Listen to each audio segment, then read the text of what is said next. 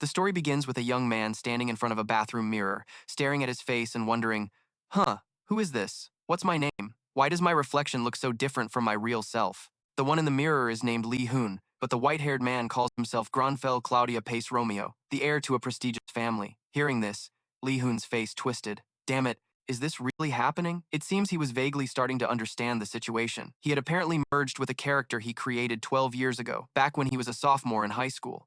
That's right, his sophomore year, to be exact. Haha, it's finally complete. A noble version of himself, a character he created during his cringy, rebellious phase. Thinking back on it now made him feel incredibly ashamed.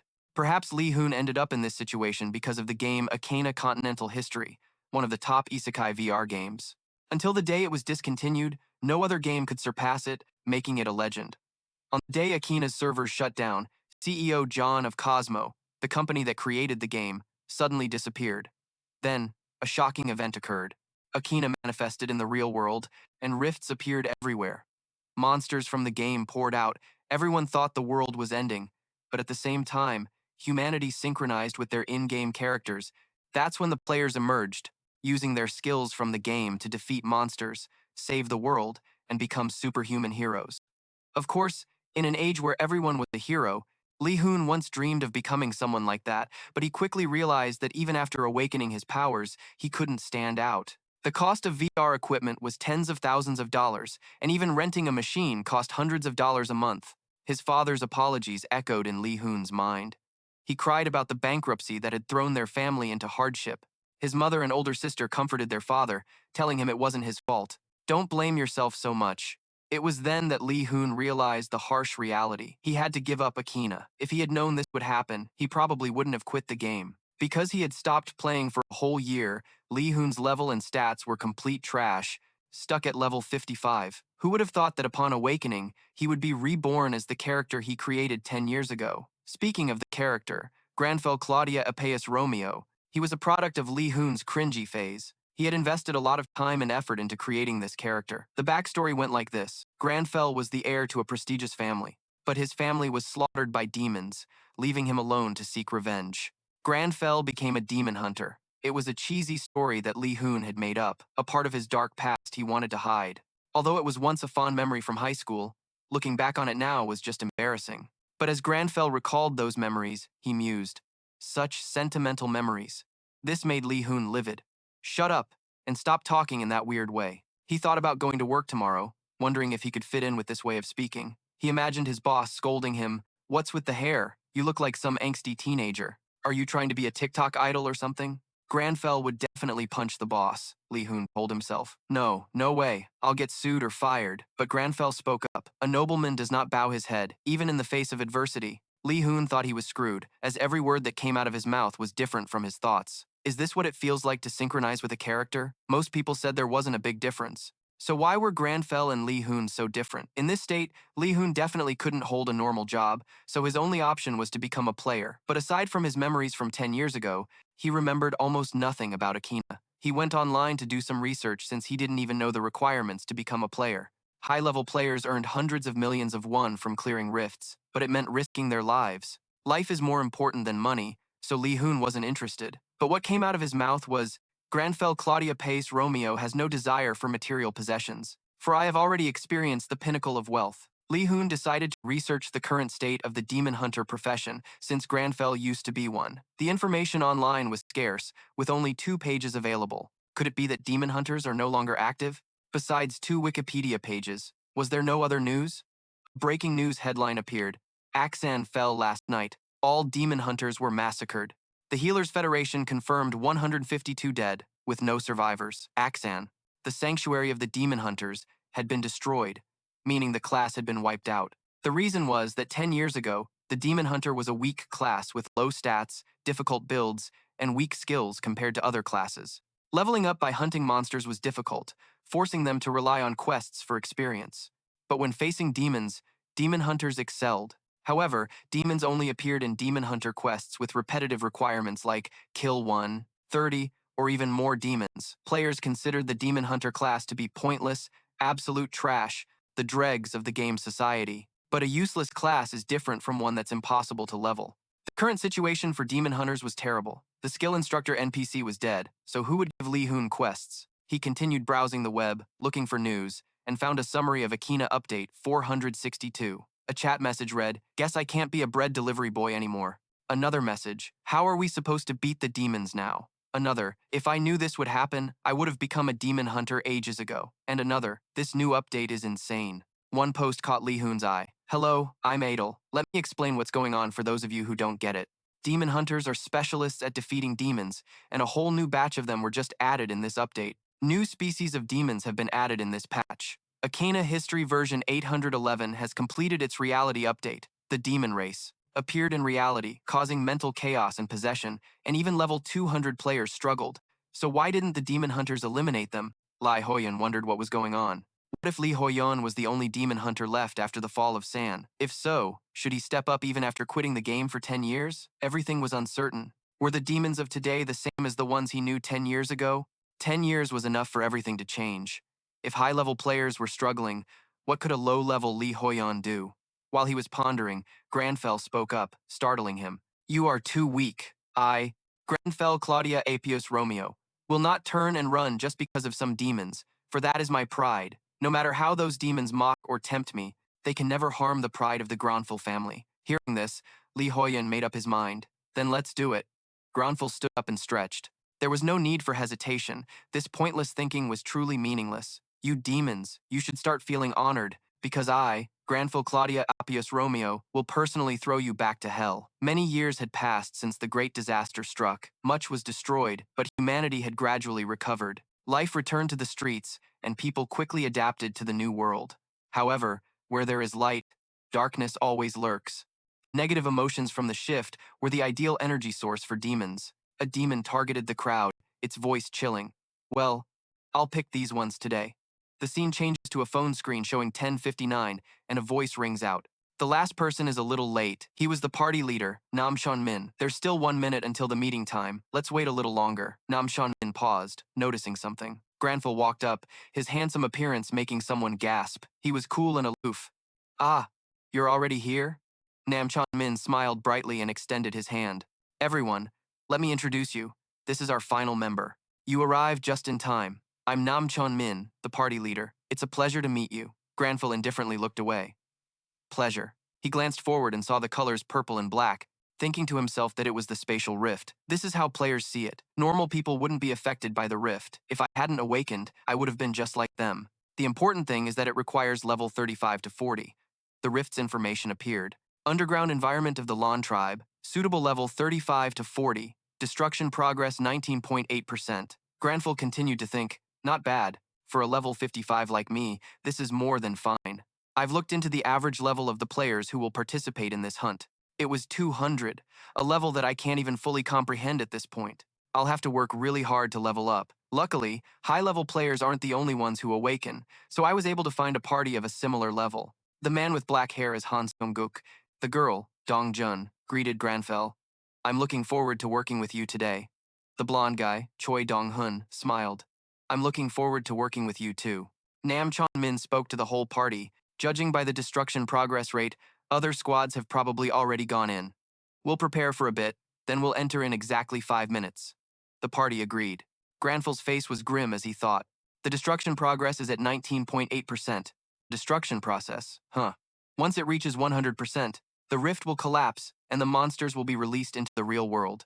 Therefore, players are freely raiding the rift because only players can access this ticking time bomb. Nam Min asked, "All right, shall we begin?" The party agreed one by one. "Okay, let's go. Let's do our best. I'm really excited too." "Let's go," Choi Dong-hun said excitedly. "Everyone is so friendly, I should say something too." He thought to himself, "As the only son among my sisters, I've always had to be careful to survive. Blending into the crowd is a piece of cake for me." But Grandfell spoke with an authoritative tone. "You all need not worry, for I am here." His words made everyone turn to look. Lee Hoon cursed internally. "Oh, damn, isn't acting all high and mighty like a king a bit much?" He was completely ignored. Nam Min gave a forced laugh and asked, "Everyone knows what kind of monster a Knon is, right?" Dong Jun stammered, "Of course, I've even fought them a few times." Han Song-guk added, "As long as we don't let our guard down, this mission will be a piece of cake." Grandfell observed quietly, while Lee Hoon felt dejected, practically tasting blood from biting his tongue. He shouldn't say anything more from now on. A system notification appeared. You have entered the underground storage of the Lan tribe. A food pantry. The room was covered in bloodstains. Everything was in ruins. The party surveyed their surroundings. Dongjun spoke up. I don't see any Nans. Nam Chonmin replied, it's because another party got here before us. He seemed a bit strange, turning back to say, but don't worry, we'll still get our share if we pick the right path. A party member replied, I trust you. All right, let's go kill some Nans. Grandfell noticed something unusual. His eyes darkened. Something was wrong. The party leader announced he saw cannons 10 meters away. Everyone, prepare for battle, the whole team confirmed. Let's go! Nam Chonmin charged ahead. His teammates were stunned. Wait for me, senior, Choi Dong-hoon yelled. Standing at the back, Grandfell thought to himself. 1 tank, 2 melee fighters, and 1 mage. This composition is pretty standard, but the tank is attacking the monsters instead of protecting his teammates. The off-tank fighter is having to do all the defending, and the mage is the main damage dealer. Is this how people do things now? Grandfell crossed his arms and observed, while Lee Hoyan scratched his head. Probably not my problem. I'm useless anyway. Dongjun said. My mana skill is almost ready, Choi Dong-hun warned. Senior, please slow down a bit. Lee Hoyan chuckled to himself. These newbies can't even keep up. Grandfell opened his item storage. That's right, the pro. The problem right now is that I don't have any useful items, so I should avoid fighting until I find a suitable weapon. An arrow shot towards Grandfell, but with his quick reflexes, he dodged to the side. Numerous monsters holding bows appeared, their eyes glowing red. He shouted a warning. There's an ambush behind the pillars. Arrows rained down, and the team scrambled to defend. Han Zong-guk gritted his teeth. There are too many of them. I can't block them all. An arrow grazed Choi Dong-hun's cheek, leaving a scratch. You annoying bastard, he yelled towards Nam Chonmin, Senior. Hey Chonmin, help us out. Nam Chonmin calmly turned around. Senior, what are you doing? Get back here, someone warned. Choi Dong-hun, watch out. A monster wielding a blade jumped out from behind. Choi Dong-hun turned around to see the blade right at his neck, when a powerful arrow shot by Grandfell pierced through the monster. Choi Dong-hun's face was covered in a cold sweat, but Grandfell remained stoic. As for these beasts, they're not properly trained. This isn't my style, but sometimes one cannot be a chooser. Choi Dong-hun turned back. Thanks, he thought to himself. What's with the way this guy talks? Outwardly, Grandfell was calm, but inside, Lee Hoon was sulking. It's not like I want to talk like this either. Han Song-guk continuously fought off monsters while reminding her teammates. 2 of them got past. Watch your backs. A monster charged towards her, and she trembled in fear. What do? I don't know what to do. While drawing his bow and firing, Grandfell reassured her, calm down, I'll take care of any that get close. You just use a powerful spell, even if it takes a long time to cast. Dong replied, huh? Okay.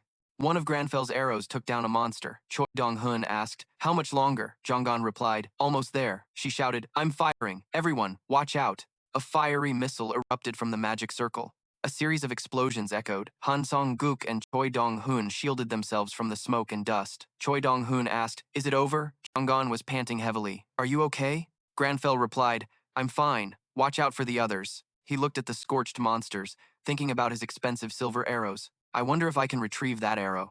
Jonggon handed a potion to Han Gooks. Here's a potion.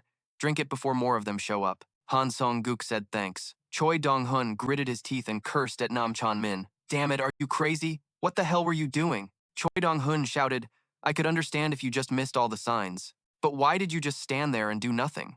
You led us into a damn trap, and you're supposed to be the frontline tanker? I demand an explanation. Nam Chonmin smirked, his eerie voice sending shivers down their spines. Choi Dong-hun criticized, if it weren't for your famous brother, you'd be nothing. You think you're so great just because I call you senior? Grandfell raised a hand to stop him, and the whole team turned around. He asked, where's the fire? Jonggon panicked when she saw something. Nam Chonmin laughed mockingly. Are you asking if this is funny? Of course it is. It's hilarious. How could I not laugh watching a bunch of idiots struggle right in front of me?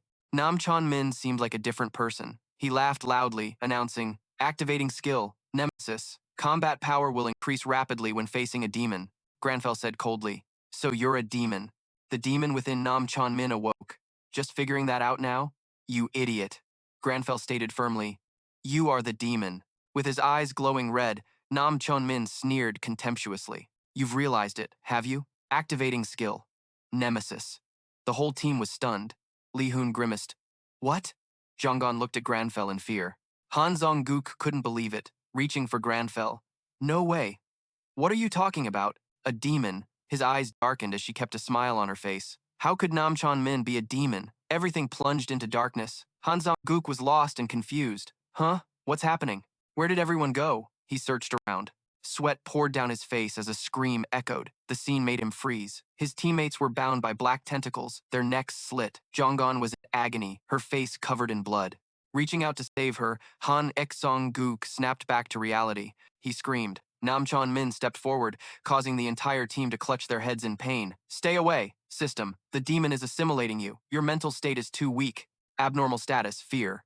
They all screamed. Somebody, help! Chon-min's face darkened. He chuckled softly, adjusted his glasses, shuddering with delight at the illusion they were trapped in. Humans are truly. Grandfell was unaffected. He lunged forward in a flash, pressing a dagger to Nam Chon-min's throat. He laughed sinisterly, blocking with his armor. Hey, you don't care if these people die, but you should know that if you kill me, they will die too. Grandfell withdrew his dagger, staring intently. I probably can't pierce his armor. I should aim for the gaps. Nam Chon-min charged with his sword. You're still attacking me? Ignoring the lives of those others? Grandfell dodged as his nemesis skill activated, and he threw a punch, his power skyrocketing because of the demon. Punch hit Nam Chon-min's armor. He smirked, with a hint of anger. Chon-min swung his sword, forcing Grandfell back, and cursed. Stupid, foolish, humans are so fake. Grandfell calmly faced the sword, which passed right through him. He laughed, veins popping on his face. Just a minute ago, you were all acting friendly with this guy. And now, the blade was close to his face, but Grandfell slashed out, sending Nam Chon-min's glasses flying. His eyes widened at the blade, as blood trickled from the scratch. He clutched his face and yelled, I was cut by a mere human. Damn it, that's a silver sword. He was in agony, the blood flowing endlessly. Grandfell said sternly, Don't talk to me. Nam Chon-min gritted his teeth, crying out in pain. Grandfell was indifferent. I don't talk to prey. A sharp dagger appeared before his face. When did it all start to go wrong? A flashback began. Nam Chon-min calling out to him snapped him back to his senses. He looked awkward. Tae-min asked, Why are you spacing out? Does it hurt a lot? Nam Chon-min replied, Oh no, I just lost focus. Tae-min sighed. This is why I told you to avoid dangerous spatial rifts. Come on, don't. Don't bother, bro. You should just quit this and join my guild as an analyst. Nam Chon-min broke out in a cold sweat, forcing a terrified smile. He thought, I just don't want to live like a failure. A burly bearded guy asked, What's your name? Are you Tae-min's older brother? Asked a bald guy and another in a yellow hat. The bearded guy clapped Nam Chon-min on the shoulder. I heard Tae-min cleared another boss raid. Tell him congrats for us. They kept asking questions, laughing and talking, which made Nam Chon-min feel awkward. They asked, Are you sure you're the older brother? You two are actually related? He thought, you need to work harder so you don't embarrass your little brother. What can you even do in a spatial rift? You should just listen to your brother. You might end up dead, he told himself. I just want to be a brother my little brother can be proud of. A strange monster laughed. I'll help you with that. Nam Chon-min was bewildered. Darkness surrounded him. A demonic Nam Chon-min grinned viciously. You just need to watch from the back. The demonic system is observing you. Your mental state is too weak. Nam Chon-min's vision went dark. What's happening? Abnormal status demon possession. He was bound by black tendrils. The fake Nam Chon-min held up his shield. Let's go. He didn't understand a thing. The real Nam Chon-min tried to stop him. Wait, don't go in. He was a demon, but he was powerless. A large hand grabbed him. He could only struggle. Nam Chon-min thought, no, I've put everyone in danger. System, your mental state is too weak. You cannot resist without me. Back to reality. Grandfel pierced through Nam Chon-min's body, causing him to spit blood. The demon inside Nam Chon-min screamed, It hurts, you crazy bastard. Don't you know that if you kill me, he'll die too? Grandfel looked at the wailing demon. You don't care if this body's host lives or dies? You want to be a murderer? Is that it? He watched in silence. Grandfel calmly said, I understand. That is his pride. The real Nam Chon-min tried to hold the demon back from behind. The demon said, What? Grandfel threw a punch like a beam of light, piercing through him. He arched his back in pain. Grandfel said, That pride, I have received it. Nam Chon-min opened his eyes, back to normal. He shot up, and the demon vanished, leaving everyone stunned. Nam Chon-min touched his face in fear. Huh? I was definitely possessed. Lee Hoon shouted, Chon-min. Han rushed over. Nam Chon-min was still trembling. He looked at his shaking hands. I'm alive, but how? I was stabbed. Grandfel's voice rang out. I told you. You don't have to worry. Nam Chon-min looked at Grandfel leaning against the wall, mumbling, Because I am here. Negative human emotions are a source of power for demons, Grandfel said. So, be proud and do not fear them. He raised his hand, Demon Hunter. The attack's position only affects the demon. Nam Chon-min said softly, Pride. Grandfel's words, no matter how much time passes, I will never forget that reasoning. Grandfell crossed his arms and smiled, satisfied. Lee Hoon checked the storage. No items dropped at all. It really was a fake demon. In a large company office, Nam Chon-min read a bulletin board summary of a Rank 4 Rift raid. The post read, "A party member was possessed. It looked like the whole party was done for, but there was one insanely strong person who annihilated the demon right in front of his younger brother. He picked up his teacup. You want me to believe this story?" Nam Chon-min replied, "Yes." Taemin continued, "Even though I'm the master of a guild, recruiting someone based on an online post like this is a bit." Before he could finish his sentence, Nam Chon-min spoke up. "The party member who got possessed was me." Hearing this, his brother Taemin's face darkened, and he spilled his tea. "What?" The city was filled with skyscrapers. In a room guarded by 2 bodyguards, a voice exclaimed, "What?" Taemin held his teacup and said, "Do you really want to give up being a player and become an analyst for the Goon Guild?" "Bro, I'm against this. Why so sudden?" "It's really hard to believe."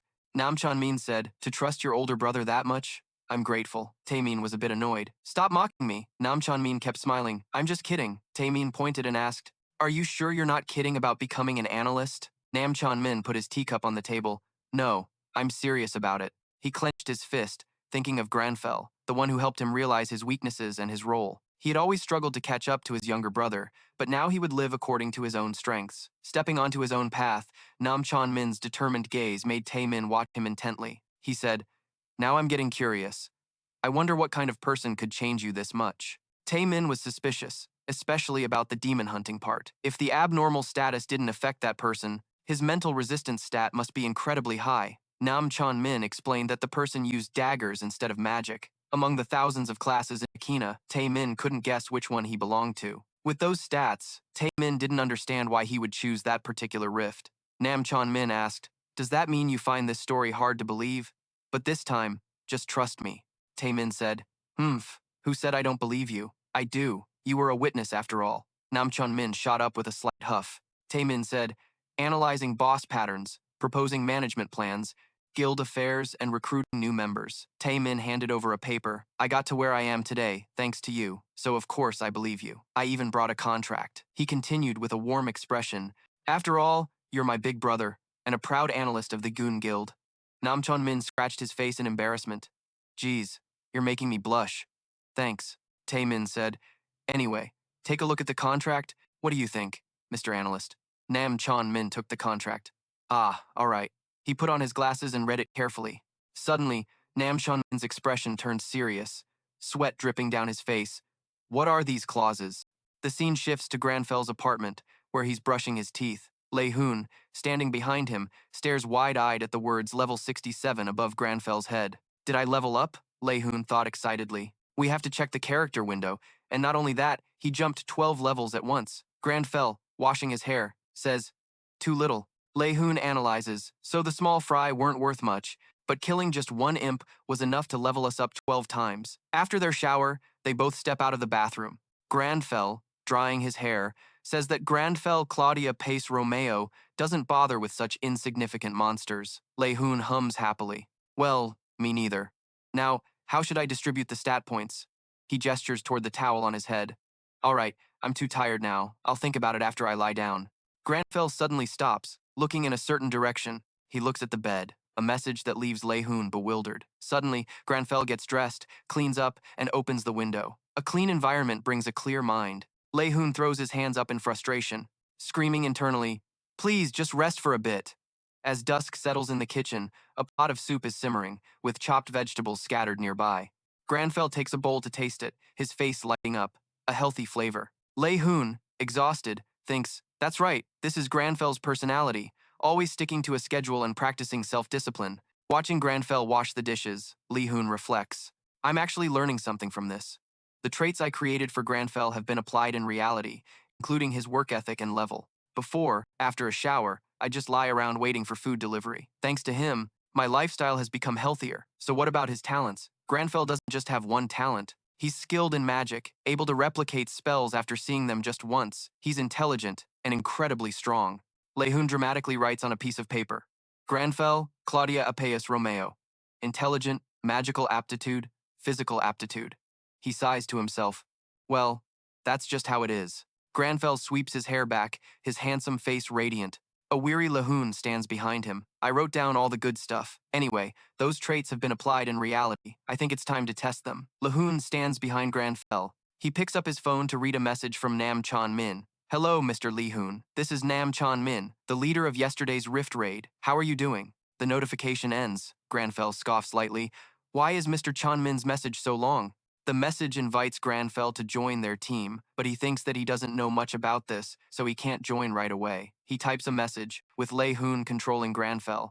Alright, it's time for a test. The thing I'm going to test is the ability to replicate a spell after seeing it just once. Grandfell types spells into the search bar, and many magic videos appear in the results. Lee Hoon. And so, the magic videos appeared. Grandfell holds a pen, ready to take notes. Meanwhile, Nam Chan Min and Tae Min look at their phone screen with regret. The long message inviting Lee Hoon to join their guild only received a one-word reply. Okay, Nam Chan Min is disappointed. It's fine. Could he have already been invited by another guild? Nam Chan Min says awkwardly. Tae Min shouts angrily. Another guild? Who? The #1 guild in the nation. Goon offered him a house, waived all fees, and a 9.5 to 1.5 profit split. Is there any other guild that can offer a better deal than that? Nam Chan Min takes a sip of water and replies, I'm not sure. After the Mage Tower appeared, foreign guilds also established branches here. Tae Min yells in frustration. What? Who is it? Who dares to set foot on my turf? Nam Chan Min, even if it's not a national guild, maybe it's a top guild in Seoul? Tae Min, no way. No guild can make a better offer than me. This is a contract that even the top executives at Goon have never seen before. Tae Min puts on his jacket. I can't let this go. Tell me, what does he look like? Nam Chan Min asks, What? Why? Tae Min says hurriedly, I'm going to bring him to the guild before someone else snatches him up. Tell me everything about him. Nam Chan Min thinks, trying to describe his handsome appearance. He hesitates. Tae Min says, What? It would be easier to describe a mythical creature. Nam Chan Min, recalling Grandfell, says, That's right, he looks like a nobleman from a fantasy novel. Tae Min is stunned. Nam Chan Min adds, A truly noble and elegant appearance. Meanwhile, Grandfell watches the video, taking notes. They are both focused. Lee Hoon says, I get it. I can grasp the fundamentals of magic. I'm sure I can use them if I have enough mana. As expected of Grandfell. Who cares about your past? Even if you're a product of my rebellious phase, you're still the greatest genius. Lee Hoon reaches out a finger to pat Grandfell's head. He calmly says, That's rude. Grandfell watches as Lee Hoon opens the character window. Anyway, I'm sure I can use these things now. Now it's time to distribute the stat points. I don't know just how talented Grandfell will be, so I'll prepare for every possibility. 2 points into stamina and agility. I'll put 7 points into mana because it's too low. Suddenly, Lee Hoon recalls the page with the words, The last survivor of the Grandfel Claudia Peus Romeo family has chosen to walk the path of a demon hunter to avenge his clan. He muses, Why did I suddenly remember that? Even though it's just something I wrote. It's such an unlucky life. Lee Hoon smiles, pointing at the luck stat. This is for both my sake and Grandfell's. You're going to have to work hard from now on. Grandfell lies on the bed, looking at the stat window. I only just raised the luck stat from 1 to 2, but that means I've doubled my luck. Who knows? Maybe I'll find some money on the street tomorrow? He closes his eyes and goes to sleep. When they wake up, they are both surprised to see the character window in the mirror. This is even better than finding money, Lee Hoon exclaims excitedly. A class quest. The class quest that begins the counterattack. After Akena merged with reality, quests became scarce. The reason was obvious. There weren't many NPCs in the real world to assign quests. Grandfell sat at his desk, typing on his computer. He rested his chin on his hand while clicking the mouse with the other. Even normal quests were rare, but somehow I received a class quest. The computer screen displayed the search results. Class quest, he pondered. It looked like a normal quest, the Demon Hunter class type. From what I remember, it's not quite like a regular quest. Suddenly, Grandfell stared at the screen in astonishment. I knew it! The screen displayed, Honorary Class Knight has become a class quest. Lee Hoon beamed in front of the screen after accepting the quest. A class quest. A quest meant for only one person. Among those of the same class, a mysterious man used magic to create a glowing purple orb. A huge deal. The moment someone receives one, it's enough to make the headlines. It's a truly incredible quest that grabs everyone's attention. Just by getting it, you'd shoot to the top of the rankings. Theoretically, someone at level 67 like him shouldn't be able to receive a class quest. So it must be. Grandfell clicked the mouse, his chin resting on his hand. Just as I thought, I'm the only demon hunter left. His purple eyes narrowed, glinting with killing intent. Now it makes sense.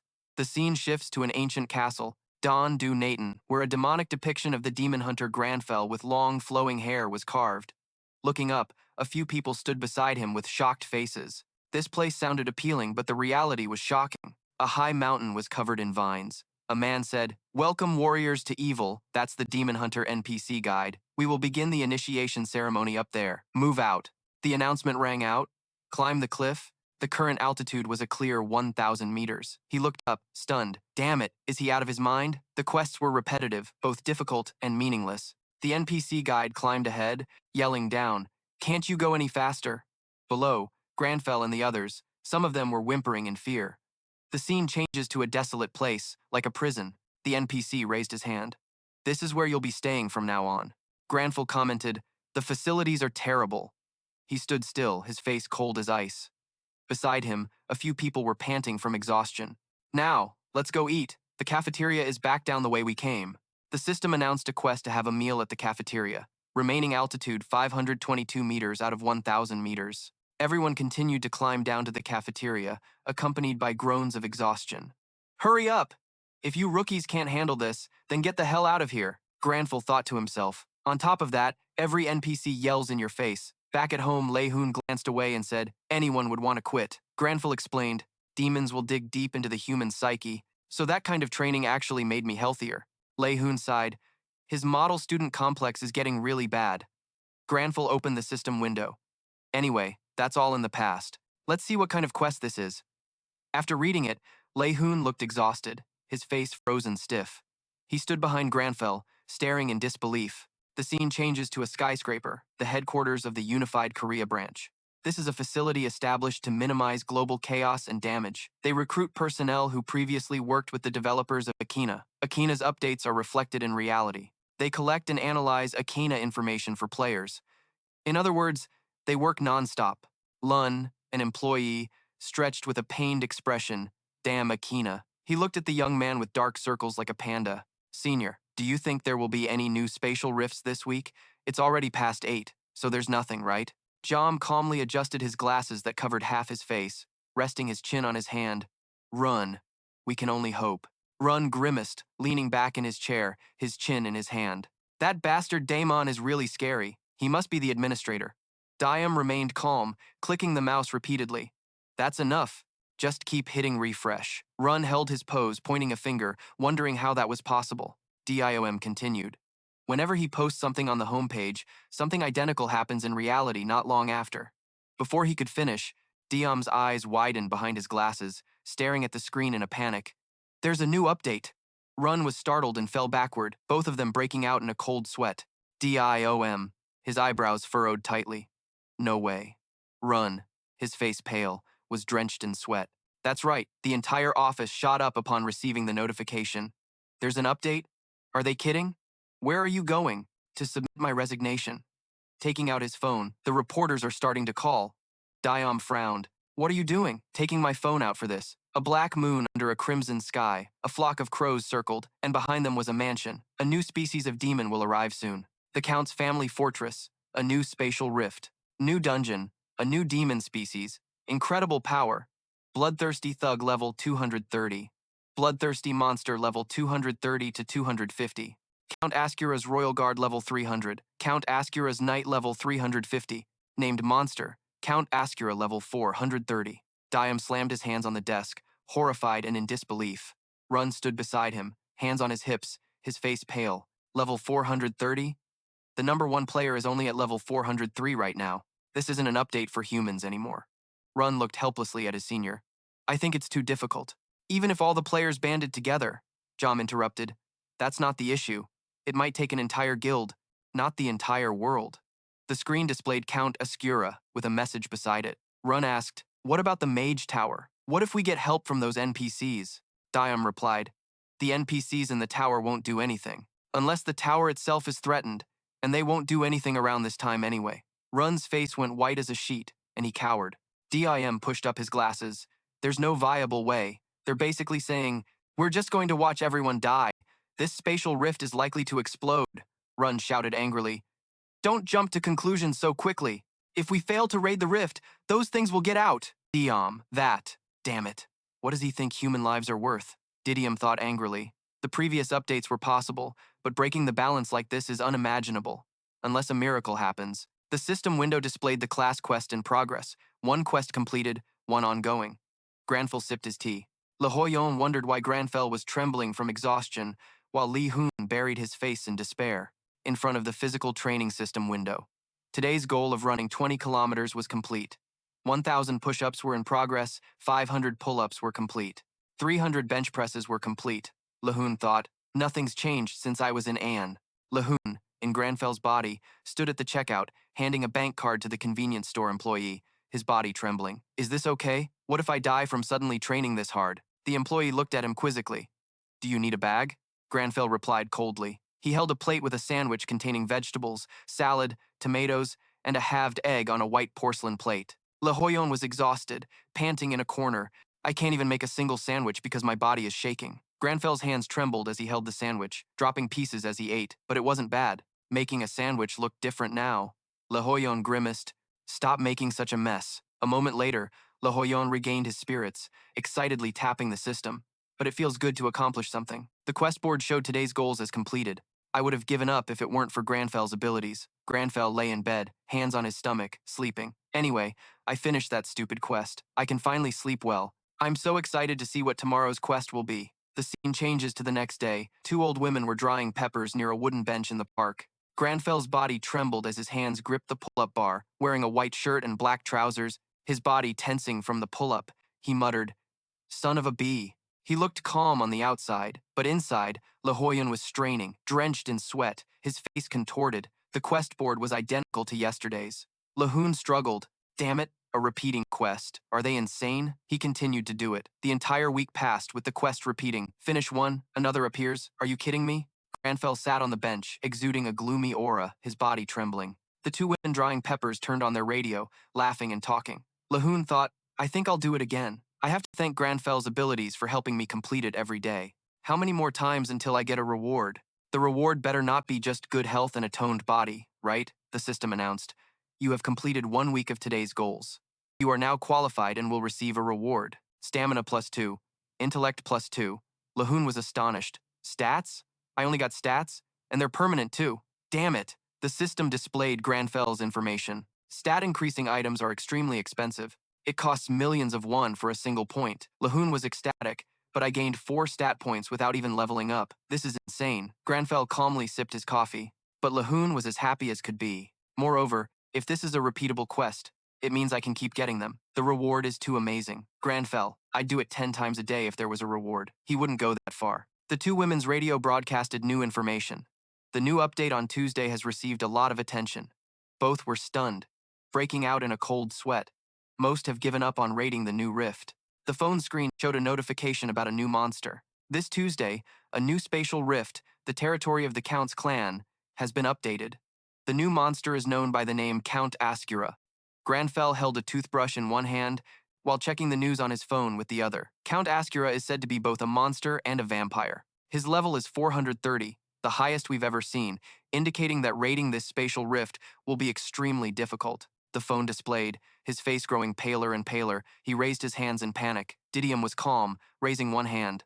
Regarding this, the Korean branch has unanimously stated that there is nothing to say at the present time. One hand flipped a light switch, level 430. In the studio, the host sat before a microphone, his face serious, the screen behind him filled with comments complaining about the difficulty. The new boss, Count Ascura, at level 430, is probably the most wicked boss ever. The host maintained a serious expression, his eyes filled with worry, the screen in front of him filled with lively comments about the new update. Two commentators in suits sat solemnly, their eyes tense. The continent has stated that Count Ascura is a vampire and a demon. The female host sat properly in front of a city backdrop, her expression serious but anxious, her voice soft and steady like flowing water. The major guilds have refused to raid the spatial rift. They said the risk is too high. The blue light from the screen illuminated Le Hoon's face, highlighting his dark circles and exhausted look. Cupping his chin, he focused on the news. Silent, his face scrunched up under the blue light.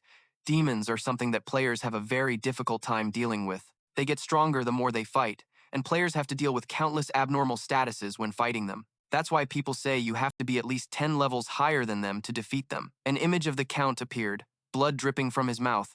Le Hoyon thought, so, that bastard Count Ascura is the last person I'd ever want to face.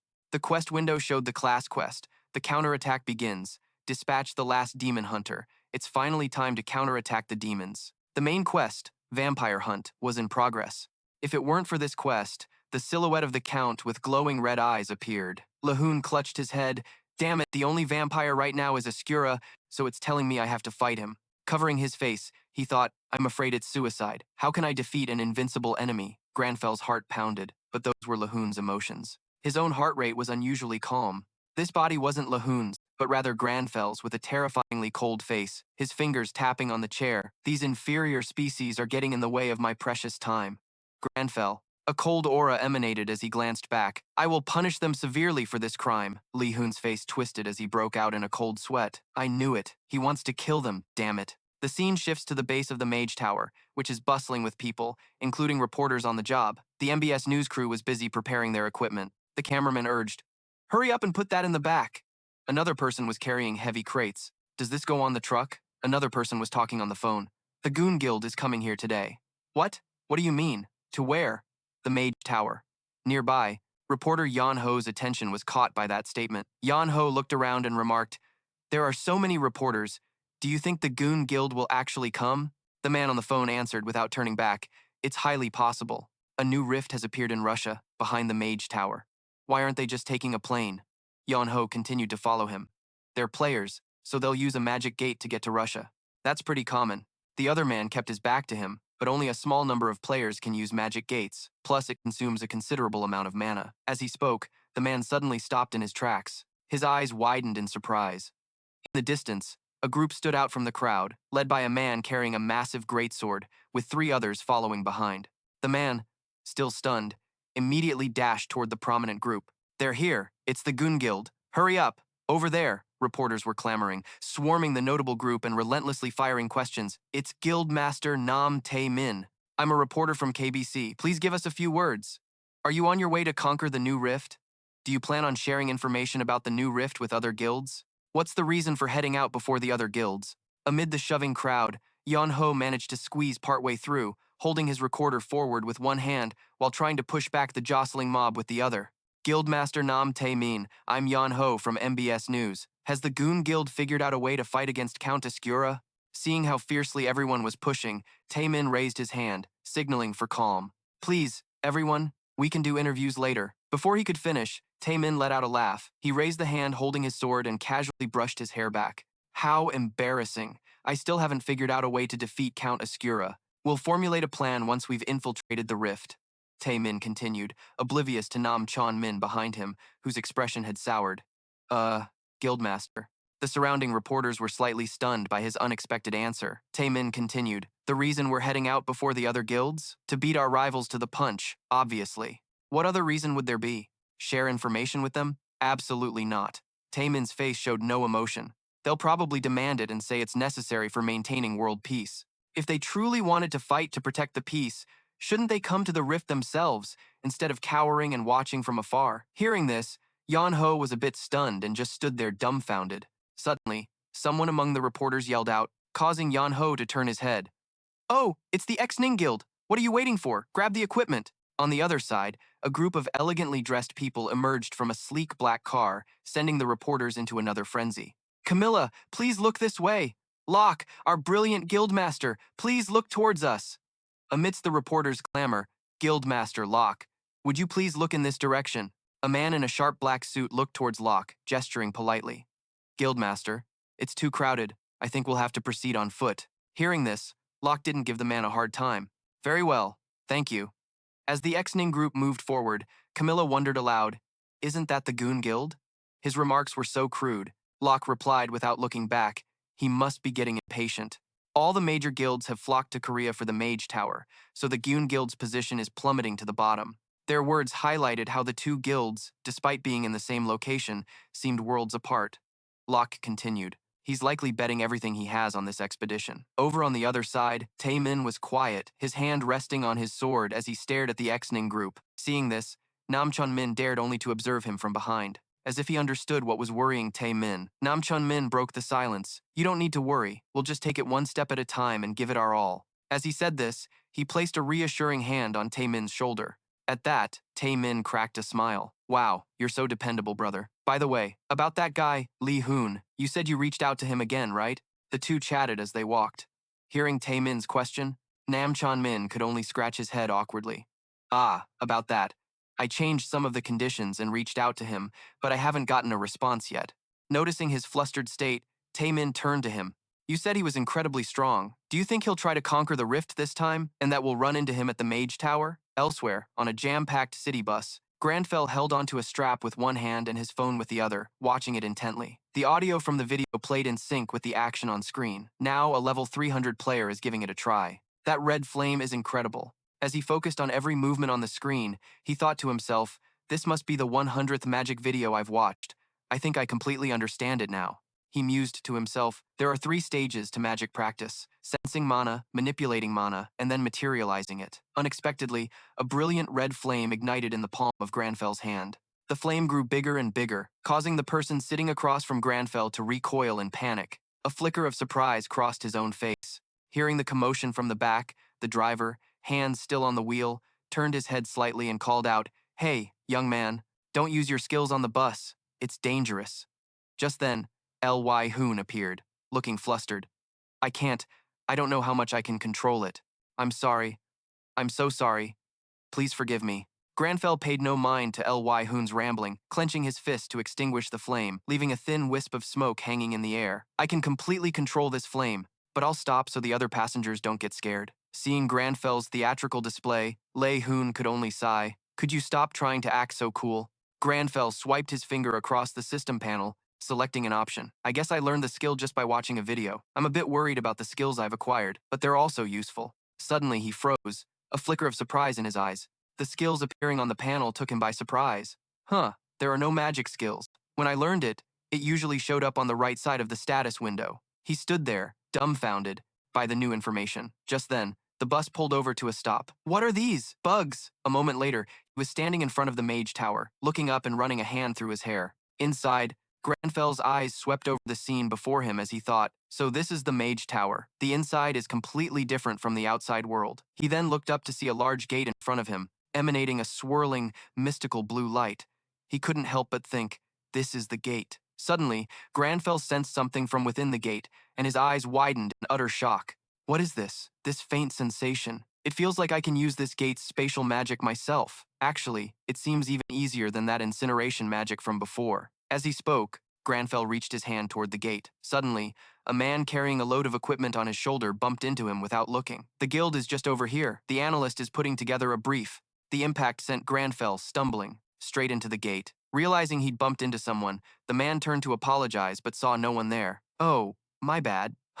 Did I just shove him into the gate? Seriously, my apologies.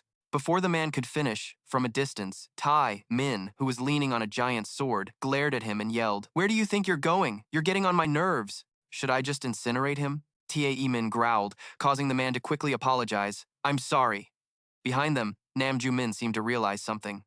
That guy looked like Lee Hoon. Just then, Tae-min turned around. Show me the briefing. Namju-min pushed the thought aside. Right. As you know, the new rift is located in Russia. As he spoke, he tapped a control, displaying an image of 3 concentric circles. Moving on, the rift looks like this. The outer ring is the outer territory rift, and there are hundreds of entrances. The inner ring is the Count's territory rift, with about 30 entrances. He stood in front of the monitor and continued, the very center is the castle rift, where Count Ascura resides. This is just a hypothesis based on analyzing its shape and past rift patterns. But if this rift shatters, it's highly probable that Count Ascura's castle will manifest in the real world. Upon hearing this, the people below fell completely silent. Meanwhile, in Russia, rifts hovered in the air, glowing with a purple light. Down below, a crowd of reporters had gathered. One journalist, bundled in a scarf against the cold, was reporting, "Yes, good evening, everyone. I'm reporting live from Russia. The area is currently packed with journalists and players." Nearby, another person holding a selfie stick was waving at his phone screen. "What's up, everyone? It's your boy Kip. I'm here in Russia, right in front of the new rift. As you can see, there's a lot of weird stuff going on with this rift, and I'm about to freeze to death. But no matter what, I, Kip, will always bring you all the most exciting info." Live comments started popping up on the screen. "It looks insanely cold. What guilds are there?" Seeing the comments, the man got even more hyped, gesturing dramatically. "That's why I'm going to explore this rift. Right behind me is..." Suddenly, he trailed off. His attention was caught by a figure walking toward him. He stepped forward, putting a hand on the man's chest to stop him. Whoa, hold on there, pal. You need to watch your step. Grandfell didn't deign to respond. The guy kept shouting, I found this rift first. Before he could finish, Grandfell snarled, Get lost. The man was too stunned to understand, just staring blankly. Grandfell looked directly at the loudmouth in front of him, his eyes radiating killing intent, his breath fogging in the cold air. My patience is thin. This display made the once cocky man shrink back in fear. He thought, my apologies, but it's just too damn cold. Grandfell paid him no mind and continued toward the rift. Standing before it, its purple light cast a glow on him. He stopped to observe it. An information window popped up. Outer Territory Zone. Recommended level, 240 to 270. Destruction progress, 9.7%. Looking at the window, he thought, I finally made it. The Outer Territory Rift. Hopefully, it'll be warmer inside. Elsewhere, a monster's head was sent flying by a figure in a red cloak. The headless body of the monster collapsed onto the frozen snow. A sudden shout made Ben Lucy turn her head. Sis, wait up! From the distance, a pink-haired girl in a thick, puffy jacket came running, out of breath. I know you're over level 300, but please don't go so fast. In contrast, the man with glasses beside her simply crossed his arms leisurely. Just let her. The faster she goes, the faster she'll die. It's freezing. Hearing this, the girl snapped. Hey, don't you dare talk like that, the man retorted. Like what? You should learn some manners. The man relented. Fine, whatever. The argument was starting to get on Ben Lucy's nerves. Turning around, she scowled, her face a mask of irritation, and snarled, What the hell? What kind of bullshit are you two spewing back there? Now I'm pissed. A system notification appeared. You have entered the Territorial Outskirts Rift. Suitable level is 240 to 270. Destruction progress is 9.7%. From the purple rift, Grandfell slowly emerged. This is the territorial outskirts. It's even colder here. Lee Hoon was annoyed, his teeth chattering incessantly. Grandfell sighed, a wonderful start to the hunt. This weather only fans the flames of my rage. Suddenly, he heard a strange sound and glanced over to see a pack of monsters with fierce, glowing red eyes. They were level 230 blood wolves, slowly approaching Grandfell. He coldly turned his head to look at the monsters. Level 230, and I'm only level 67, but his character sheet appeared, activating the natural enemy skill. Lee Hoon turned back with a confident smile. I can beat the Count's dogs. It seems you've chosen the wrong master. The monsters growled, baring their sharp fangs, ready to pounce. Grandfell raised his hand to summon his sword. I'll send you ignorant beasts on your way. The wolves charged forward frantically. Grandfell's eyes flashed with killing intent. Feel the fear of being hunted. System. Hunt a vampire. Let it know that the hunt has now begun. The scene shifts to a brutal battlefield. Monster corpses were scattered everywhere. The soldiers came to investigate. Ben Lucy aggressively kicked a monster. Are there a ton of these mutant dogs or what? You've got to be kidding me, you damn bastards. Just die already instead of biting everything in sight. Why are there so many of them? Everyone around was startled by Ben Lucy's violent actions. Hey, Guildmaster, calm down a bit. That's just how she is. Once things settled down, Ben Lucy panted, looking at the pile of monster corpses with frustration. Ben Lucy's subordinate said in disappointment, We've already killed dozens of them, but they keep coming. Another one sighed, There are only a few left. Ben Lucy tightened her grip on her two swords. Something's very strange. These monsters aren't panicking at all. It's as if they don't know what fear is. Her subordinate smirked. What are you talking about now? Another one stood there picking his nose. Don't make a big deal out of it, Ben Lucy said grimly. That's not it. I feel like this is genuinely concerning. Have any of you ever seen them cry out or even look at their wounds during a hunt? As she finished speaking, the whole group looked bewildered and anxious. Yeah, now that you mention it. Suddenly, a strange sound came from behind Ben Lucy. The howl wasn't normal. It sounded as if they were afraid. Everyone grew anxious hearing that sound. When we hunt them, they don't even make a peep. What's going on? Ben Lucy roared and immediately gave chase. We'll know if we go take a look. Follow me. She dashed off. Her subordinates panicked. Wait up. Let's go, everyone. Scene change. Grandfell drew his bow, his arms spread wide as if about to shoot. I can feel the mana at the tip of the arrow. A light emanating from the bow and arrow. This isn't a good arrow, but I can observe the mana at its tip. His eyes flashed, determined to unleash it. A loud explosion rang out. The arrow shot out, sparks flying like a giant cannonball into the monster pack. A ferocious flame incinerated them. Grandfell was about to draw his bow again. From a distance, Ben Lucy hid behind a tree, stunned. Her subordinates chased after her. Out of breath. Wait for us. Ben Lucy's eyes widened in horror. What the hell is this? Grandfell sat on a rock, calmly sipping tea. Ben Lucy's subordinates were dumbfounded. A flaming arrow. Is that fire arrow magic? Ben Lucy was shocked. Who the hell is that guy? Wearing a suit vest and dress shoes to raid a rift, and he's sitting there drinking tea in the middle of a fire? Grandfell leisurely crossed his legs and drank his tea. Ben Lucy's subordinate suddenly brightened up. Maybe he's a streamer? No, the ones who live stream inside rifts? That makes sense. He must have followed another guild in here. Ben Lucy frowned. Tsk. This idiot. It's dangerous here. This isn't a place for a civilian to be hanging around. Get out. Lee Hoon paused his tea drinking, glanced over, but silently continued to sip. Seeing his indifferent attitude, Ben Lucy gritted her teeth. Is he ignoring me?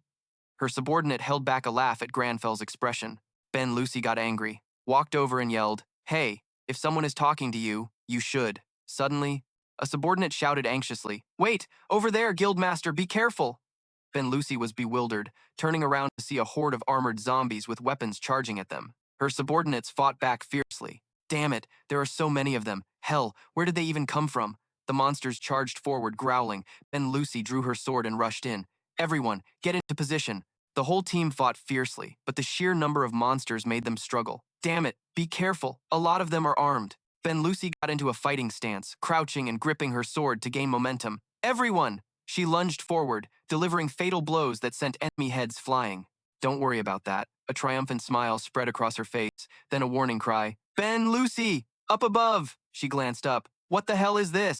Swarms of enemies gathered and rushed towards Ben Lucy's team, firing towards her team. A subordinate said worriedly, "There must be hundreds of them. We're surrounded. What do we do now, Guildmaster?" Grandfell stood nearby and sighed. Ben Lucy turned to him. "What? You still haven't left? Hey, are you crazy? Do you think this is the time to enjoy some tea? Are you blind? Run!"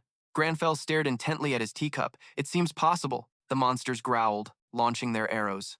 Ben Lucy looked up in astonishment. Thousands upon thousands of arrows were hurtling down towards them. Damn it! From Lee Hoon's direction, a blue light flashed as he cast a spell, observing the mana inside his thermos. Interfering should be simple enough, Grandfell thought, his eyes glued to the cup. However, what if the spells I'm using aren't skills? He held the teacup. Streams of blue light formed small, interconnected circles. An immense power, his body began to glow. The teacup floated up, flashed brightly, and then vanished. Ben Lucy raised her hand to shield her eyes from the blinding light.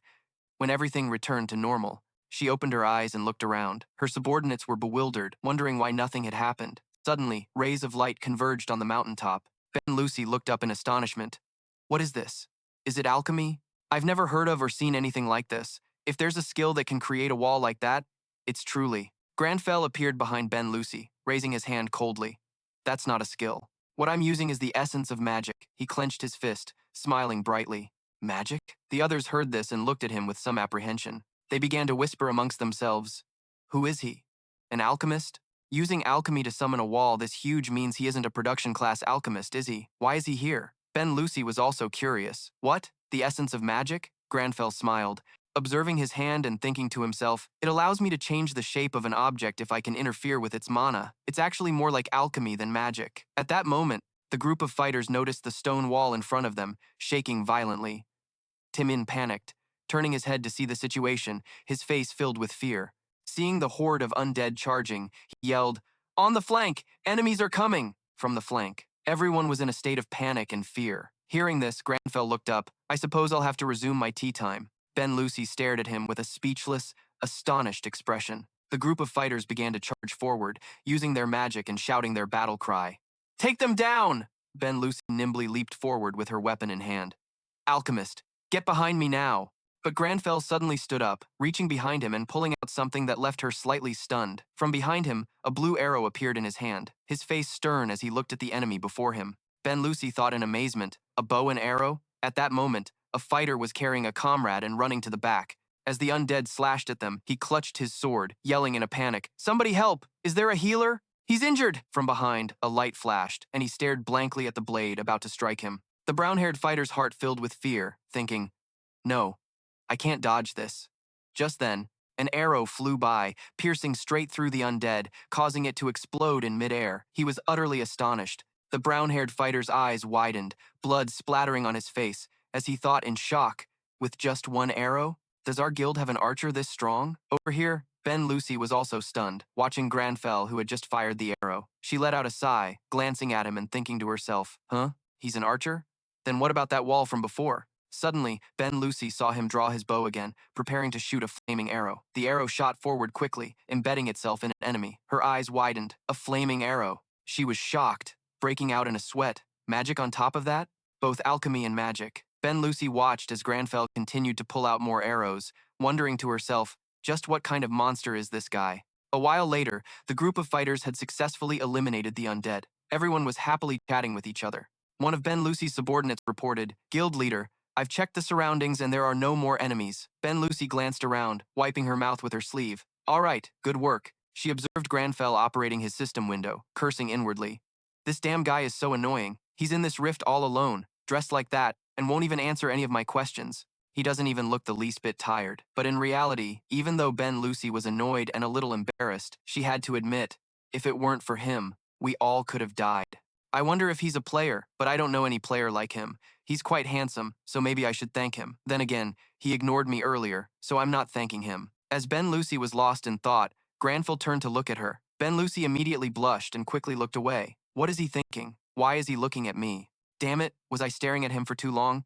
"I'm not looking because I like you or anything." She bit her finger, breaking out in a light sweat. Why does he keep staring? Does he want to have tea with me or something? If he wants to have tea with me, I guess I could have a little. Suddenly, Grandfell spoke up. "Hey, you." Ben Lucy shyly stammered as she turned back. Yeah." Grandfell coldly held up his thermos. "Even if you look at me like that, I don't have any tea to share with you."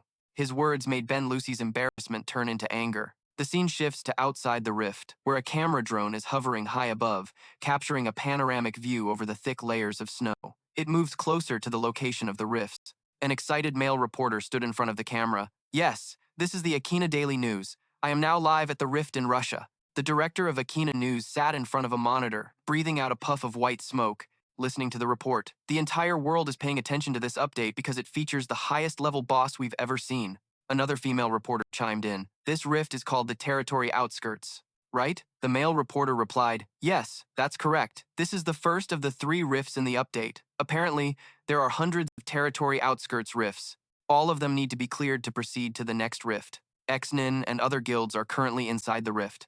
Which guild will be the first to clear it? The first guild to receive the Territory Outskirts clear title will surely gain worldwide fame." The director stared intently at the screen, his whole body shivering from the cold. A reporter wearing a hat opened the tent flap, holding a cup. "Director, how about some coffee?" The director turned around. "Oh, it's you. Come in quickly." "No." Snow blew inside. The hatted reporter asked, "It's so dark in here. Are you L or something?" The director calmly replied, "Leave me be. I like it this way." The director, blushing, spoke up. "How's the rift?" "Any new footage?" the other reporter answered. "Everyone is around the central area. Xnin is currently the fastest." The director looked at the screen, taking a sip. The other reporter asked, "Really? Well, pick a spot near sign-in and get ready to interview them as soon as they come out." The reporter in the hat smiled obsequiously. "Yeah, but it could take a lifetime to beat it. Is the drone picking anything up?" Suddenly, he was startled, staring intently at the news monitor. At that moment, the male reporter was still on air, saying, "And now," continuing with, "All of a sudden, the reporter in the hat darted past him." The male reporter forced a smile. "Apologies, one of our staff members just ran past the camera. He must be in a rush for the restroom." The director crawled out of the tent, pointed at him, and shouted, "It's cleared. The domain's outskirts have been conquered. Go follow him." A blue rift means someone has cleared it. The male reporter stammered into his mic. Who was it?" The director quickly replied, "I don't know. There are too many trees. The drone can't get a visual." "Go. Hurry up!" he yelled loudly. "Faster!" At that moment, the reporter in the hat was running and scanning his surroundings as if he'd spotted something. The reporter in the hat called on his phone. "Director." The director answered, his voice loud and hurried. "What is it? Do you see them? Can you see the rift on camera? Which guild is it?" "Yeah. Sine In." The reporter in the hat hesitated slightly. "Sir, it's Burke." The director asked again in disbelief. "Huh? The Berserker Guild. The guild ranked 32nd. The reporter in the hat replied, "Yes, Ben Lucy is here. I've already sent the video." The director confirmed, "Burke cleared it first." "Wait, they went into the domain's outskirts? But Sign In is still in the central zone. How do they look so fine?" The reporter in the hat was taken aback. "Wait, that's a Korean." The director was also surprised. "Huh? Berserker is a European guild, so why is there a Korean with them?" Just then, other reporters swarmed in. "Over here, the rift is blue. The first party to clear it is here." The reporter in the hat quickly said into his phone, "Wait, Other reporters are surrounding them. I'm going to get an interview. He raised his voice. Hello. May we have an interview? You look Korean. What is your connection to the Berserker Guild? What happened inside the rift? Did you just emerge from the cleared dungeon? Grandfell cut him off coldly. Get lost. The reporter in the hat was stunned. Excuse me? Grandfell's aura was like a white tiger glaring at him. He spoke curtly. This is the limit of my patience. With that, Grandfell walked away, leaving the reporter trembling. He thought, what a terrifying chill. The other reporters rushed forward. Ben Lucy, Guildmaster of Berserker. Wait, could we get a quick interview? Congratulations on being the first to clear the dungeon. No one expected you would be the first to accomplish this feat. How do you feel? Was this rift any different from the others? One of Ben Lucy's subordinates said, Please, slow down. But Ben Lucy just clutched her head, refusing to comment. Her subordinate was flustered by this. Guildmaster Ben Lucy snapped, No comment, they should be interviewing that jerk instead. The subordinate stammered, trying to reason with her. Guildmaster, we were the first to complete it. We should at least give an interview. Ben Lucy was adamant. No, I have nothing to say. Inside, her anger was boiling over. That bastard is so annoying. He threw away all my plans and just cleared the dungeon by himself first. Suddenly she looked around. What the hell? Where is he? Another one of Ben Lucy's subordinates replied.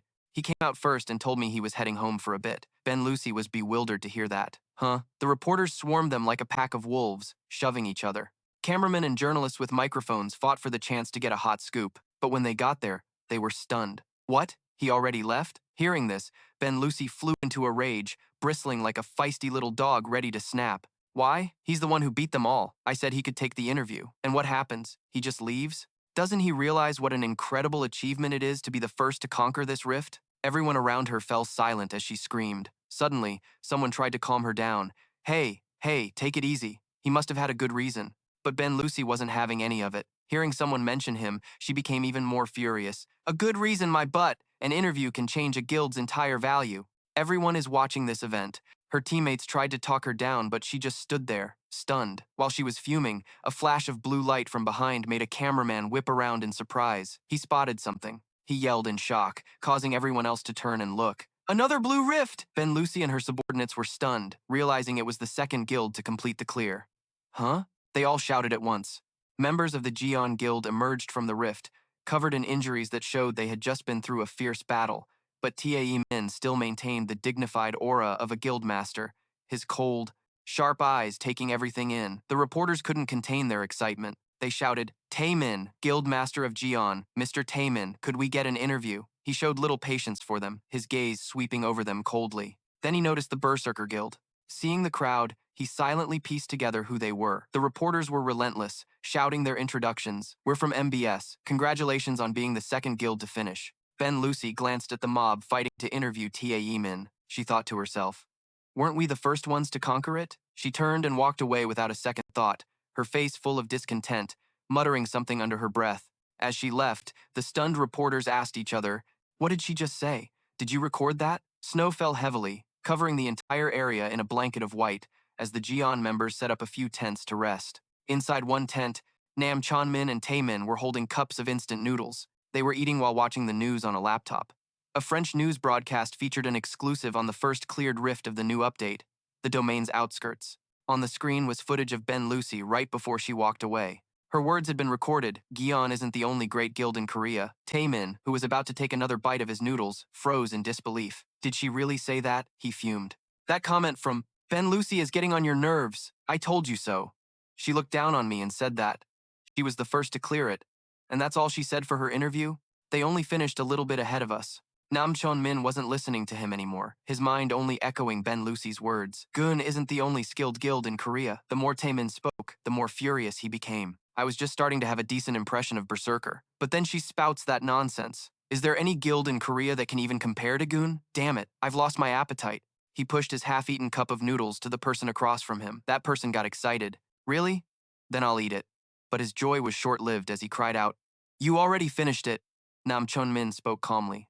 I think what she meant was that they encountered a Korean player in that rift. Taemin leaned in, eager for gossip. Huh? Who? Was it those guys from the Mythology Guild? The two guys ranked 41st in the world, Nam Chon-min retorted. I don't think so. They're still inside the rift right now. Taemin was happy for a moment, but his mood shifted in a flash. He went from cheerful to furious, yelling, Then who could it be? Nam Chon-min looked thoughtful, feigning ignorance. I'm not sure. A Korean player even more skilled than Goon, there's only one person I can think of. Although he had a guess, he didn't reveal it to Taemin. At Grandfell's apartment, in the bathroom, steam was rising thick in the air. Grandfell enjoyed the relaxing sensation, his body perfectly proportioned with broad shoulders, a narrow waist, and a clearly defined eight-pack. Lee Hoon, also enjoying his shower, thought, "A hot shower is the best. This is the meaning of life." Grandfell dried his hair with a look of disdain. How shameful. Lee Hoon was satisfied, feeling completely revitalized after his shower. Now, I'm going to get some sleep. Ignoring Lee Hoon's chatter, Grandfell stood still, deep in thought. He stared intently at the bed, making Lee Hoon ask, "What is it?" "It's not what I think it is, right? Please say it isn't." Just as he feared, Grandfell transformed into a housewife. He put on an apron, put on a face mask, and grabbed a feather duster, ready to clean. "I was only gone for a little while, and the house is already so dusty." Lee Hoon could only scream in despair, "Please, just get some rest. You psycho." The dishes were sparkling clean, not a speck of dust in sight, and the fragrant aroma of tea filled the air. Grandfell calmly sipped his tea after cleaning, while Lee Hoon was dumbfounded, marveling. He even cooked a top-notch meal. This guy is incredible. Ignoring Grandfell, Lee Hoon scrolled through his system window. "Anyway, I don't feel sleepy anymore," he mused. "Is this all the loot? There's nothing useful right now. Level 86, and it looks like I've gained 19 levels." Looking at the system window, Lee Hoon thought, "If I'd cleared the hardest rift, it wouldn't be just this, but that's too dangerous." His eyes sharpened. Magic costs less mana than skills, so I can cast more spells and land them more reliably than my skills. Grandfell interjected, "But your mana regeneration is extremely slow." Lee Hoon touched his chin, feeling helpless. "Yeah, well, that can't be helped, since we don't have any accessories or items that boost mana. And from the start, the Demon Hunter is a class with very few perks, without any skills related to mana recovery at all. If it weren't for that group, things would have been much worse." He suddenly remembered Ben Lucy, thinking of her as a yappy dog that bites. That aggressive girl, I should thank them if I knew who they were. Grandfell suddenly said, "It's because I am lacking." The statement startled Lee Hoon. He broke out in a cold sweat, his eyes fixed on Grandfell. Lee Hoon doesn't know how to back down. If he's underestimated, he'll prove himself.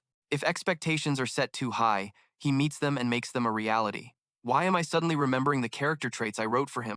Grandfell slowly uttered, "The next rift will be the Count's family domain." He stood up before Lee Hoon could stop him. "I don't have time to relax. I can't just rely on magic. I need to get better at combat too. And I've found a suitable challenge for today." Lee Hoon connected the dots in surprise. "That's right, the players who fought with us. And that short-haired girl with the dual blades was the most remarkable one. If I could just copy that player's movements." His fingers scrolled through the system, but Lee Hoon was tense. "I don't know what you're doing, but stop it." Sweat dripped down as he looked at Grandfell. Grandfell seriously looked at the system window, finding it interesting. The basics are the most important. But Lee Hoon was crying on the inside, feeling no excitement, only anxiety. Grandfell doesn't give up easily. Putting on an apron and gloves, he said, "First, the dishes. As soon as I'm done, I'll dive into training." Lee Hoon was petrified. "So when do I get to sleep? Has sleep ever been so precious?" The full moon shone brightly. Even though it was late, a few apartment lights were still on, and the streets were deserted. He was the only one jogging, wearing Bluetooth headphones, running tirelessly. The midnight radio came on. Even though it's very late, we still have many listeners tuned in. How was everyone's day? Despite being drenched in sweat, he kept running. Lee Hoon just wanted to sleep. "Please, just let me sleep," he screamed in desperation. Before he could finish his thought, suddenly, another news report cut in, an urgent bulletin that made Grandfell stop. The announcer reported, "Currently, 95% of the domain's outskirts have been conquered, and soon, the Count's domain will be opened for raiding," the two announcers discussed. "According to information we've just received, the destruction rate of the Count's domain has suddenly jumped to 60%, even though it hasn't opened yet. At this rate, the Count's domain might collapse. Therefore, experts are expressing deep concern over this issue." A young man in a red hat holding a phone was shocked to hear the news. The members of Goon were also stunned. Taemin, who was brushing his teeth, ran out to listen. He was furious, gritting his teeth. "This is absurd. The destruction rate reached 60% in just one day? How is that possible?" Nam Chon-min, wearing glasses, said worriedly. "The shorter the time limit to conquer a rift, the stronger the monsters inside." Taemin was taken aback. "But why did it suddenly speed up so much? Does this mean the monsters inside have already gotten stronger?" Nam Chon-min wasn't sure. He needed to investigate a little more. Over at the Ana Daly's camp, reporters were running around in a panic, making calls despite the freezing cold. News director Akena slammed his desk in anger. "There has to be a reason for this. The monsters can't just suddenly become this much stronger." A reporter, though frightened, shot back, "Even if you say that, how are we supposed to figure it out? Even the analysts from the top guilds are completely stumped." The director calmed down. "Somehow, we have to find the cause. This isn't just about our jobs or the company anymore. If the rift collapses, we're all finished." The more he thought about it, the more terrified he became, not daring to imagine the aftermath. Once the monsters pour out of that rift, every civilian and player in this area will be killed. Just the thought of those monsters swarming out, the civilians would die, with nowhere to run. A chill ran down his spine. Grandfell looked at the news on his phone, deep in thought, his fist clenched tightly. Is this really an unprecedented event? It's no wonder nobody knows the reason, since this is information that can only be found in Asia. Thinking of that godforsaken place, his expression darkened. I must hurry. Vampires are creatures that can share their power through their blood. Count Oscura has shared his power with the monsters within the outskirts of his territory. And when they die, that power naturally returns to its original master. Leo frowned. The Count must have distributed his power to the monsters inside the Count's territory. Grandfell opened the door, agreeing. That's why the monsters have grown stronger and the destruction rate has increased. This is the reason, he suddenly realized, and Lee Hoon considered the possibility. Wait a second. If we raid the Count's territory, there's a risk that the Count's castle rift will collapse instantly. Grandfell's terrifying expression made Lee Hoon shudder. He placed a hand on the wall, his thoughts crystal clear. Count Oscura. No, he is unfit for that title. With that thought, he turned to leave.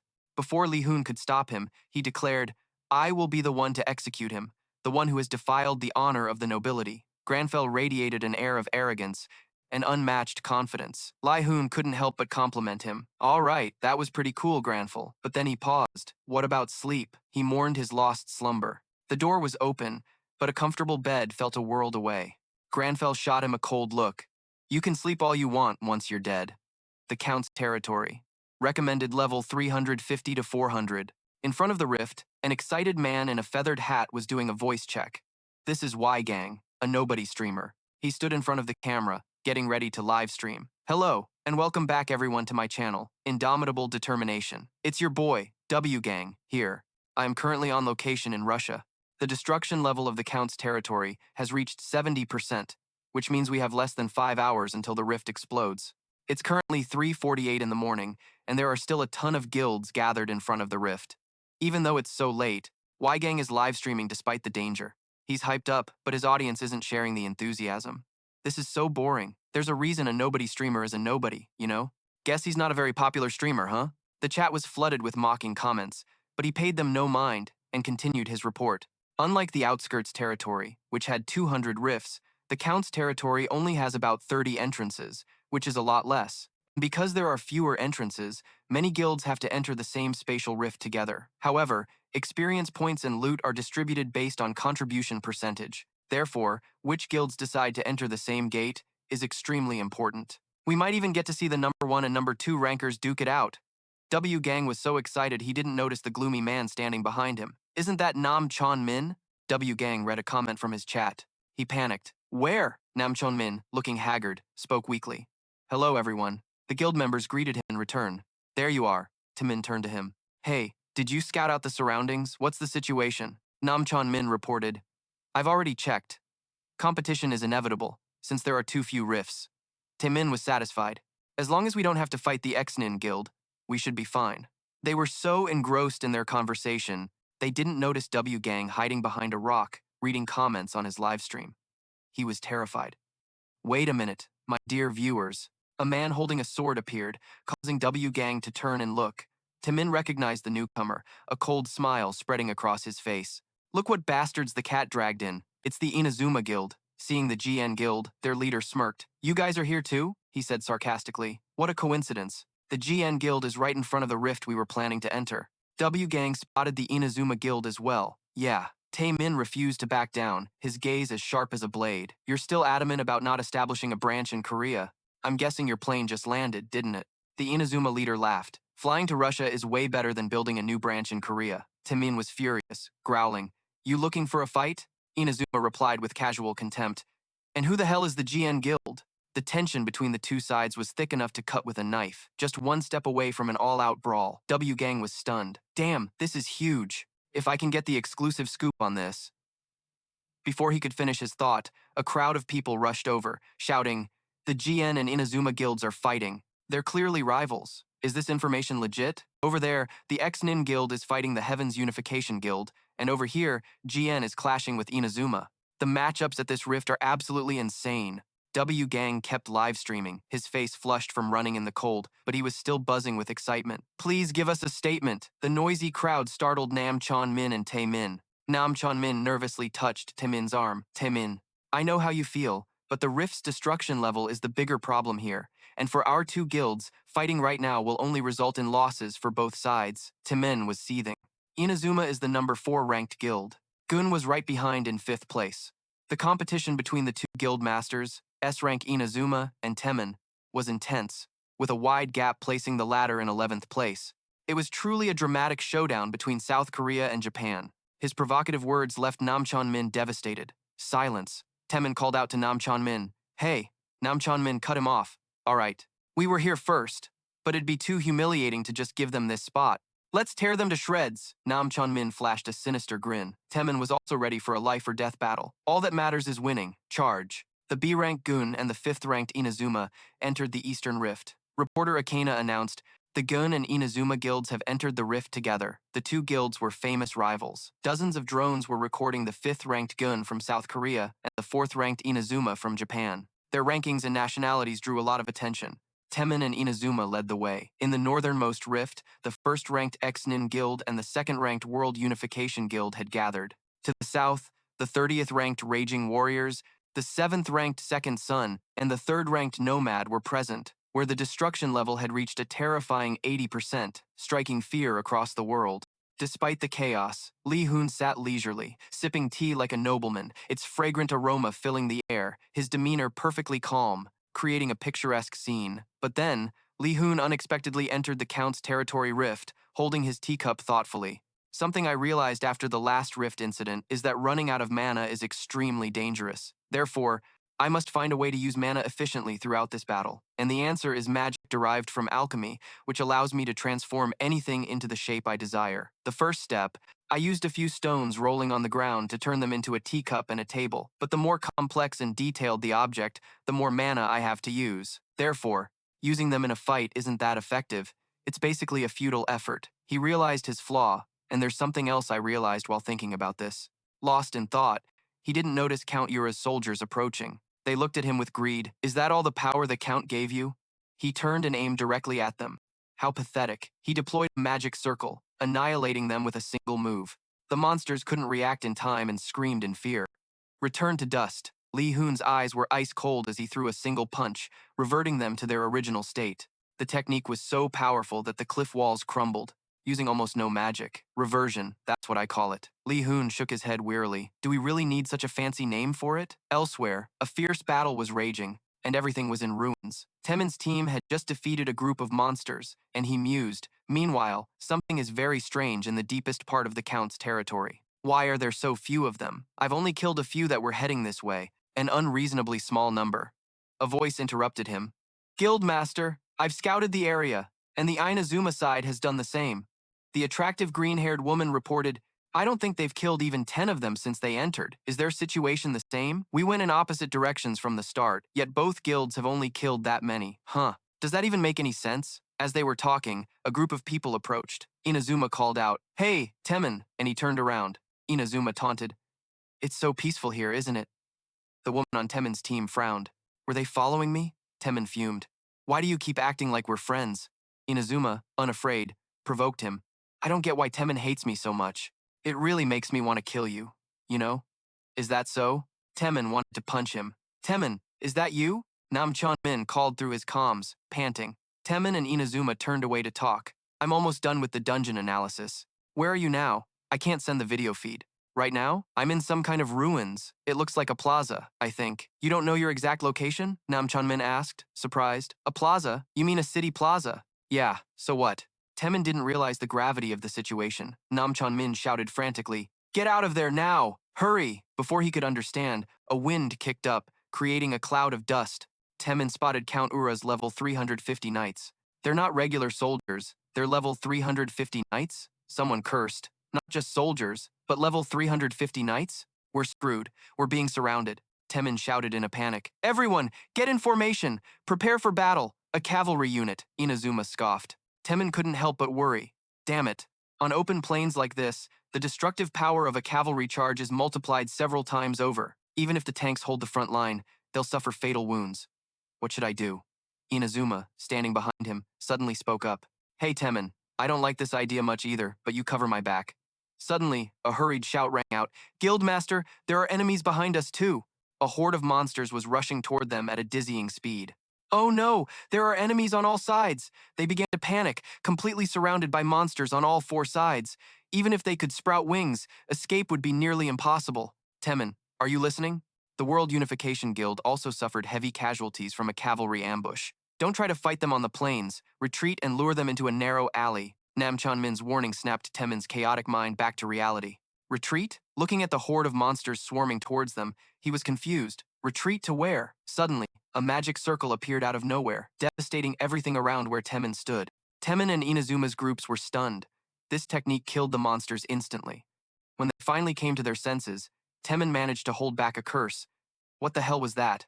A stone wall? No, isn't that a pillar? They stared in amazement at the scene before them, while the remaining monsters let out pathetic cries. Temin couldn't even begin to describe his feelings. Just then, a figure appeared from, causing the whole group to turn around at once. Nam Chanmin, sitting in his room watching the person appear on his computer screen, was shocked. That person has to be, but it's impossible. Meanwhile, Temin's group didn't know the identity of the newcomer, who stood there cold and arrogant without introducing himself. Did someone recognize Lee Hoon? Just then, he glanced at them as a voice rang out. Yes, hello everyone, it's Gang here. Gang was still on his live streaming journey, sitting by a rock and apologizing to his viewers. I'm a little late because I had to take a leak. I'll continue to follow the Goon Guild. Oh, there are some footprints here left by the Gun Guild. Wow, these tracks are from 5 minutes ago. The comment section was constantly flooded with messages mocking him. What? Really? For real? Reading the comments, he switched to another guild's livestream to boost his views. He was ecstatic, his joy written all over his face. You guys know any tracker better than me now? Then I'll follow Inazuma. Suddenly, a loud noise rang out, making him break out in a cold sweat. The viewers clamored for him to go check it out. All right, fine, I'm going right now. At that moment, Temin and Inazuma stood frozen, panicked and in disbelief. Looking at the scene unfolding, stone pillars erupted from every corner of the battlefield. Inazuma couldn't help but glance at Lee Hoon. Who is that guy? He did that without a single incantation? How much mana does he have? And what's more, he's wearing slacks and dress shoes. He didn't even bring any weapons. Looking at Lee Hoon, who stood there with a calm expression, Inazuma thought, who the hell is this guy? He felt a little apprehensive. Suddenly, the shout of a team member cut through his thoughts. Guildmaster, the enemy is advancing between the pillars? The monsters didn't stop and rushed forward in even greater numbers. Temin was surprised. Where did he come from? The stone pillars were holding back the cavalry. Temin covered his face to hide his emotions, and then said to Grandfell, I'll thank you for this. After that, his face turned fierce and threatening. With these extra stone pillars, we might actually win this fight. Without a second thought, he charged straight into the cavalry horde. He slashed once, cutting them in half and causing them to fall instantly. Inazuma's group didn't hesitate either, charging forward. This is our chance. Kill them all. Everyone rushed in with high morale, slaughtering the monsters. Gang, holding his phone and live streaming the scene, was dumbfounded. What just happened? That was some incredible help. Is he a mage? The moment he appeared, the comment section exploded. A fearless monster charged straight at Grandfell. He didn't even break a sweat, easily taking it down. Return magic. He's taking on that cavalry horde all by himself. This scene shocked the netizens who were watching, and Gang was no exception. He was astonished. Did everyone see that clearly? I don't even know if what I'm seeing is real. Grandfell looked at the monsters with a cold, sharp gaze. He tightened his grip on the dagger in his hand, observing a monster that was barely breathing. He considered the right way to finish it off. I don't want to reduce its durability. The viewers thought he was savoring the thrill of the kill. What if I interfere with this dagger's mana to transform it and then return it to its original state? Wouldn't the durability return to its original state too? When I turned a stone into a teacup, it had the durability of a teacup. If I use original state return, it would just become a stone with no stats again. If the original state return spell really reverts an object to its original form, then it's possible. A splash of blood splattered. Return to original state. Grandfell was thrilled with this idea. Now I don't have to pay for repairs anymore. Temin glanced over. Well done. Great job. Everyone fought well. Now go ahead and loot to your heart's content. The team members cheered relentlessly. Only Temin stood there silently. Grandfell was even more relaxed now, holding a teacup from who knows where, enjoying it amidst the chaos. Nam Chanmin spoke up. Temin, That person is. Before he could finish, Temin cut him off. I know. I heard everything you said earlier. Seeing him in person makes me want him to join even more. I definitely don't want him joining any other guild. Especially since Inazuma's side saw everything too. The countdown starts now to see what kind of offer we can make him. Excuse me. A voice rang out, causing Grandfell to pause his tea sipping. Hello, I'm W Gang. He looked on with disdain and frowned. Can I interview you for a moment? Grandfell gave him an unfriendly look. The comment section exploded upon seeing Grandfell's cold glare as a crowd of people ran over from out of nowhere, their faces filled with excitement. Ah, there he is! They ignored W Gang, pushing him aside directly. They showered Grandfell with praise and bombarded him with questions. You were absolutely amazing. Are you Korean or Japanese? Are you in a guild? If not, you should join our Inazuma guild. Did you attack all by yourself? What's your name? Temin stepped forward, ignoring their reactions. Move aside. He smiled at Grandfell. Hello, I've heard a lot about you. I'm Temin from the Gyun Guild. I actually sent you a recruitment message for the Gyun Guild before. Grandfell paid him no mind and tossed out a single sentence. You people have no respect at all. Temin was stunned, and the crowd behind him was just as surprised. His answer was like a ticking time bomb. Therefore, I won't be answering any questions. So get out of my sight. The atmosphere froze, and the entire exchange was broadcasted live, making the online spectators ecstatic. Look at him, he's so cool. At that moment, Grandfell and Locke simultaneously appeared on the newsfeed. Mysterious player rejects interview due to rudeness. The Shin Guild becomes the first to clear the Count's domain. At the Shin Guild's headquarters, they were watching the news. Locke rewatched the video of the monsters being taken down. He thoughtfully turned to the people beside him and asked, Well, what do you all think? Camila replied, I'm not too concerned. Who knows? I'm just an archer. Dichi whined. You could ask 100 times and you still wouldn't know the answer. Locke? Oh, Locke? A popular guy like you would never understand my pain. Do you know how hard I had to work to get this date, only to be blocked by this meeting that's dragged on for hours? Am I supposed to cancel my golden date just because of some guy? Despite the complaints, Locke was lost in thought. Grandfell's image appeared on the screen. Camila immediately complimented his looks. He's handsome, isn't he? Why are you hesitating? Just bring him over. Dichi, still upset, pointed at Locke. That's right, you're jealous of him, aren't you? You thought everyone would be buzzing about clearing the Count's territory, but in the end, they're all just talking nonsense about that guy. He shot back. Jealous? Are they still rambling on about that? But we got plenty of attention too. The captain is pretty ambitious, you know. Locke said, it's completely normal for the media to make a big deal whenever a new person shows up. Their only goal is to boost viewership. Anyway, if there's nothing else to discuss, I'm leaving. I've already rented out an entire hotel lounge for my date. I can't wait any longer. I'm out of here. The man rushed out of the meeting room, happily calling his lover. Hello, I'm on my way now. Locke remained, rewatching the video of Grandfell. Suddenly, a surprised voice rang out. What's this?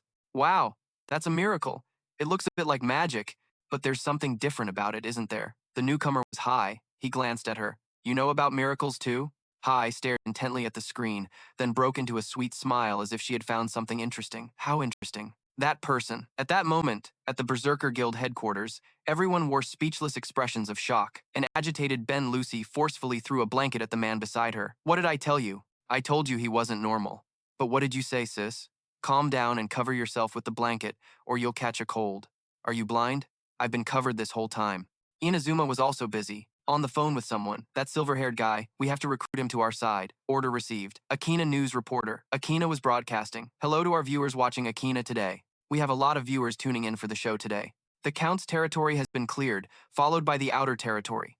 Within the Count's territory, Shin and Underwood had a dispute. But with superior strength, Shin secured the first place position. Now, all that remains is the Count's fortress, which is currently at 72% destruction. Players from all over the world are flocking here.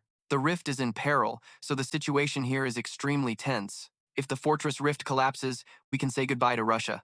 We wish everyone the best of luck. Grandfell was holding a backpack and watching the news, the reporter's voice echoing continuously, updating today's player information, and his image appeared on the screen. Look at this. He's not carrying a weapon, just a coat and a suit. He's really not wearing any equipment or accessories at all. Perhaps he has mana-infused equipment that we can't see. That's why he looks so strange on camera. Or maybe clearing the rift was so effortless for him because his power is just that overwhelming. Is that the reason he doesn't wear any gear? Lee Hoon thought awkwardly. The real reason is that I just don't have anything to wear. The reporters continued their lively commentary. He obliterated the enemy with just a snap of his fingers. Is that even possible? We'll ask our expert, Baek Nam Bong. His voice was heard as his image appeared on the screen. The situation was dire before he arrived. Everyone knew the problem was the enemy's mobility, so he changed the terrain. His quick decision saved Jian and Inazuma. But only Lee Hoon knew the truth. At that time, that was all I could do. And after that, he just stood and watched. He was being so considerate to Jian and Inazuma. It was like he was saying, "Now it's your time to shine." How can someone be so confident? He's amazing. Hearing this, Lee Hoon felt dejected. It was because I ran out of mana. It's a good thing they didn't call me an idiot. Anyway, the loot he obtained was a rare item, his first one since becoming a player, a cursed item, also known as a demon's item. Once the curse is lifted, a random effect is released. In short, it's an item of chance, which most players would just throw away. Compared to lifting the curse, it's much more profitable to just find another item. But there's a more effective way to use a cursed item, by using the Rite of Exorcism, one of the two exclusive skills of a demon hunter. Using this item as a sacrifice, the effect of the Rite of Exorcism is to attack a demon without harming its host. But by using a sacrifice, I can invite a demon to invade my mind, similar to the status effect of demonic possession. Although there's a risk the demon could take control of me, if I can fight it within my own mind, I'll have a huge advantage. Suddenly, Tae-min called Lee Hoon. Lee Hoon was surprised by the unexpected call. Why is he calling me? He imagined countless possible scenarios. Could it be? How dare you insult the Gion Guildmaster like that? I'm going to sue you. Grandfell picked up the phone, his hands sweaty with anxiety. Oh, if I answer now, Grandfell will say something stupid. I need to hurry. I'll just text back politely and beg him not to sue. Politely? Nam Chon-min and Tae-min were stunned, falling back as they looked at the text from Lee Hoon. They were in shock. What's the problem? He's definitely going to sue, just like last time, right?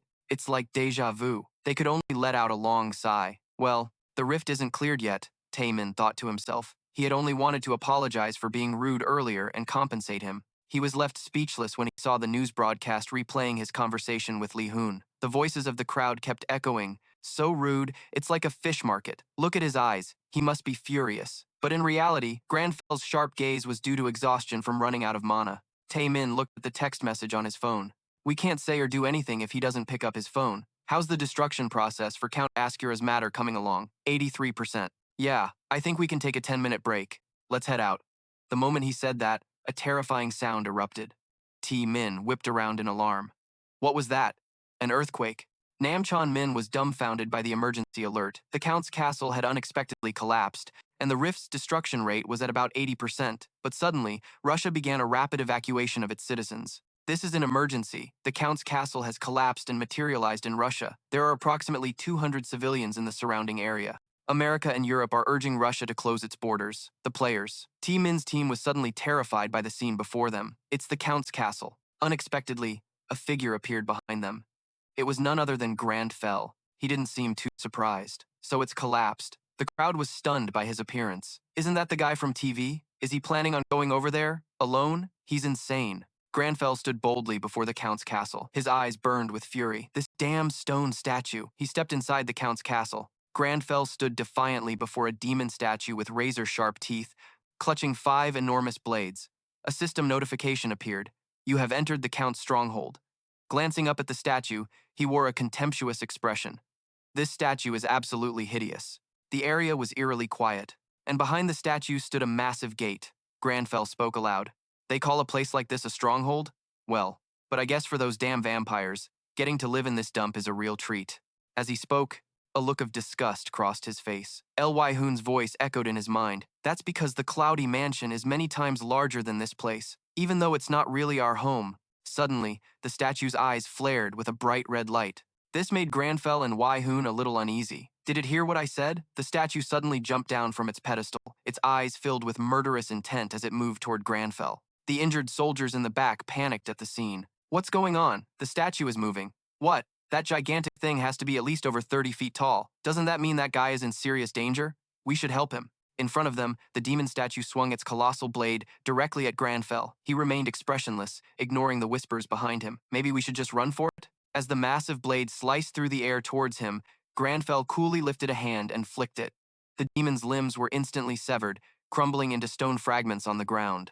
3 members of the X9 Guild were drawn by the loud crash. Kamala cried out, "What was that sound?" Daimichi answered, "It came from the castle." Kamala crossed her arms. It sounded just like the noise in that video we saw.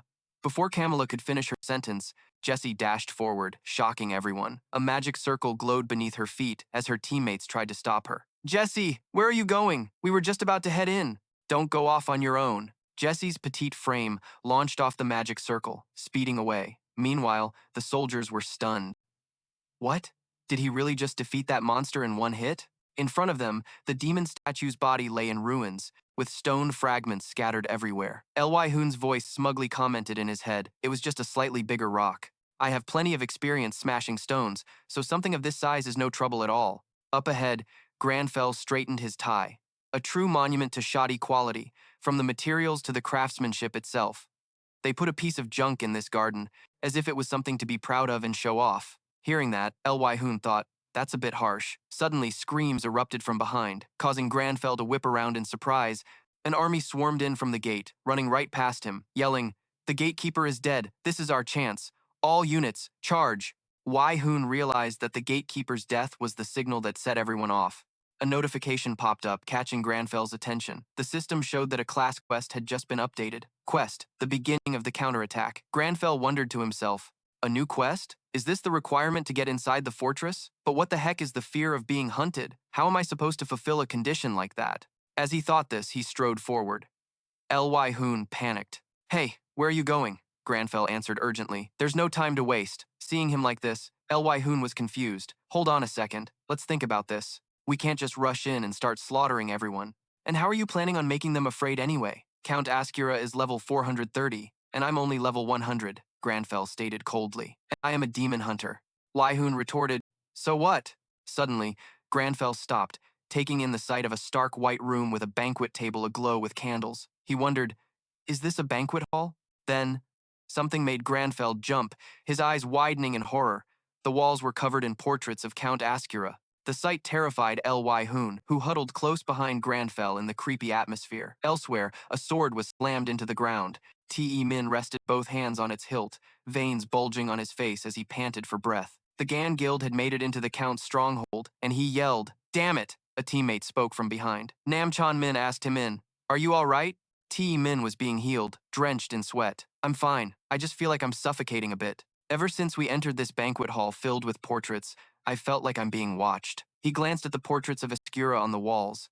As Namchan Min said over the comms, "It's just like how that weird statue from before was possessed." Namchan Min's shout startled everyone. "Those are demon portraits. Burn them all." Following the order, the paintings on the walls went up in flames. Min was enveloped in a green light, his eyes widening in surprise. "I suddenly feel a lot better." Looking at his laptop screen, he cursed, "Damn it. That explains it. I was wondering why the first players who came in here retreated again. It turns out everything in this castle is a trap. Every statue, portrait, and piece of furniture in it can inflict a status abnormality.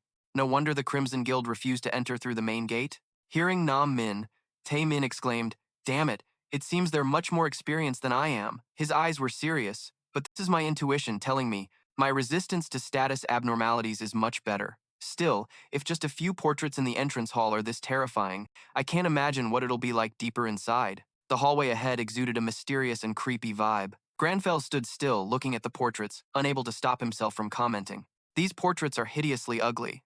I really don't understand how anyone could eat with these things hanging on the wall. Without even throwing up, do they have stomachs of steel?" He said this while walking, his face full of annoyance. Lee Hoon heard his harsh critique and thought, "Why are you so savage, man?" Grandfell kept glancing around as he walked, his mouth never stopping. "I thought the statues earlier were already horrific. Those poor blocks of stone suffered only to be carved into something even uglier than their original form. So why display all this ugly, useless junk everywhere? Now I understand why they say narcissism is a disease. Even the layout of this castle is stupid. There are branching paths everywhere, more chaotic than an anthill, and yet there are a bunch of grand halls that lead to dead ends.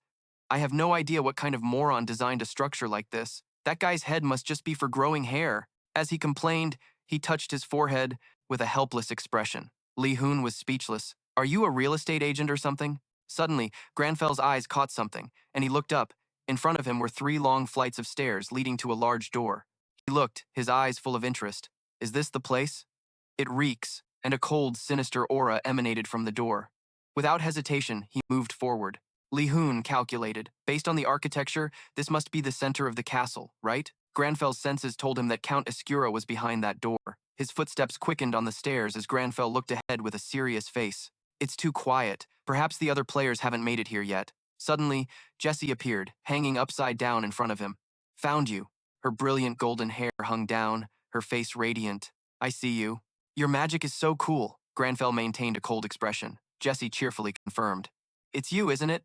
Lee Hoon was astonished. She's flying. What the heck? I struggle just to accumulate mana, but her mana is so abundant, it's like an endless spring. Jessie clasped her hands together in anticipation. I'm so curious. I can't wait any longer. What is that skill? I've watched that video a dozen times, but still can't figure it out.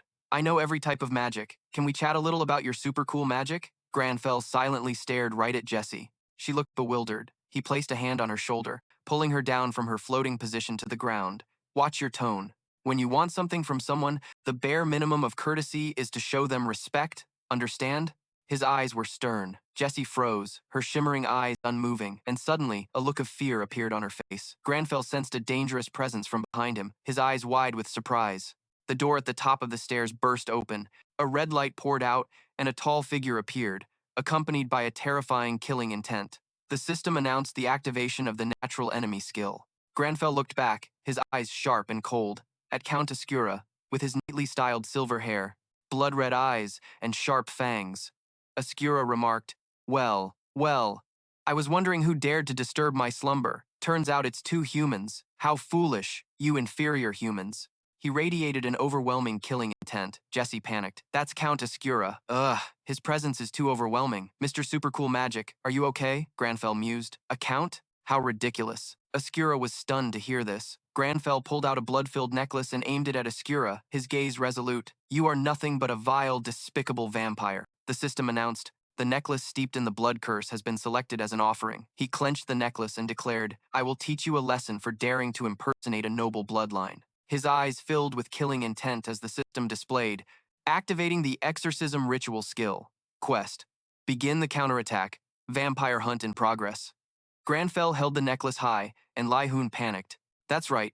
The exorcism ritual requires an offering. I can do that to pull Oscura into my subconscious to fight. So, this is what he meant by that? A previous image flashed back. Lee Hoon wondered. How can you make it feel fear? Grandfell was calm. I am a demon hunter. But facing Oscura, he felt doubt. Is this really going to be okay? Even so, Count Oscura is level 430. If things go wrong, I might get possessed. Oscura sneered. What's with that filthy necklace? Such a pathetic human. The killing intent shot towards Grandfell, leaving him no time to react. Oscura raised his clawed hand, his red eyes gleaming. Delightful. I like that arrogance of yours. However, you are still nothing more than a lowly insect. Jessie held onto her hat and shouted, No! Count Oscura is absorbing power from his subordinates. Lee Hoon was worried. I know, this situation doesn't look good. He was already over level 300, but if he now reabsorbs the power he distributed to his minions, the gap will become even wider. Suddenly, the blood pendant emitted a faint light.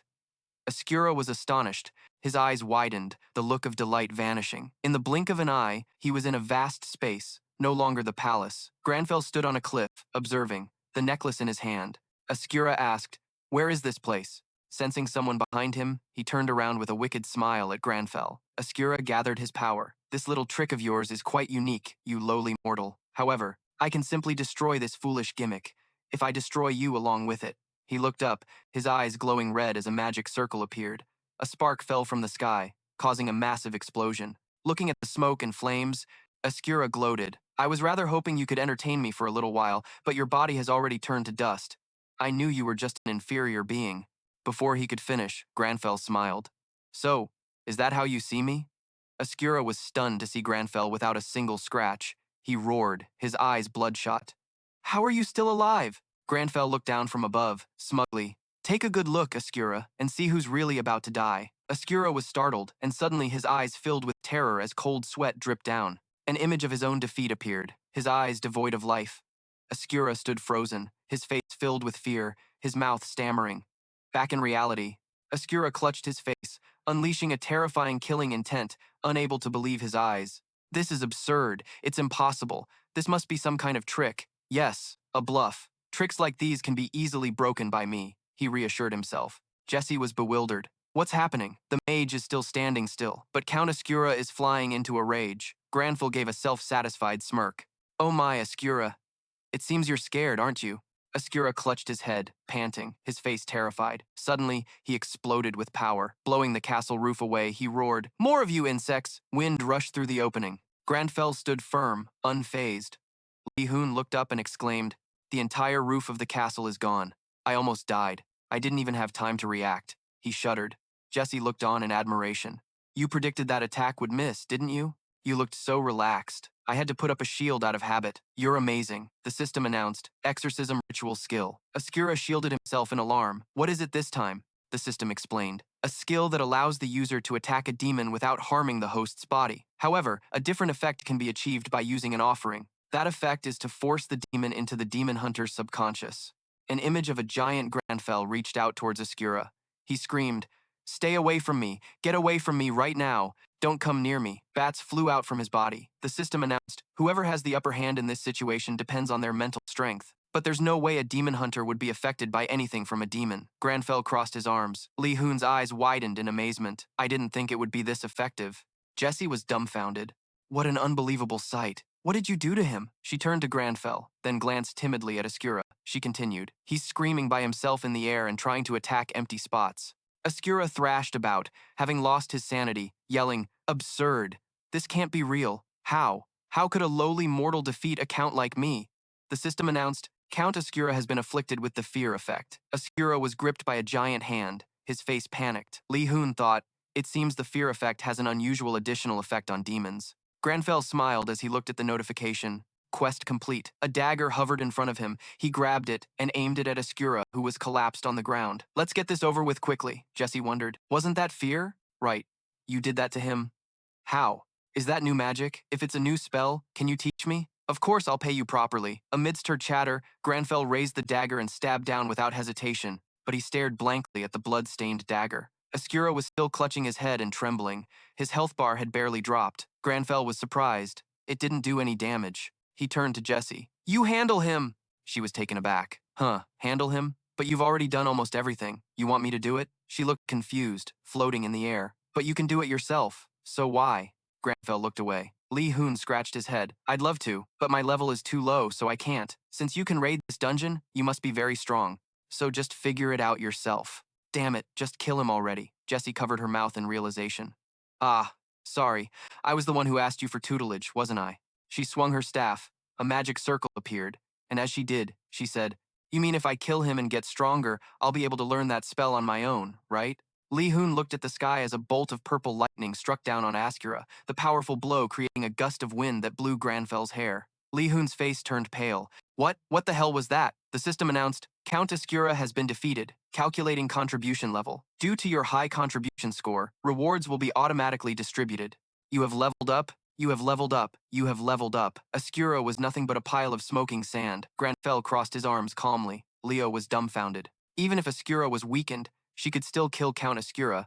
A level 430 being? In a single blow? Is this the power of a high-level player? He marveled. Jesse excitedly pointed at the pile of sand. "What could this be? Why does it keep smoking?" She touched the sand, brought it to her eye, and was about to taste it. Grandfell's eyes widened, and a shocked Lee Hoon stopped her. "Is she crazy or something? Why would she suddenly eat that?" Grandfell focused on the notification regarding his class quest. "Class advancement. You have completed the quest. A new class quest is being assigned. The class advancement quest chain has been formed." He was surprised. "This is..." A resounding voice echoed. "Jesse, all of our abnormal effects suddenly disappeared. Was that you just now? Did you defeat Count Ascura?" The members of Sin rushed over, but Jesse struggled to answer. "Well..." LOX looked at Grandfell. "That man." Jesse turned to Grandfell, leaving him confused. She said, "Forgive me, I'm not accustomed to this, but I will do my best." Grandfell remained aloof. Jesse placed a hand on her chest. "In good faith, my name is Jesse Hez. If it's not too rude, may I ask for your name?" Everyone was stunned. Jesse faced Grandfell, her expression full of anticipation.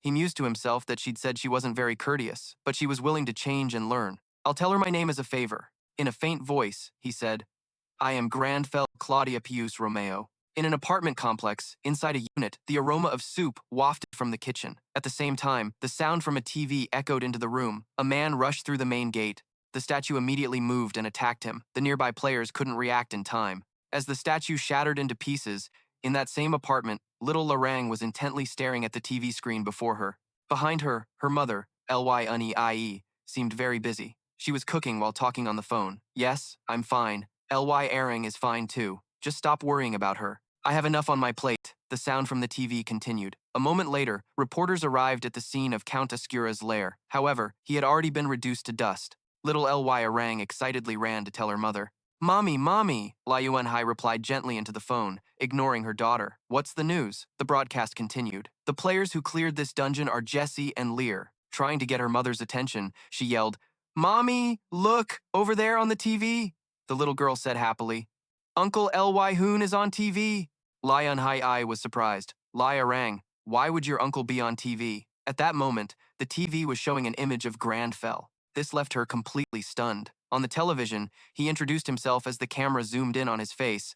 I am Grandfel Claudia Peus Romeo. This was truly unforeseen. For a moment, she didn't know how to react. However, little Ly Aring was incredibly excited to see her uncle on TV. A while later, at Grandfell's, or rather, Lee Hoon's apartment, his phone was being bombarded with calls from relatives. Grandfell held the phone, deep in thought, looking at the incoming call from his second oldest sister. He took a deep breath, while at the same time, listening to the comments about him on social media. The mysterious player, Ly Hoon.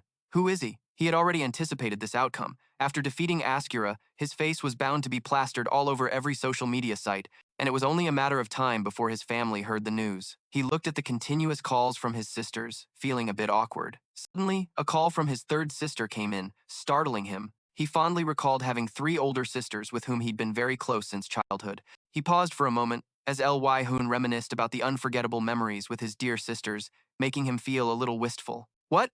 Why are you following us? Lai Hoyan, hurry up and get lost. Scram! Those loving words were still deeply etched in his mind, becoming a ghost he couldn't shake. I really don't want to pick up the phone. Who knows what kind of horrible things they'll scream at me? A loud banging on the door suddenly erupted, making Ly Hoon jump. Hey, Ly Hoyan! His sisters yelled from outside the door. We know you're in there. Open this door right now! Seeing that Ly Hoyan still wasn't opening it, they issued an ultimatum. This terrified him. Why didn't you pick up your phone? Open this door while I'm still in a good mood. Finally, Grandfell had no choice but to open the door. The relatives visiting today were his eldest sister, Lyunhi, along with his niece Ly Arang, his second sister Ly June, and his third sister Lyiim. They looked astonished. Lyunhi exclaimed, Oh my goodness. The reason they were so surprised was because of Grandfell, their younger brother, had changed so drastically. Grandfell was wearing a stylish suit as he opened the door for them. He reminded his sisters that they were disturbing the neighbors. Calmly, he said, First, let's all calm down. His sisters were truly taken aback by their younger brother's new appearance. Lyunhi happily told her daughter Larong, That's your uncle. Jun took off her glasses to see more clearly, while Lyiim's face went pale. In another apartment complex, the news was playing. In our next story, the newscaster began, providing information about a new superstar player. An image of Grandfell appeared on the screen. A player with an unknown background has suddenly emerged. Recently, he defeated Count Ascura alongside Jessie. Jian was sprawled on the couch, watching the news on TV. The anchor continued. Ignoring all questions and interview requests, he said only one thing, I am Grandfel Claudia Peus Romeo, and then left. Not only South Korea, but the entire world is now focused on this mysterious man. As the news continued, Taemn handed the nearby guildmaster a cup of hot cocoa. Here, sir. Hot cocoa. Jioan took the cup, looking disheartened. Min said, Everyone is talking about him. Why Hoyan? Realistically, do you think he'll come to our guild? Even if we promise him a 10-0 profit split, we might not even stand a chance. Tae-min tried to console him. Why be so pessimistic? He sipped his cocoa as Tae-min continued. There's a high probability he'll still come to us. We have his number and a reason to contact him. Hearing this, Gion suddenly sat bolt upright, astonished. What reason? Tae-min explained. The items we obtained from the battle in the Vampire Count's territory. We got them, you could say, thanks to Mr. Ly Hoon. He continued. So shouldn't we, as a courtesy, share the loot with him? It was like a light bulb went off for Gion. You're right. So how much should we give him? Tae-min tightly gripped his now empty cocoa cup. That's not important. I'm serious, even if we fail to recruit him. To recruit him, we still need to make sure we leave a strong impression on him. With that, Tae-min crushed the glass. He was determined. To do that, we need to give him all those items. Tae-min called out, Hey brother, call him right now. His younger brother's spirit stunned Nam-chan-min, but he suddenly got annoyed. Seeing the broken glass, Tae-min immediately cowered. He knelt and apologized. Namtron Min frowned as he cleaned up. I told you not to break things. At Grandfell's apartment, the phone rang with a call from Gyun. But right now, Grandfell didn't have the strength to answer the phone. His silver hair had been commandeered as a toy by little Lee Orang. The little girl happily lisped, Uncle Lee Hoon is so mean. Grandfell was helpless, and his older sisters were speechless. What do we do? She wasn't finished. Sister Lee Uni, the third most powerful person in the family, cheerfully praised him. Your new hair color is so cool. His second oldest sister, June, the fourth most powerful, chuckled, You look just like a doll. This is hilarious. Sister Lee Iram, the fifth most powerful, looked at him irritably. What's with that tone? Grandfell, ranked seventh in the family, immediately tucked his tail and behaved. The wind is quite cold today. What kind of tea would you ladies like? He could only let Lee Orang, ranked sixth, play with his hair. Your hair is so pretty, just like a princess. Seeing this scene, Lee Iram tried to hold back her laughter. Lee Jun was crying with laughter and turned to Lee Uni sis. I don't think he's just method acting. Lee Uni also found it funny. Our Lee Hoon has become much gentler, hasn't he? Lee Iram hesitated. So, you're a player now? Did you merge with your character or something? Grandfell agreed with his sister's words. He was enduring Lee Orang pinching his cheeks. Uncle, show me your status window. He was helpless. Wait a minute, sweetie, Lee Orang insisted. Status window, hurry up. Seeing this, Lee Hooney smiled. This really reminds me of the old days, Lee Jun agreed. Yeah, it's been about 10 years, hasn't it? Hearing this, Lee Hoon suddenly bowed his head, but his sisters didn't notice. Lee Uni continued. The kid called himself Grandfell or something, right? He even begged to get his hair dyed silver. Lee Yun Han also remembered. That's right, that's right. Lee Ho Yan just wanted to crawl into a hole. Please, stop. Did you all come here just to make fun of me? Lee Irim silently watched everyone, looking a bit thoughtful. The other two sisters hadn't stopped. They continued digging things up, and what else was there? Didn't he say he would greet our parents like a scholar or something? So proud, Lee Hoon cried internally. Stop it. Are you she-devils? Suddenly, Lee Irim asked a question that caught Grandfell's attention. His sisters suddenly became serious, no longer laughing, looking worried. Lee Irim took the lead. Hey Lee Hoon, you're not in any danger or anything, are you? Grandfell didn't expect this situation. He didn't answer, just kept listening. Do you know how surprised we were? I heard that players can get injured easily in those kinds of dungeons, and you didn't even pick up our calls. Do you have any idea how worried I was that something bad might have happened to you? He was stunned, feeling a warm current flowing through his heart. Anyway, we'll tell our parents about this. They haven't heard the news yet, because Mom and Dad went out early this morning to buy ingredients for dumplings, but they'll definitely be very surprised. His sisters advised, if it gets too hard, just quit. Got it? Remember that we'll all help you. Grandfell smiled gently. He apologized for making them worry. But I'm fine. Suddenly, Grandfell declared with clear confidence, I, the Demon Hunter Grandfel Claudia Peus Romeo, am the perfect person for this job. Don't worry too much, my dear sisters. His three older sisters. Lee Uni was still smiling cheerfully. The little guy's voice is so cute. Lee Jun was speechless, while Lee Irim had the most expressive look, one of indescribable despair. Lee Hoon thought optimistically, should I just kill myself? As the sun set and the tea was finished, his sisters stood at the door to say goodbye. Lee Uni held her child and said farewell. Thanks for the tea. Lee Orang was also happy. Bye, uncle. Lee Jun added, we're leaving now. Grandfell saw them off. Get home safe, sisters. He turned to Lee Orang. Sweetie, I look forward to seeing you again soon. His sisters reminded him. Anyway, Lee Hoon, call us more often, okay? Just call us if anything happens, and don't do anything dangerous. Grandfell was obedient. Yes, ma'am. Suddenly, Lee Irim seemed to remember something and called out. She turned to Grandfell, startling him a bit. She warned, remember to save your money, and don't you dare co-sign for anyone. He thought to himself, save money? What money? I don't have any money to save. Suddenly, Lee Hoon had a realization. Oh, right. He remembered the reward from the main scenario rift for players from the developer Akena, which depended on the difficulty and contribution rate. After his sisters left, Lee Hoon cheerfully checked his phone. There were rumors that the company's CMO was going downhill. The CEO was paying out of his own pocket. He wondered how much the amount would be. He covered the first few digits of his account balance, guessing, how much could it be? 10 million, 20 million? No, that's not it. Could it be 100 million? Right? At the Korean branch of the X-In Guild, Camila suddenly hugged Jessie, who was holding a tablet. Ah, come on, Jessie. Are you sure you don't know anything? She tried to pry. You defeated Ascura with that guy named Lee Hoon, yet you don't know anything about him? Jessie said flatly, I don't know. Camila didn't believe her and continued to pester. Don't be like that, just tell me. Are you just going to keep watching weird YouTube videos? Suddenly, Jessie's lowered voice startled Camila. Camila turned to see a murderous aura and quickly warned, can you not bother me right now? I'm trying to focus on this. The clever Camila immediately stopped. All right, I give up. I won't ask anymore, so don't be so cold. She turned and walked away, leaving Jessie her space. This is so boring. Why the heck is that kid watching videos about Korean etiquette and manners anyway? Suddenly on the tablet, a notification caught Jessie's attention. The Rift completion reward had been transferred. At Grandfell's apartment, Lee Hoon was stunned when he saw his account balance. He trembled.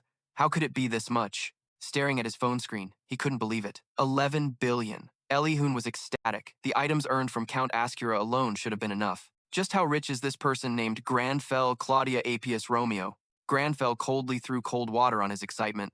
Are you getting excited over this pocket change? How pathetic. Lee Hoon got pissed. Shut up, you noble. The loot from Count Ascura.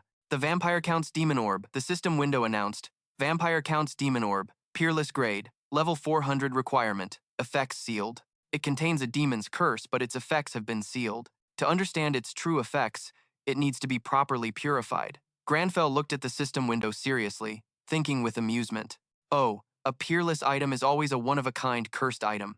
If this were the old Lee Hoon, he would have sighed sarcastically. A cursed item, no matter how high its level, probably has an extremely low chance of being cleansed. Shouldn't I just throw this trash item away? Then doing a complete 180, he thought. But a demon hunter can use it as a sacrifice for an exorcism ritual. Since it's called a trash class, using trash items is fine. What a steal. I used to say that, but things are different now. When facing Count Ascura, the offering was the blood-cursed necklace. He thought it had disappeared, but it was still there. System window. Blood-cursed necklace. Rare grade. Level 300 requirement.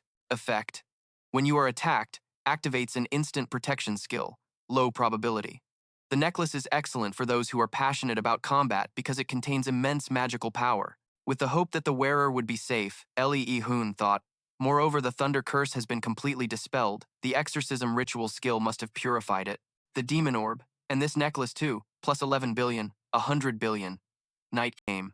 Lee Hoon tossed and turned, his eyes wide open, his mind racing, unable to sleep. Not because of anxiety, but because of too much money, his head was spinning.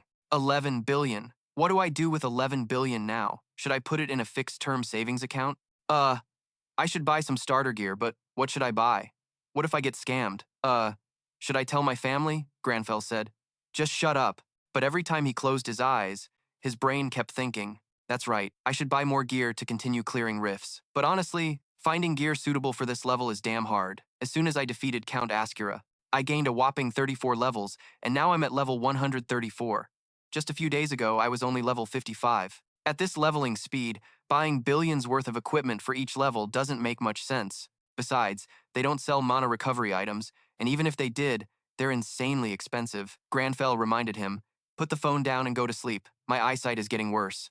The host replied, I'm glad you're happy with this billionaire title, Lee Hoon said. Excuse me, I'm a multi-billionaire now, the host said sarcastically. Yeah, that's great. Meanwhile, at Akena's Korean branch, many people were in a meeting in the main hall, including Lox and Hoon. The presenter's voice rang out. All right, everyone please take a closer look at this scene. He pointed to the projection screen and said, look at the effect when the pile of rubble turns into a stone pillar. We immediately concluded that it was alchemy. Most of the staff present were confused. Alchemy? Suddenly, a man slammed the table and loudly voiced his opinion. Nonsense, there's no way alchemy could create such a giant stone pillar. Would his mana have to be infinite? An argument broke out. The presenter countered, we're not sure if it's... The man cut him off. The power of a true alchemist says otherwise. Hey, aren't you from the finance department? I'm from the special effects and magic department, and I know that's an alchemy effect. He was certain. Xuion thought with a headache. This is insane. Where is this going? It's just Lee Hoon. Hoon trembled and leaned over to ask, Senior, do you know something? Xuion replied, in the same boat, huh? If you don't know anything, then neither do I. Hoon sighed. I've been dying for days. My friends and family won't give me a break. Hoon slumped dejectedly onto the table. There's nothing useful about Lee Hoon in Akena's database. And we don't even know if that's his real name or just an alt account. So many problems. It's killing me. Xuion stared thoughtfully at his laptop screen. But it's Thursday already. If there's a new update, maybe the situation will get a little better. Oh, speak of the devil. Both of their eyes widened. Xuion said, here, the screen is showing a new area update notification. Hello, this is a new area being updated for you all. A new land, the island region, has been added. The Yusra archipelago, a mysterious area known as the Isle of Terror, is a fantasy island that no one has ever explored. Everything born or created there, is a nightmare incomparable to anything else in this world, and now it has been upgraded into reality, the news anchor said. Yes, that's the latest news on Akena, along with the update on the Isle of Terror. News about the regular magic convention will also be summarized starting this week. Grandfell was watching the news as the anchor continued. The regular magic convention, where veteran mages gather and compete against each other. This is an opportunity for the mage class to enhance their learning abilities. Ever since the Akena Magic Convention was first held in real life, it has received a great deal of attention. One of the guest players, Jessie, a B ranker, is preparing to enter the Magic Tower, Player of the Day, the S ranker, appearing before the public. Around her, fans and reporters began to bombard her with questions. Miss Jessie, is the Magic Tower here because of the Yusra archipelago? Are they planning to clear it with Lee Hoon? Right? She's here to participate in the Magic tournament. Jessie's bodyguards are blocking any interviews. Back home, Grandfell is doing pull-ups with one hand while intently watching his phone with the other. The spirit of Lee Hoon inside him screamed, "Huh? That woman? She's ranked 4th in the world? You better be polite to her, you hear me? She's ridiculously strong." Grandfell said, "A magic tournament, huh?" The system window announced that his goal had been completed. 500 pull-ups, Lee Hoon snapped. "Is that what's important right now?" Grandfell replied, "Of course. One goes to the Magic Tower to learn and cultivate magical knowledge." Lee Hoon thought that was the line from the Magic Tower's description, back when Akena was still just a game. Suddenly, Grandfell said, "I don't care how grand this magic tournament is, but this is an opportunity for me." Grandfell stood up straight, pulling on a pair of rubber gloves, bright pink ones. "That's the spirit," he continued. "I'll head out as soon as I finish washing these dishes." Lee Hoon was stunned. Wouldn't a normal person leave immediately? There's no need to be so meticulous about it. At the Magic Tower, hundreds of people gathered, each with their own purpose. A girl with striking pink hair sat observing her surroundings. She thought, the tournament is finally happening. She was Mage C, a member of the Magic Tower, excitedly thinking to herself, "I wonder how this will turn out. I heard that the boss, Sir Marcello, will also be giving a speech." Suddenly, a guy busy saying his goodbyes backed into C. "All right, everyone, I'm heading out first," his friend warned. "Watch out!" The guy lost his balance and fell backward. C saw it happen, but her expression remained unfazed as the guy screamed in pain. "What the heck?" His friend walked over and burst out laughing. "Hey, even if you're in a hurry to get to Yusra, you shouldn't be running headfirst into a wall." "Behind the barrier wall," Cly said in annoyance. "You simpleton." The guy laughed awkwardly. "That was so dumb. Help me up." A voice spoke up. "You shouldn't talk to people like that." A woman wearing a witch's hat that concealed her face walked straight through the wall Cly had created, her voice stunning the group. "Is this wall an illusion spell cast by a Magic Tower professor for the tournament? A spell that's invisible to those without an invitation?" C was startled, realizing it was Jessie. That's right. Even high-ranking mages of the Magic Tower would have trouble seeing it. "Oh, I apologize," Jessie said. "No need to apologize to me." The three guys wondered among themselves, "Is that Jessie? Did she just walk through the wall?" Jessie asked cheerfully. "Are you the guide for today?" "Here's my invitation," C said shyly. "Yes. I'm responsible for guiding the players who received invitations to the ceremonial hall." Jessie was the last participant to arrive. "All the guests are here now, so I'll be leaving right away." Jessie looked at the list in C's hand and said, "This is everyone? By any chance, could you wait just a little longer?" C was confused. "Excuse me?" Jessie said slowly. "I'm not sure why. I feel like there's still one person missing from this tournament. Every time I come here, it's insanely crowded, unbelievably packed." Lee Hoon pushed his way through the crowd, his face grim, saying, "Let me through." Jessie followed behind, saying, "It's usually crowded, but is it even more packed today because everyone wants to go to Yusra?" Suddenly, someone spotted him and shouted, "It's Lee Hoon!" The surrounding crowd buzzed with excitement. "Lee Hoon, where? For real? I'm Lee Hoon." "That guy? Oh wow, it really is Lee Hoon." Grandfell thought, "Damn it, I forgot I was on the news. I'm too famous now." People who saw him in person turned to ask, "Are you going to Yusra too? Take a picture with me. This is crazy. It's the real Lee Hoon." One overly enthusiastic young man couldn't contain himself, ran up, hugged him, and said, "Mr. Lee Hoon, I've been a die-hard fan for 20 years. Just one picture. If you take a picture with me, I won't bother you anymore." Grandfell was angry but only muttered, "This brat, get your hands off my pouch. Weren't you taught to think before you speak?" He said directly to the fan's face, "Get lost!" Hearing this, Jessie felt helpless. Geez, no matter the situation, telling someone to get lost is a bit harsh. Oh, wait, actually, if they're disappointed by this side of Grandfell's personality, I'll get less attention in the future. The young man who heard Grandfell was ecstatic, unable to believe he'd heard those golden words. A mean, ill-mannered Lee Hoon is so adorable, so aristocratic. Someone next to him said, That's awesome. Please curse at me next. Me too. Grandfel's face was filled with helplessness as he thought. Nothing works on them. The people around him raised their phones to film and take pictures, saying, Lee Hoon! Lee Hoon, you're so cool! He looked around, trying to come up with a plan. This can't continue. I have to go somewhere else. That wall over there seems a bit strange. Well, it looks just like the other walls. But somehow, I feel a subtle difference. Seeing this, the crowd said, Mr. Lee Hoon, where are you going? That's just a wall. Grandfel ran over and knelt beside a girl, making her blush and fluster. He said coolly, I knew it. It's an illusion spell. Grandfell and C stood side by side like companions, looking ahead. She secretly glanced at the man standing tall beside her, thinking nervously and shyly, who is this person? C felt awkward and took out her guest list, flipping through it back and forth, which caught Grandfell's attention. He silently glanced at the flustered girl beside him, whose mind was racing. But all the guests have arrived so far, right? No matter how many times I look at the attendance list, I don't see any new names added. He turned to ask her, is there a problem? Countless thrilling scenarios flashed through C's mind. She imagined Grandfell pinning her against a wall, his tall frame blocking the light in front of her. The thought made C's face turn as red as an apple, and she stammered, waving her hands. No, it's nothing, sir. You said you wanted to participate in the tournament, right? Translucent circles floated in front of them. C asked suspiciously, not giving Grandfell a chance to reply.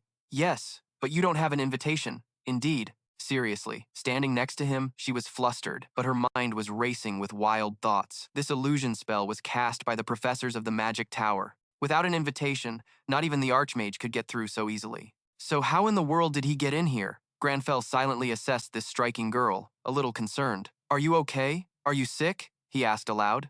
You can't participate if you're not invited? C crossed her arms and quickly explained, no, that's not it. The rules state that if someone discovers the magic incantation, they can still attend the convocation, even without an invitation. Her voice grew quieter as she shyly shrank back. But this is the first time anyone has actually seen through the magical veil. It's a bit strange for me, and quite astonishing too. I really want to know what your class is. Oh, I mean, from an academic perspective, of course. Yes. Grandfell replied nonchalantly, right. The caster of this spell is certainly praiseworthy. I was just lucky to get through. As he casually put his hands in his pockets and walked forward, Lee Hoon, inside his body, smiled, thinking that to walk through that wall, my magic power must be in the thousands, right? I have an idea of what needs to be done. Now I just need my magic power to reach the required level. A three-word warning echoed in Grandfell's mind. We've arrived. When he opened the gleaming golden door ahead, contrary to expectations, the scene inside was magnificent and radiant. Grandfell stood before C, looking down from above, and saw a young man on a platform, surrounded by a jade-green stone floor, brimming with vitality. An announcement rang out, drawing everyone's attention and making him look up. Welcome to the gathering of the finest minds. The people beside him were astonished, their mouths agape and speechless. C stepped forward, happily pulling Grandfell's hand, and walked on with a radiant smile. Screams erupted. The ceremonial hall of magic, a colossal scene, flames behind the populace spreading wide. Everyone was screaming. Some risked danger to record it with cameras. A couple was equally panicked. When Akena merged with the real world, the residents of Kena, or NPCs from the game, became real people. In a castle, Marcello had a frighteningly haggard face, but this was what had the greatest impact.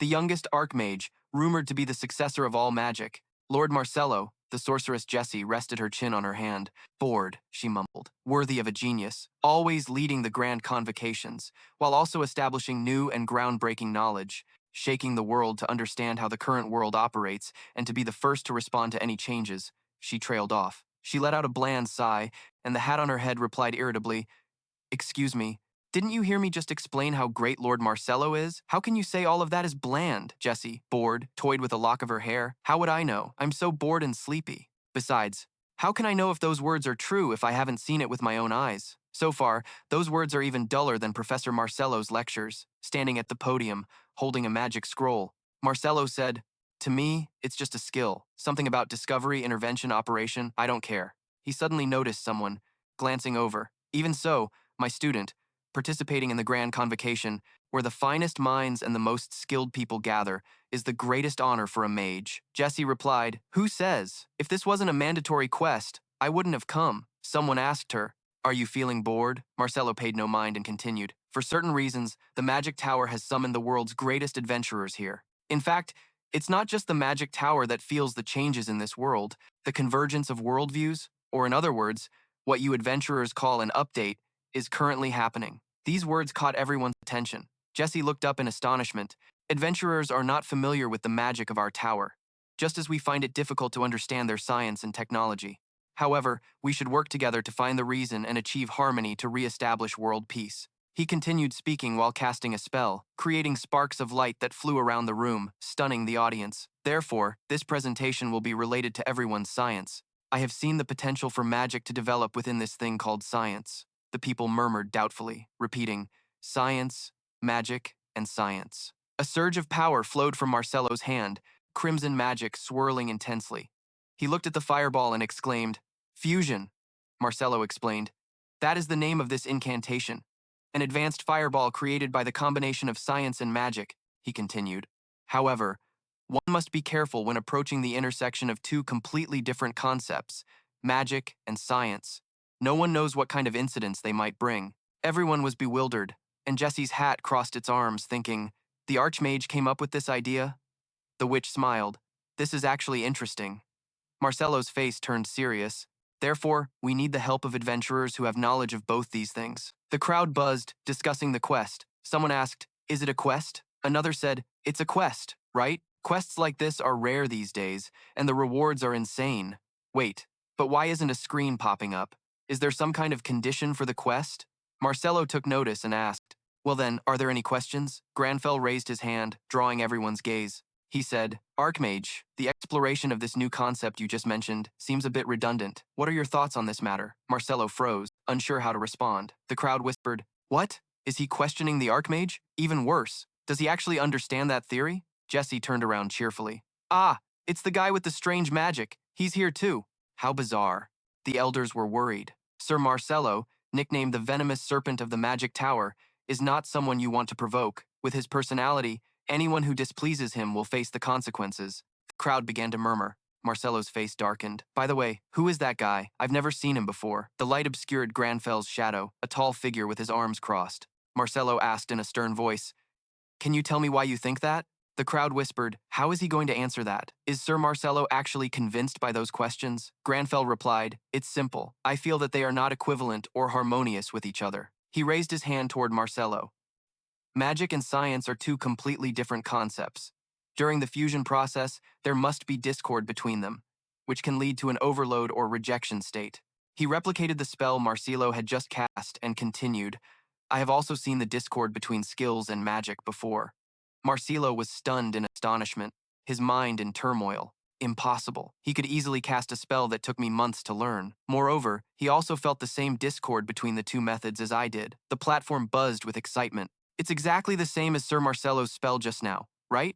Wait, I think I've seen him somewhere before. Grandfell looked at the fireball in his hand with satisfaction and smiled. A shout rang out.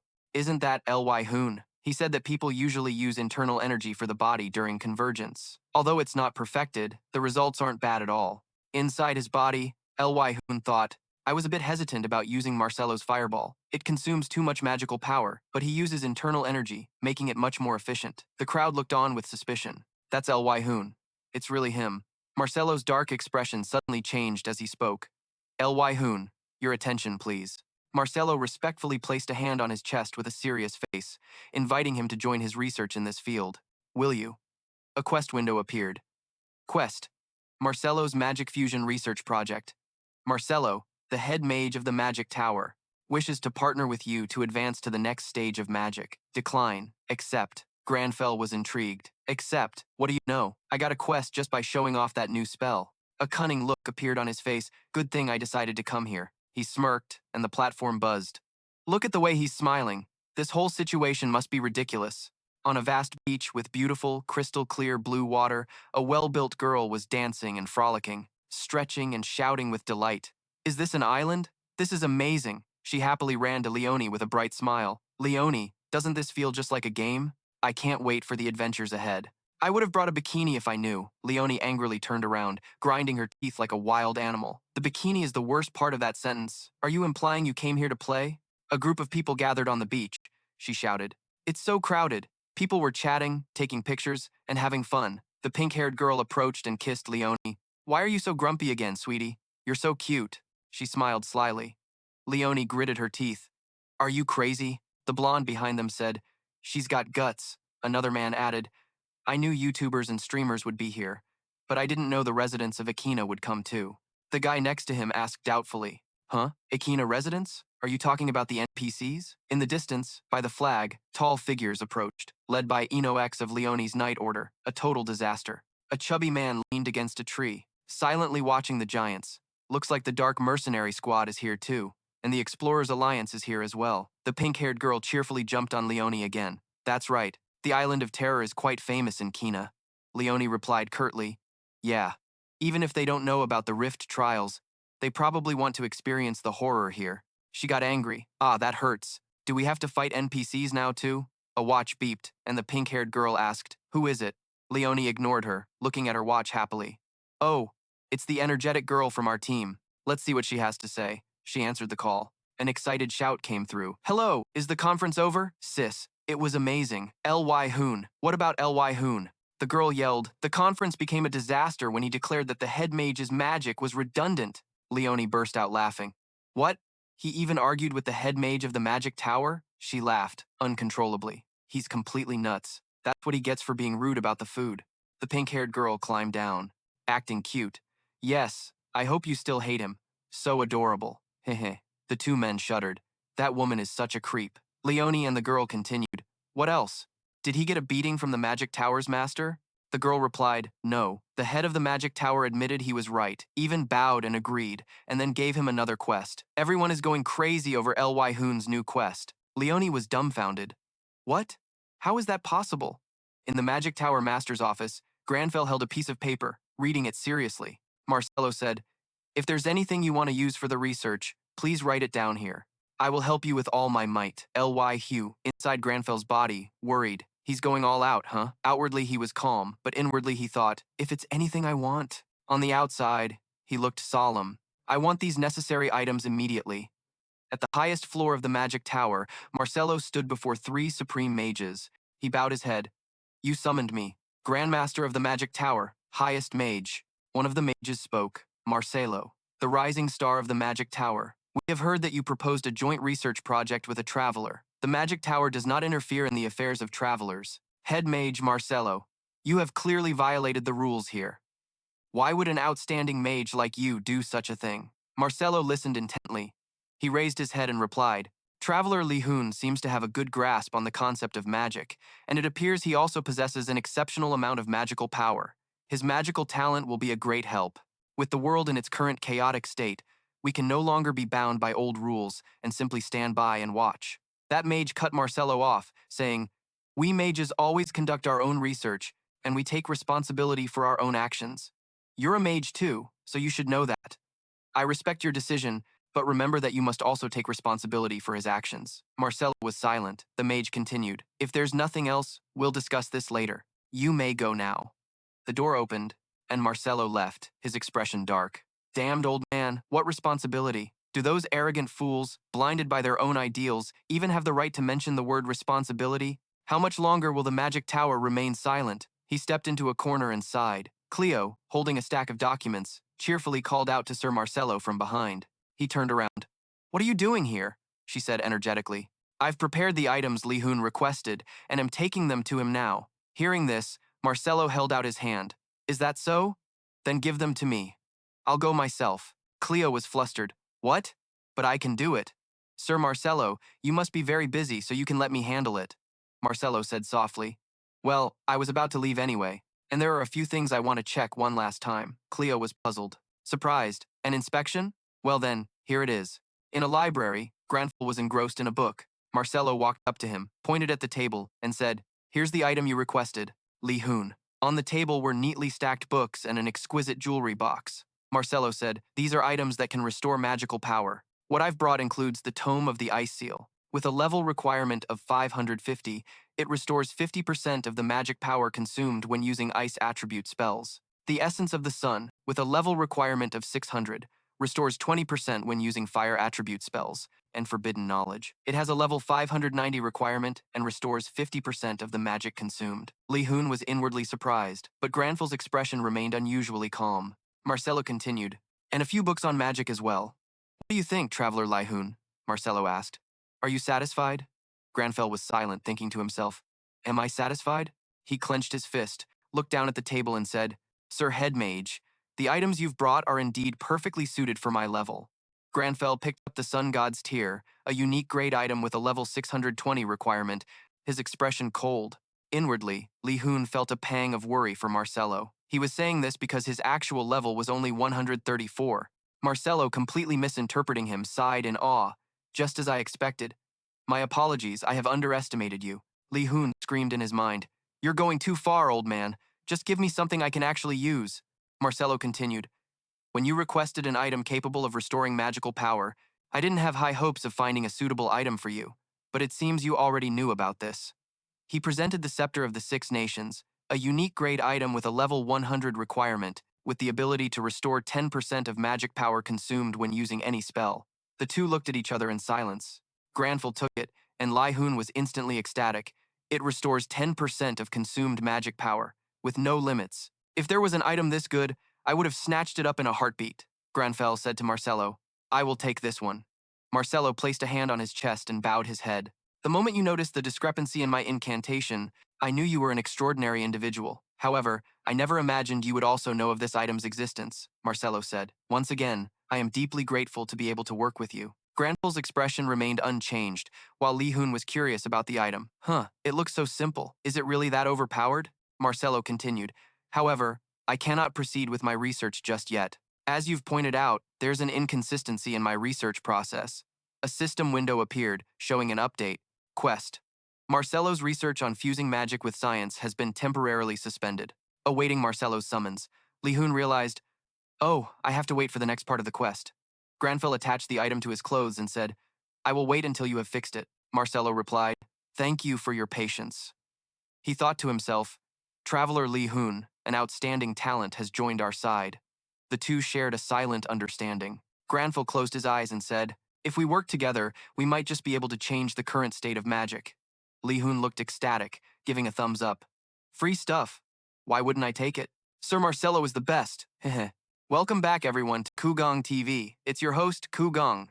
Thanks to broadcasting Lee Hoon's battles, the Kugong channel has become a hot topic, with viewership regularly hitting 20,000 people. But everyone who tunes in just asks, where's Lee Hoon? Where is my handsome Lee Hoon? A lot of people are coming through the portal, so maybe Lee Hoon will show up soon. Seeing how antsy the viewers were, Kugong had to calm them down. The star of the show always arrives at the last minute. So everyone, please don't be so anxious. I'll wait right here until Lee Hoon shows up. Just then, a masked guy with a ponytail hijacked Kugong's broadcast. Some viewers recognized him as Kiniv, a rising super rookie. A few unhappy viewers started cursing, Kiniv is trash. How dare you show up on Lee Hoon's channel? Get lost!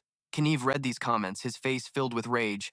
Does that bastard Lee Hoon ever get tired of causing trouble everywhere? After Akena became reality, the super rookies emerged as prominent new phenomena. They are the type to do anything to achieve their goals, especially this guy, Kinver. Rumor has it that he's extremely cruel and is linked to a series of missing player cases. Despite the lack of evidence, rumors of Kinver murdering many players still circulate, and it seems this guy has set his sights on Lee Hoon. Before leaving, he told Gang to pass a message to that Lee Hoon for him. Being too famous isn't a good thing. Gang, despite being a huge fan of Lee Hoon, could only nod and agree before this madman, promising to deliver the message. The crowd of spectators began to wonder why Lee Hoon hadn't shown up yet. Could it be that he's afraid of getting ganged up on by the super rookies if he comes here, so he's staying away? That seems to be the case. So it turns out Lee Hoon doesn't dare to come to Yusra Island because he's scared of getting beaten up, Gang angrily retorted. Mr. Lee Hoon doesn't care about that stuff. When the time is right, I'm sure Mr. Lee Hoon will appear. I have complete faith in Mr. Lee Hoon. Meanwhile, the main character in question was leisurely sipping tea, wondering if there was any reason for him to go to that Yusra Island. Lee Hoon sprawled on the floor and answered, of course not. The Yusra Archipelago, the Island of Terror, sounds appealing, but the minimum required level there is 350, and right now Lee Hoon is only level 134. Most importantly, the only thing he can fight are demons, but there aren't any damn demons there. It's all level 390 golden sand scorpions, level 400 golden sand vipers, level 400 giant turtles, and some level 420 flying thunder tigers. Just look at their levels. What kind of idiot demon hunter would go there? If he went, Lee Hoon is afraid he'd die the moment he set foot on the island. If there were at least a few demons, Maybe Lee Hoon could give it a try. Suddenly, a quest window appeared in front of Lee Hoon. Class quest, Genesis, unveil the curtain, and the shining lighthouse. The last demon hunter to illuminate a world shrouded in evil. Train your weakened body. Repeatable quest, investigate the cardinal sin on the Yusra archipelago is now in progress. Lee Hoon was stunned, wondering what the hell was going on. The 7 deadly sins. The 7 greatest sins of man are pride, sloth, gluttony, envy, wrath, lust, and finally, greed. The things that represent these 7 greatest sins are also called the cardinal sins. This was knowledge from his time in Akena. Lee Hoon had been taught that. This proved that a cardinal sin was present on the terrifying Yusra Island. Grandfell also spoke up. Before, there was no reason to go there, but now there's no reason to hesitate. According to Lee Hoon, if there truly is a cardinal sin there, it must be eliminated. However, the only thing Lee Hoon had to prevent was Grandfell dressing for a party on Yusra Island, a tropical island that was hot as hell. Against a backdrop of the deep blue sea and the gentle sound of waves, the live streamers held their cameras and took pictures, their faces filled with astonishment. He really did come right away, truly a man of his word. An image of Lee Hoon appeared on Yusra Island. He raised a hand to block the sun, his face stoic, one hand in his pocket, gazing into the distance while his soul screamed from the heat. Why is it so damn hot? Suddenly, he sensed something and looked down at his hands intently. A few mysterious, dark purple entities were lurking around the island, carrying a strange presence. The natural enemy skill system has been activated. Grandfell grew tense and thoughtful. What is this monstrous power? It's clearly on a completely different level than ordinary demons. I can feel a massive source of dark energy right beneath my feet. Perhaps this island itself is a demon. He stared intently at the forest, sensing dark auras as if they were about to attack. If that's the case, the natural enemy skill will always be active, right? Grandfell flashed a sinister smile, his front teeth showing, his eyes sharp. Hiding beneath my feet was a stupid move. You demon! I'm practically drooling with excitement. He laughed heartily as the scene cut to W Gang filming Lee Hoon. Do you see that, everyone? Yes, our Mr. Lee Hoon has begun to enter the Yusra Island forest. The orange-haired guy held the camera, his face full of excitement. The audience commented, "What's my nickname? Is he dressed super sharp today too? He wears the same outfit whether it's hot or cold. Hoonero isn't a child. Hoon. I heard that silver hair isn't dyed. It's his real hair color." W Gang continued to follow enthusiastically. He's moving very cautiously.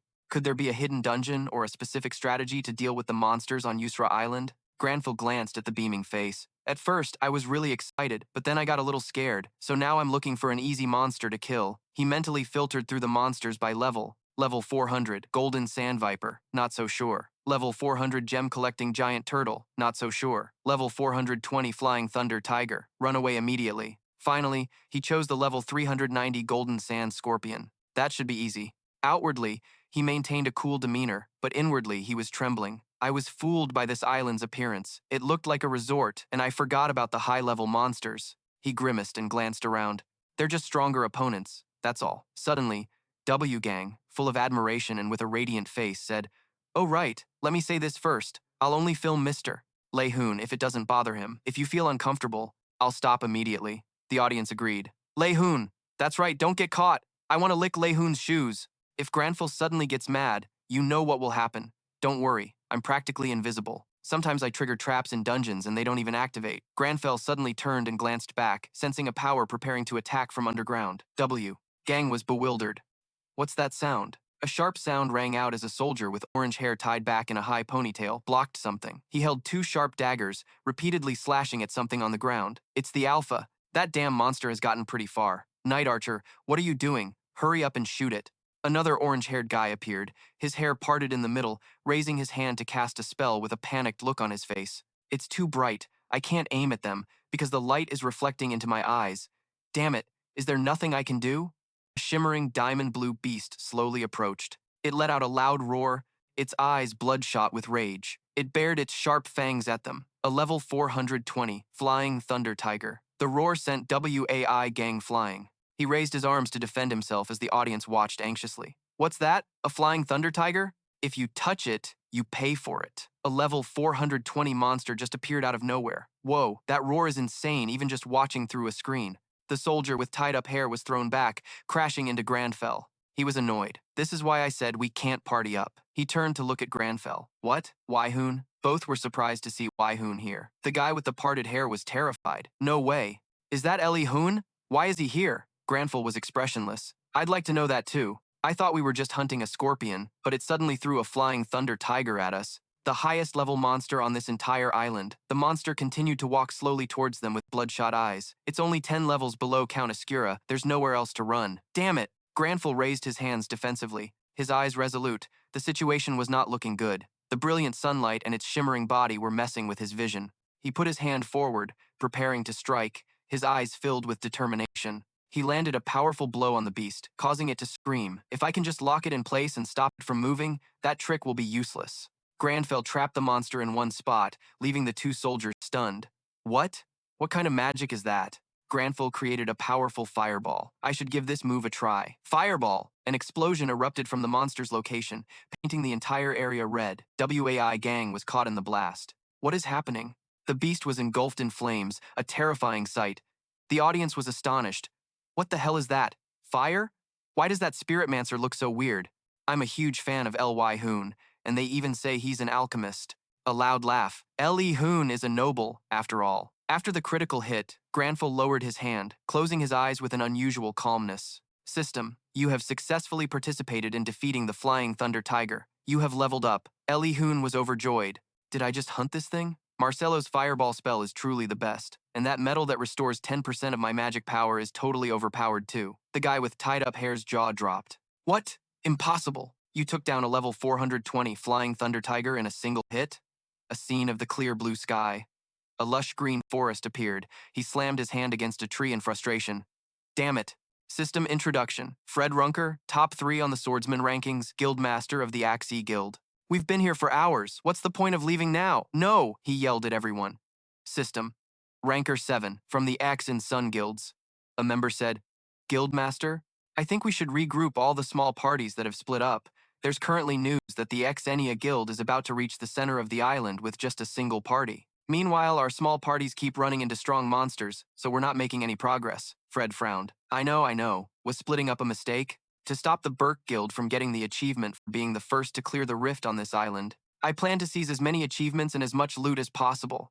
Did I underestimate the monsters on YUSRA Island? He rubbed his chin, deep in thought. Damn it, I hate to admit it, but it seems we really should group up. A member reported from his phone. Guildmaster, I received a call from the Western Party. Perhaps you should take it. He handed the device to Fred, who saw the man with the parted hair on the screen, looking panicked. Fred rubbed his forehead, trying to stay calm. I was about to call you, but I couldn't. The entire guild is gathering. I'll be there. The man with the parted hair interrupted. No. Leave us over here. We've already cleared this entire route. Fred was stunned. What? What do you mean? Be more specific. The man with the parted hair was in shock. It's Hoyon. Over here, isn't that Lee Hoon? A scene of the burning forest appeared. He had already arrived. Fred asked, Why Hoon? What about him? Another person ran up in a panic. Sir, we have a report from the members who attended the Magic Tower's magic conference. Pointing at a watch, Lee Hoon accepted a quest from the Archmage Marcelo, and he's the first player to have his own private laboratory at the top of the Magic Tower. Fred turned back, worried. An NPC is associated with a player? I thought the media was just exaggerating. He glanced over with a fearful look.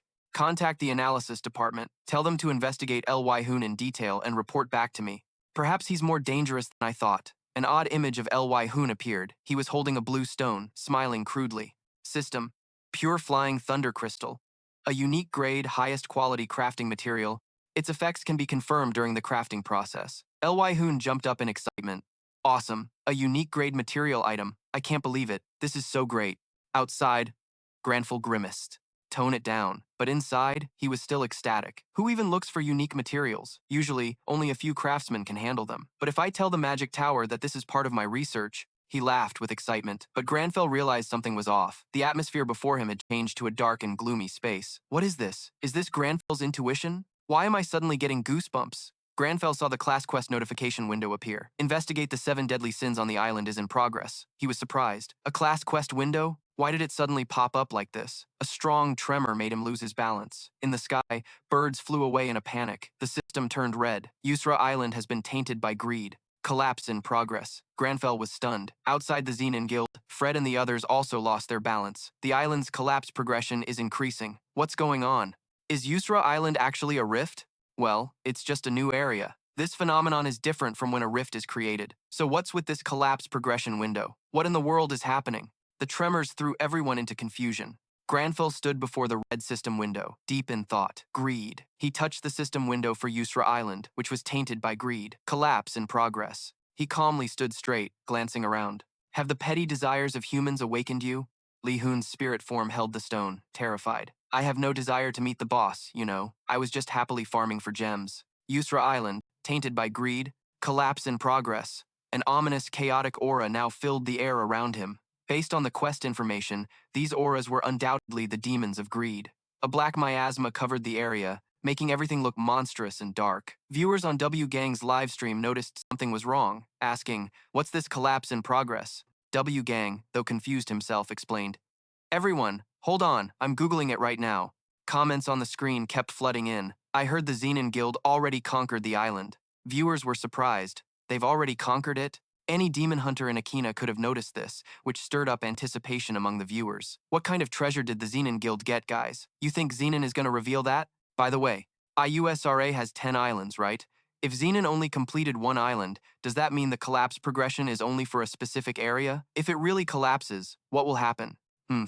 It'll probably just become a deserted island.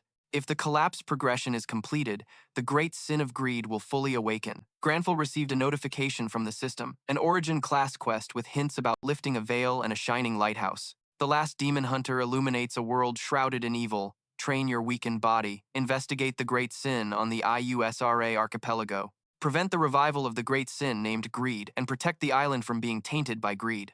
Just as Grandfell deduced, he only had to stop the monster, not necessarily destroy it. He was suddenly startled when strangers who looked like demon hunters appeared behind him. They were in a panic, shouting frantically, "Hurry up! The Xenon Guild has already completed the trial on one island and taken the treasure. It's real treasure.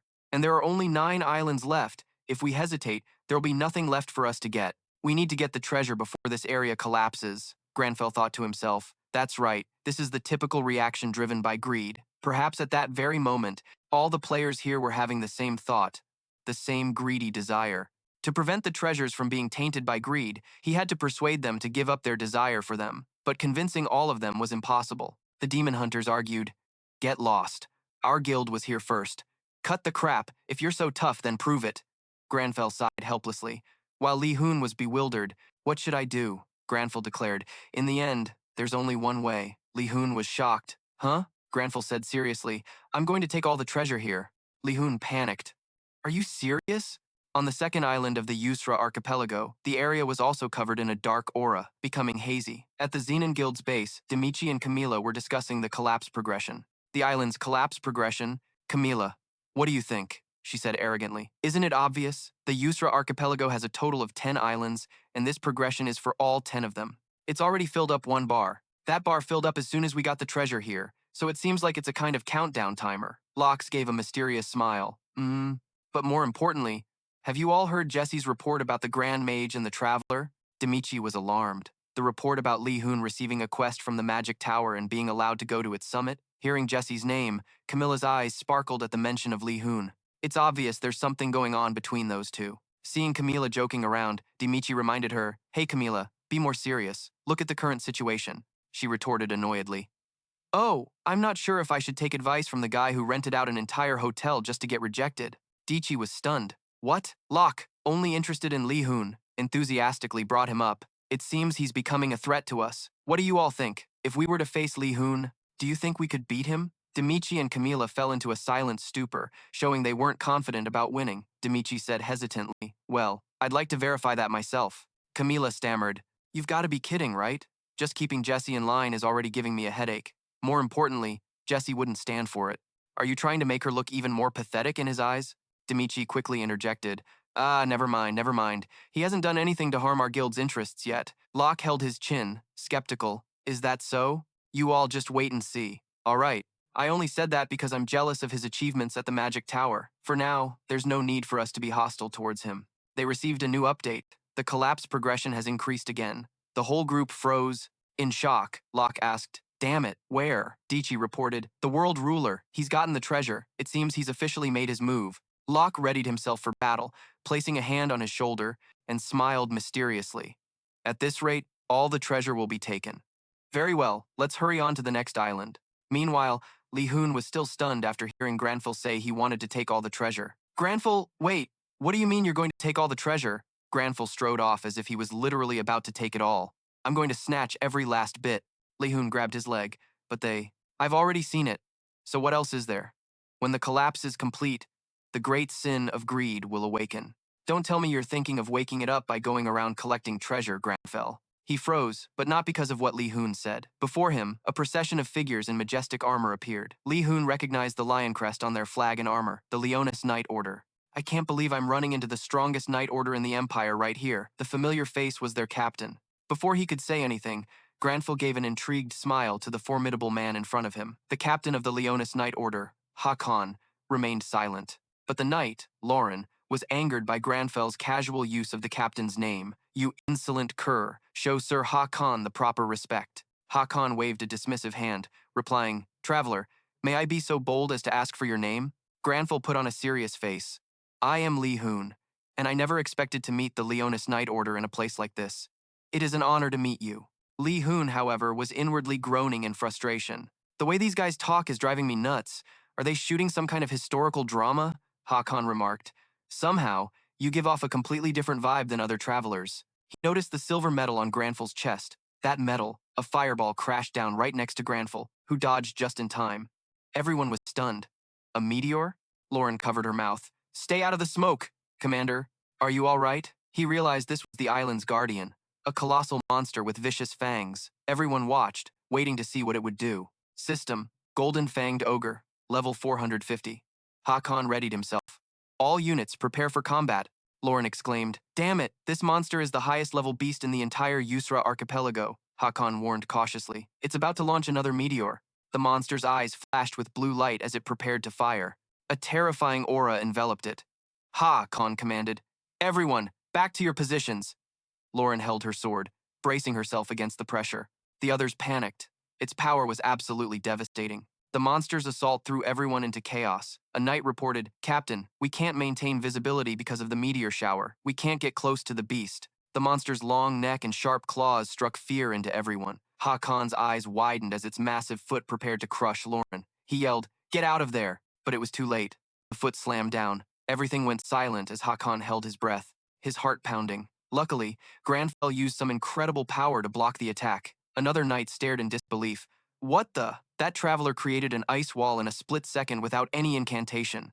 Hakan helped Lauren to her feet and asked Grandfell, Just what are you? Grandfell replied calmly, This isn't exactly the time for a casual chat, sir.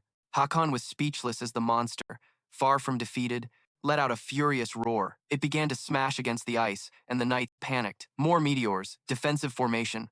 The tanks raised their shields overhead as Lee Hoon thought in horror. Oh crap, not again? To maximize the wall's strength, I had to use a massive amount of mana. Without this metal, I probably would have died from mana exhaustion. I need to conserve every last drop of magical power now. I need to find a way to team up with the Leonis Knight Order to take this monster down. Hakan approached the traveler, sword in hand, his eyes fixed on the metal from the magic tower. Grandfell was wary. Before he could react, Hakan continued. I offer my deepest gratitude for saving both myself and my knights. If you would lend us your aid in this battle. He planted his sword in the ground. The Leonis Knight Order swears that our hearts will never forget this kindness. Lee Hoon imagined Hakan grinning. If you need a ride to the store, we'll wait for you. Lee Hoon was amused, but Grandfell simply gave a cool affirmation.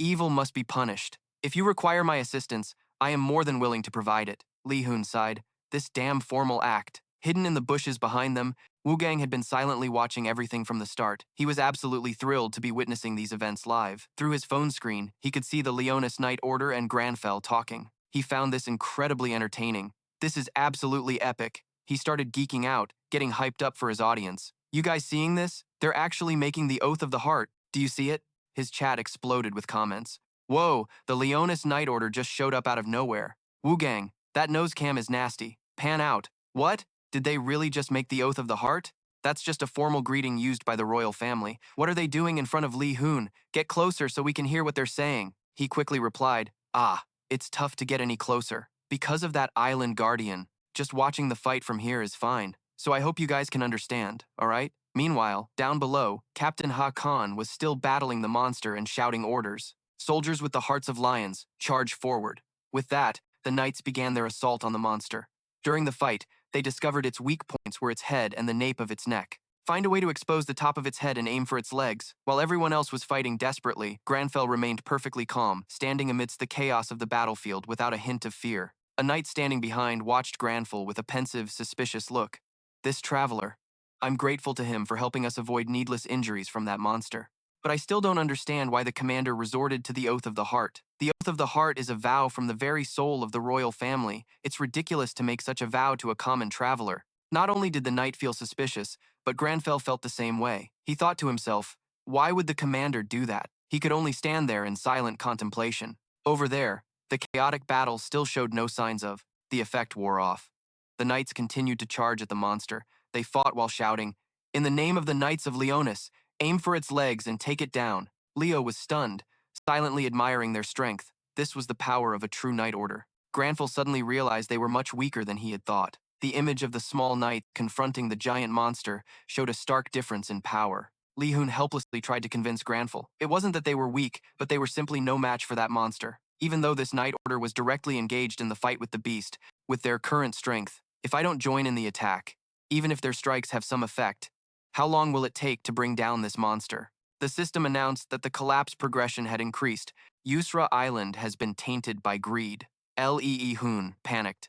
It's already halfway full. The other guilds are claiming the treasures faster than I thought. At this rate, everyone will arrive on this island soon. I have to find a way to create an opening for the knights to attack. The monster's eyes started glowing again, a brilliant blue light flaring intensely, while it roared and trampled everything. Captain H.A. Khan quickly warned, "Watch out, it's an earthquake." The knights were now as if submerged in a sea of fire with magma erupting from the ground. Falling in would be the end. Everyone was careful, but there was no room to move. Grandfell suddenly stopped, as if remembering something. "Move!" An image of two people walking on stairs flashed in his mind. Then he shouted loudly, "Sir Khan," startling the captain. "Continue the attack." The knights were all stunned. Grandfell didn't stop. He yelled even louder, using his power more fiercely and intensely. "I will pave the way." Immediately, the monster seemed to be frozen in that moment. The light in its eyes faded, and its initial power was completely depleted. The knights below were stunned. What in the world? Oh, gang, hiding behind the bushes, stared with wide-eyed astonishment. The comments on the broadcast also exploded. Huh? Is that the noble's magic? What is happening now? Captain H.A. Khan couldn't believe the sight before his eyes. These were stairs of magic. Grandfell had created them, stopping the monster. The young lady Bodai exclaimed, "I've seen that at the Magic Tower." Lauren couldn't believe it either. This is absurd. How can an ordinary traveler of this world cast magic from the Magic Tower? Everyone was confused. Who is this man?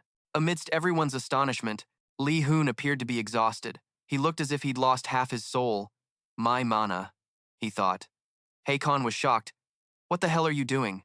Move your feet. Are you just going to stand there and watch?" Right after that, the captain strode forward with great authority, rushing ahead and shouting, "He has opened the way for us. We cannot miss this chance." The monster fell into a state of panic. On the captain's command, "Finish it quickly." A swarm of knights rushed forward to attack the monster, and the captain's magnificent sword swung down, landing a decisive slash. As Lee Hoon was utterly exhausted, Grandfell received a notification. "Knight Captain H.A. Khan has rewarded you for your contribution in defeating the Golden Fang giant turtle." Grandfell was confused. Before he could process it, another notification popped up. "Knight Enox Lauren has rewarded you for your contribution in defeating the Golden Fang giant turtle." A stream of rewards followed, along with continuous level-up notifications.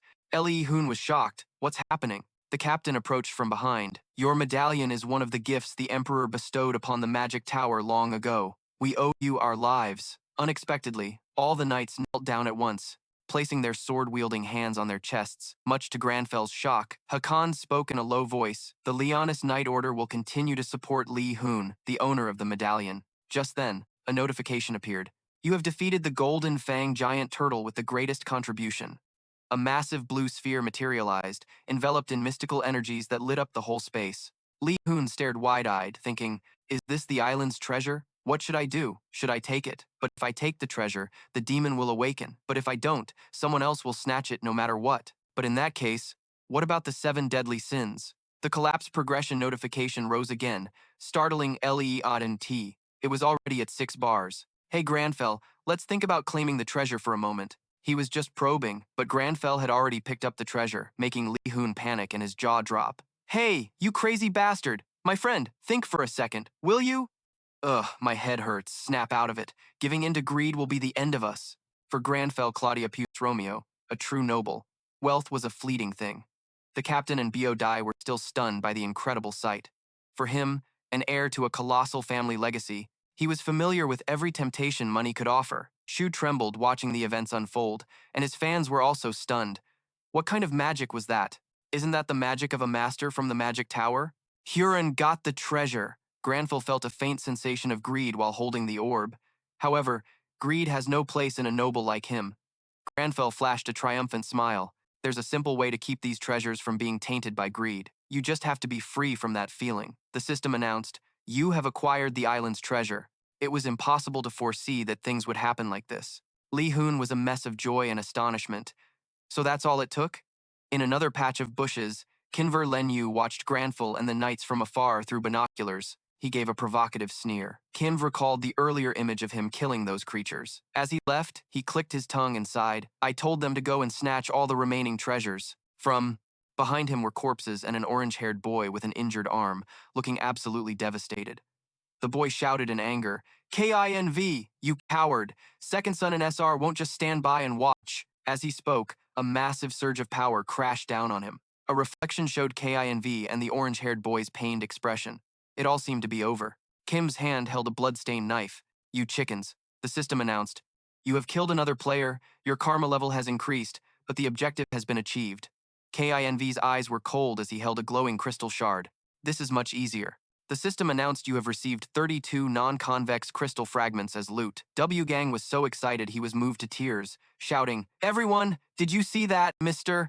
Hoon is claiming the treasure." Even after he took the treasure, the collapse progress didn't increase at all. You are now witnessing his calm, guilt-free back. He's truly not greedy in the slightest. Lee Hoon was so shocked his face twisted.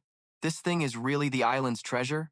The system announced the island's treasure is the Crown of Ruin, epic rank, and it is an old crown. The brief item description disappointed Lee Hoon. What a joke. Even the greed inside me has vanished. Don't tell me the other treasures are like this too. While Lee Hoon was in despair, Grandfell received a notification. The Leon Knights have joined your party. Both were stunned, especially Lee Hoon. What is this? A party was formed just like that? The captain stood calmly before them. "Didn't I tell you?"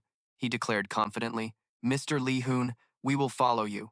We, the Leon Knights, will continue to support Lee Hoon, the master of the metal." The knights knelt in unison, showing their respect. Lee Hoon was astonished. "What? I thought he just meant they wouldn't attack me if we ran into each other in the future." To avoid any doubt, the captain explained, "You are our benefactor, and you even showed us your character by taking the treasure without being consumed by greed. Whatever your purpose may be, we swear to become your sword and shield, at least in this place." Yusra Island couldn't believe it. Lee Hoon was flabbergasted. "No way, no matter where in the region, the Empire's best knights are following me? Besides, the level gap is way too big." Lee Hoon nearly went wild, imagining how easily monsters of different levels would be defeated. Then we should hurry to the next island. In the forest, Kinv sat firmly on a branch, observing stealthily. His contact asked, "Hey Kinv, I heard that Lee Hoon guy got the treasure? So why is the collapse progress still the same? How strange. He already got the treasure. Also, I heard he's with that Heian guy too. Can you even handle those Leon Knights?" The other person was skeptical. KINV sneered. "Scared? Are we? What do you mean scared? I'm just being cautious. They're not idiots like the Second Sun crew." KINV looked annoyed. "Shut up. If you're chickening out, then get lost." His gaze was sharp. "I've already left them a gift on the ship. The moment they step onto the boat to head to the next island, all I have to do is snap my fingers, and Hydra's poison will spread throughout the entire vessel. Whether it's Heian or Lee Hoon, once they're poisoned, they're goners." He watched Grandfell and declared smugly, "And if I kill that guy and search him, I'll know right away if he really got the treasure or not." He never expected Grandfell to spot him at that very moment, his gaze like a blade slicing across his neck, sending him into a panic. My neck just felt like it was severed. A hallucination? Impossible. He spotted me from that distance? Moreover, this terrifying, oppressive aura. Not only could I feel the killing intent from Grandfell's gaze, but even the little squirrel on the branch was trembling. Lee Hoon got excited seeing the squirrel. "So cute. It looks like a unique squirrel." The captain seemed to sense something too. "You've noticed it as well, haven't you?" Lee Hoon exuded a powerful aura. "That little rat in the tree. What do you think of it?" KINV couldn't escape his state of panic, clutching his neck tightly. Shocked, the system announced, "Han is observing you, and your mental strength is critically low. It warned that you have entered an abnormal state of terror. Grandfell looked up and said in a low voice, "That little squirrel on the branch, holding a nut with such an adorable face." Lee Hoon watched the captain, worried. "What's wrong? Does he hate squirrels?" His expression looks terrifying. The system notification rang out again, leaving Grandfell stunned and confused. Yusra Island is being tainted by greed. Lee Hoon was bewildered. It's already at 8 out of 10. Forget that pathetic crown from earlier. There's only one treasure left. Ah, forget the squirrel. We need to get a move on. Despite everything, Grandfell remained composed. Why are you so bothered by a mere rat? Lee Hoon thought, the good thing is we've stopped the cardinal sin from awakening, so the collapse progress can't increase. Let's go quickly. The captain didn't hesitate. As you wish. On the gloomy island, KINV looked pathetic, his legs trembling so hard from fear he couldn't move. Contact, trying to reach you. Do you hear me? Why had KINV suddenly gone silent? He couldn't respond, his legs shaking too much to even stand. He asked himself, I'm still alive? He spared me? Why would that Lee Hoon guy show me mercy? Or is it because I'm just an insignificant punk not worth his time? Whatever the reason, he burst into painful tears. Thank you for letting me live. In his panic, he didn't forget to contact his comrades. I'm getting out of here. His friend was shocked. What? Annoyed. His comrade was confused and angry. What the hell are you rambling about? Speak clearly, he advised. If you guys want to live, do not mess with Lee Hoon. He panicked. Kinver. Hey, Kinver. Park Hyun-jun stared at his phone, falling silent, absolutely furious. Damn it, what the hell is this? He slammed his phone on the ground, and his fat, blonde-haired accomplice grew curious.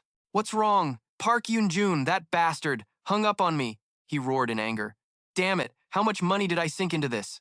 Kinver, that son of a bitch, said the only way was to use Hydra poison, and I even had to take out a private loan to buy it. His accomplice, seeing things were getting out of hand, tried to calm him down. Park Hyun-jun, just calm down.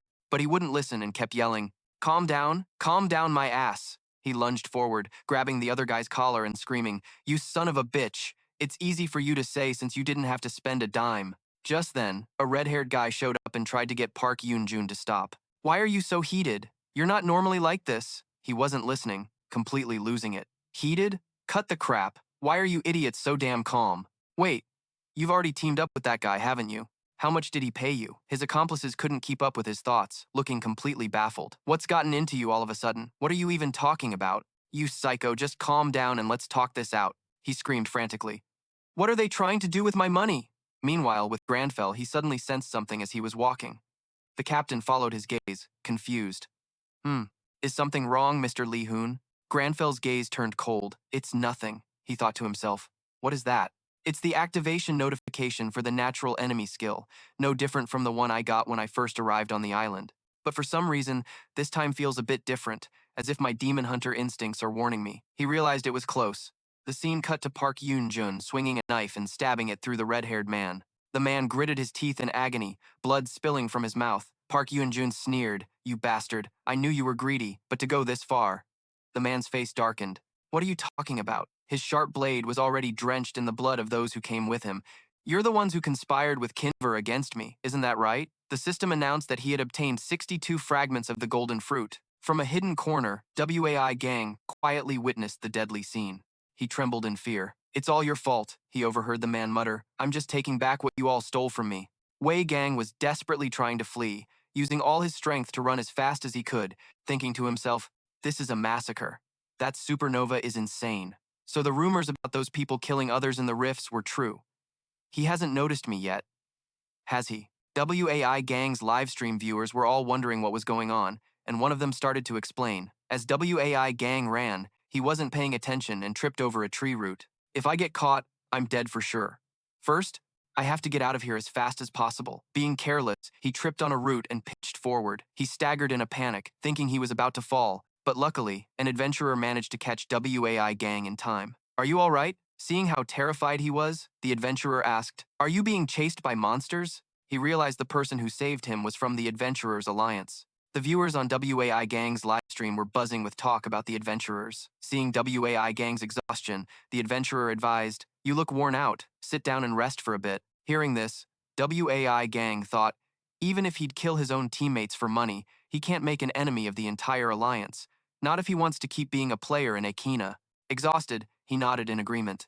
Oh, yes, thank you so much. It's okay now. I'm alive. Drones circled overhead, observing everything around them. Reporters were using the drones to follow every development on the island. This is Today Akena News.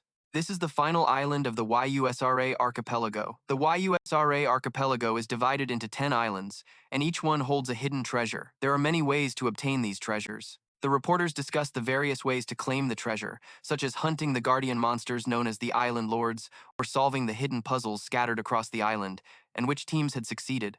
And what's more, the X-Nin Guild has claimed a treasure, as has the Adventurers Association. Guilds and alliances have secured treasures through many different methods. Through a drone feed, one reporter announced, "And this is the final island and the final treasure. Numerous players and guilds have gathered here. Oh, and speak of the devil, the X-Nin Guild has just arrived." Members of the X-Nin Guild appeared on the final island. "Our guildmaster sure is greedy.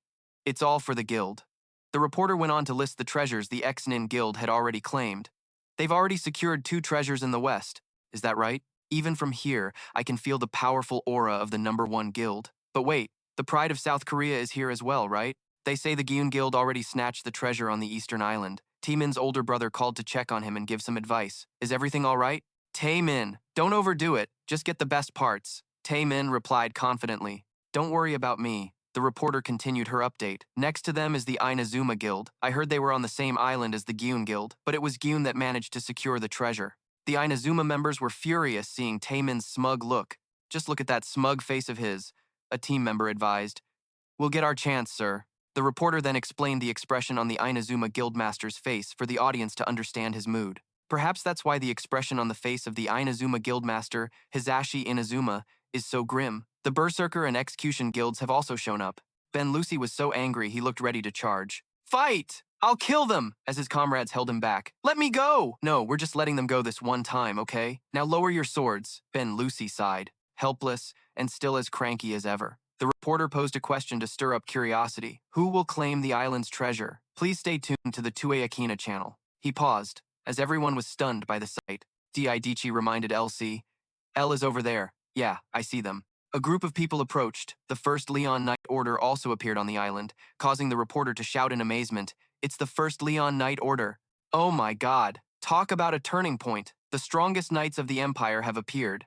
Also stunned in disbelief, the reporter continuously updated information about the Knight Captain. It said that the level of the Heian Knight Order's captain is terrifyingly high, 600. Taemin called out to his brother in surprise for confirmation. "Brother, I'm not seeing things, am I?" Ben Lucy was horrified. "This is insane. What the hell, this is basically cheating." The reporter continued to announce, and the one leading them is none other than Grandfell. Everyone was astonished to see Grandfell appear with the Heian Knight Order.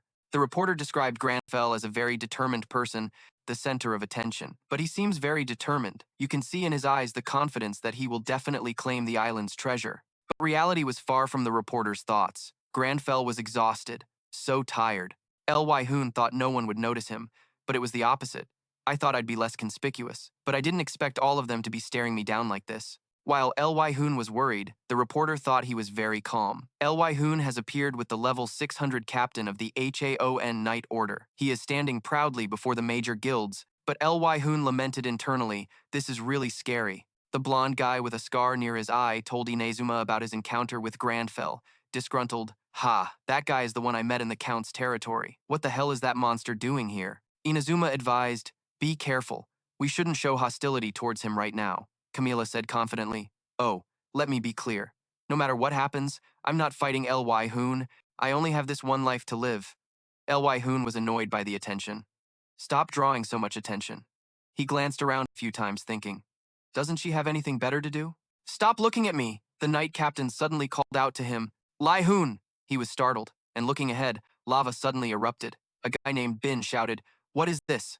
Lava erupted from the ground. Everyone yelled, "Watch out!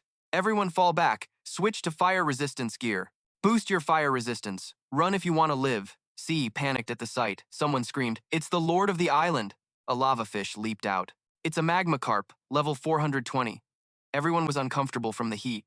Ben Lucy cursed, "Damn it, it's hot as hell." The black-haired man in armor said, "It's very difficult to approach it because the surroundings are covered in lava." C was helpless. All they could do now was observe the situation. Seeing the magma carp swimming in the lava, everyone could only report the damage. Those without proper fire resistance gear, fall back. Tankers and melee fighters, switch all your equipment to ranged attack weapons. The lava is blocking all attacks. This wall of lava is blocking all ranged attacks. Damn it, how are we supposed to kill it if no one can even get close? The reporter advised T-Min as he tried to attack. T-Min, don't overdo it. The reporter updated on the battle. A magma carp has suddenly appeared.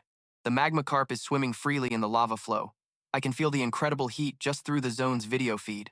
The lake of lava is preventing everyone from approaching the monster. H.A. Khan asked worriedly, Mr. Lee Hoon, are you all right? He sighed in relief upon hearing his reply. What a relief, but I don't know what to say. I confidently said that I would become your sword, but I can't even get close to it. Lee Hoon smiled confidently and said to Hakan, there's no need to worry, Sir Hakan. He raised his hand confidently. I didn't bring it all this way just to stand and watch. El looked at him in surprise, thinking, that guy. He smirked. In a predicament like this, he was surprised. Why? And wondered what he would do. What in the world do you have up your sleeve? Lee Hoon cast a spell divided into 3 phases: exploration, intervention, and manifestation. The lava around the carp isn't a skill, but its natural habitat. Everyone was amazed by Grandfell. This natural lava. Temin and everyone else were stunned by the sight. That's Lee Hoon. No way. It's like they're just pebbles on the roadside. The lava flew into the sky. The reporter and Elle were astonished. Huh? Everyone exclaimed. My God, what kind of monster is this guy? Lee Hoon made the lava fly into the sky. He grew anxious seeing H.A. Sion hesitate. H.A. Sion. Are you just going to stand there and watch again? Attack, quickly. The viewers on Zone were astonished. What in the world is happening? The lava is erupting. The layer of magma around the magma carp disintegrated. An unbelievable sight. A path to the island opened up. Akan laughed heartily and charged forward. There's no other way. I must respond to the magic you've created. Elle was surprised and quickly gave an order. Damn it. For a moment there I was completely spaced out. Attack! All guilds, move out. The path is clear. The XNINH guild attacked. Jono said to T-Min, even with fighter jet support and Ha-Kan with us, the chances of defeating that carp are slim. No matter what, we have to hit them hard on the first strike. Understood. T-Min was surprised to see the magma carp jump. What the? Everyone was stunned. It jumped up, then it crashed heavily to the ground. And Lucy exclaimed, this magma carp is terrifying. Chi shouted, be careful, it's jumping to attack again. The reporter analyzed, the monster is on a rampage. Approaching it this time won't be easy at all. This is truly a long and arduous battle. Elle wondered, what's this now? The lava transformed into long stone pillars. It pierced through the magma carp. Everyone was surprised. The lava turned to stone. C explained it was a change in its nature. Ben Lucy didn't understand and asked again. What? He explained it simply, like water freezing into ice. The lava quickly cooled and turned to stone, but creating petrified lava like this was an unimaginable feat. Due to limitations in mana and magical skill, a large-scale transformation, like this at the mouth of a volcano, is impossible. Grandfell called for Houn, and Houn relentlessly attacked the magma carp, destroying it. One magma carp entity has been eliminated. Everyone was stunned. Elsie gave a helpless laugh. The Shinning Guild is ranked number 1, but this level of contribution is just insane. Oh well, let's head back. The reporter excitedly announced, we have defeated the magma carp, the lord of the island. The biggest contributors were Leone and the Leonis Knight Order. He was thrilled. This is unbelievable. How could that person with the funny expression take down the alpha magma carp here? How could it be that easy? Before his mana recovered, Grandfell received the reward for his major contribution. The reporter announced it was the island's treasure. According to reports, Lee Hoon had already won a treasure on another island. Grandfell thought, the island's treasure? He mused to himself. This is probably the final reward. This must be the last time, right? The reporter and the viewers watching on screen were astonished. Huh? Everyone on site was shocked. What? What's wrong? Why is there no reaction at all? Isn't that the island's treasure? A dark energy approached Grandfell. The Yusra archipelago has been tainted by human greed.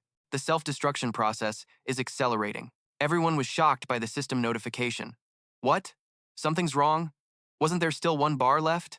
The number of lost treasures didn't match from the start. Could it be? Could it be that there's another treasure hidden somewhere? Lee Hoon was stunned. This is impossible. Grandfell felt a sense of greed for the treasure. The previously obtained treasure didn't affect the destruction process either.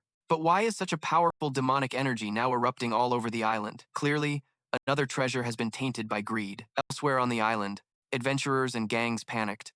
A man killed an expedition member to steal a treasure. A player has been murdered. Besides the island's treasure, 14 other pieces of loot were obtained. The adventurers were furious and heartbroken. That bastard killed July. Be careful! Bak Hyun-jun panicked after touching the treasure, his head throbbing. The guy was in agony. Damn it. What the hell is happening? My head feels like it's going to explode. I didn't see this coming, he laughed menacingly. What did you say? You're being controlled? He squeezed the man's neck tightly. You said you want me to let you go? Let me grant your wish. His mental strength plummeted, and dark energy choked him, sending the powerless away. I will help you get what you want. The dark energy wanted to consume him. Now it's your turn to help me. Just then, someone rushed in to stop him. Stop right there! The person swung their sword, putting a halt to everything. Wei Gang, surprisingly, stopped crying. Bode turned around and asked, Hey, are you okay? The Leonis Night Order. Wei Gang was so happy he burst into tears. If that's the case, Grandfell slowly approached. Could it be that he's unsettled? Am I being mentally swayed by a demon? Everyone was surprised to see him. Sir Lee Hoon. Wei Gang wiped his tears and started a live stream. You've all been waiting a long time, haven't you? My live broadcast will now begin. Grandfell froze. Bode shouted. You're still alive? You bastard. The quest has been updated. Lee Hoon was surprised. Wait, Bak Hyun was possessed by darkness, the villain of the Yusra archipelago. Grandfell was confused. A villain?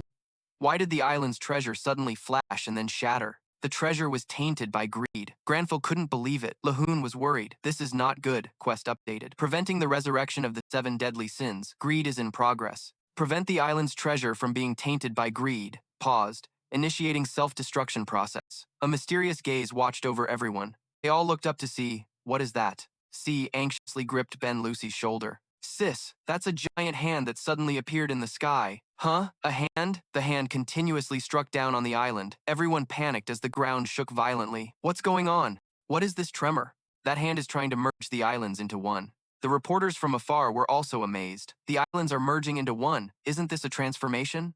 Moreover, after the islands merged, a magnificent golden castle gradually emerged in the center of the new island. Is that something? Haeon was stunned when he saw the castle. How is this possible? As the castle rose from the ground, everyone realized it was a structure made of gold. The reporter exclaimed at its appearance. The Golden Castle, a castle made of gold, has appeared in the center of the newly merged island. People couldn't believe their eyes. Is that really gold? The whole thing? A castle made of gold. Is that the island's treasure? Even Lee Hoon was astonished. The Golden Castle, but then he remembered. Oh, that's the Castle of Greed, a castle where the demon of greed resides. The appearance of the castle gave Lee Hoon an uneasy feeling. It radiated a sinister aura that made you not want to get close. He thought to himself, the Magic Class quest has been suspended? Magic Class quest, the dark curtain has been raised and the flames have begun to burn. The last demon hunter brings evil out of the shadows, investigating the terrible things of the Yusra archipelago, successfully preventing the resurrection of the 7 deadly sins, now in progress to stop the island's treasure from being tainted by greed. Paused. Has the mission failed? Suddenly Han shouted, something is approaching. From beneath the ground, hands suddenly shot up, horrifying everyone. All prepared for battle, Bode panicked. Shouted, watch your step. Everyone was horrified to see countless zombies rising from the ground. It was a horde of zombies. The reporter laughed mockingly. Well, from a golden castle, now zombies are rising. What's going to happen now? Please follow the TEP Museum channel for more details.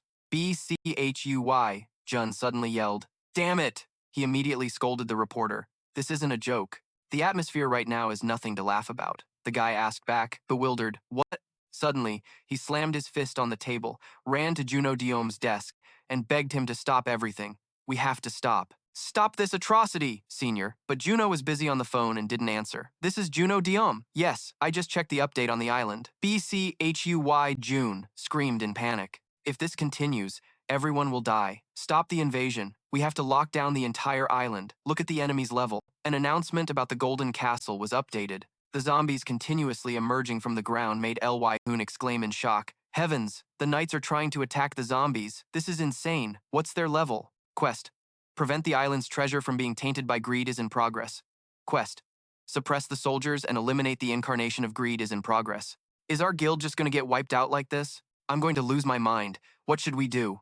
People screamed in panic. Evacuate the non-combatants first. The expeditionary force, this way, run, let's retreat. Grandfell felt helpless facing this difficult quest. You're supposed to give us a mission that's actually possible to complete. The monster level is 500, and the boss level is 650. It's too hard.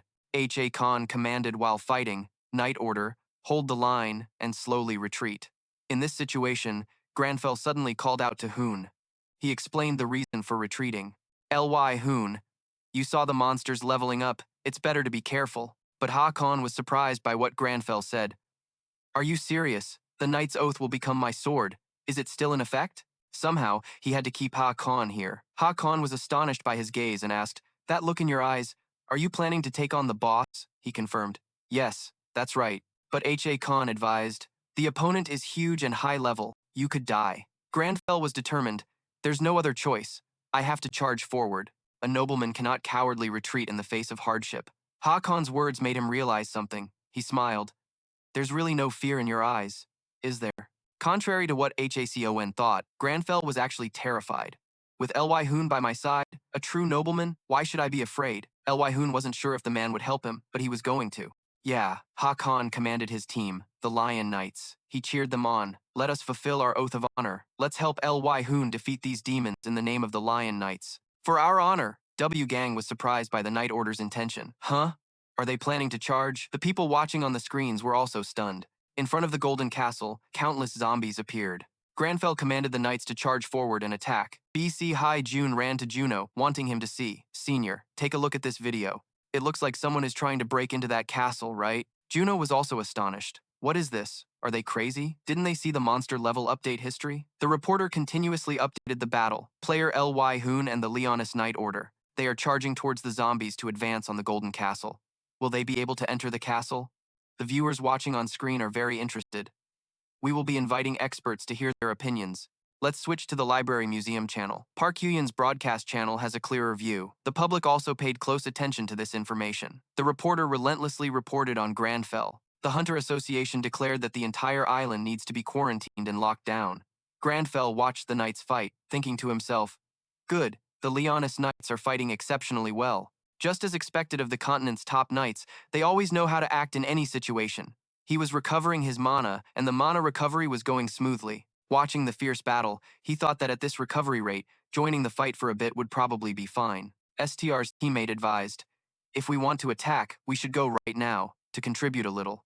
But calming down, he realized going there now would just be suicide. He thought they were too reckless. No guild would dare to participate in such a suicide mission. Looking at the dangerous situation, he thought they would probably fail soon and retreat miserably. The defeated zombies began to resurrect. Resurrection? Grandfell was confused. Damn it, my mana hasn't fully recovered yet. From a distance, a speck of light appeared, flying past and surprising everyone. Fred and Grandfell were stunned by the sight. Members of other guilds started to join the battle. Kimi wondered.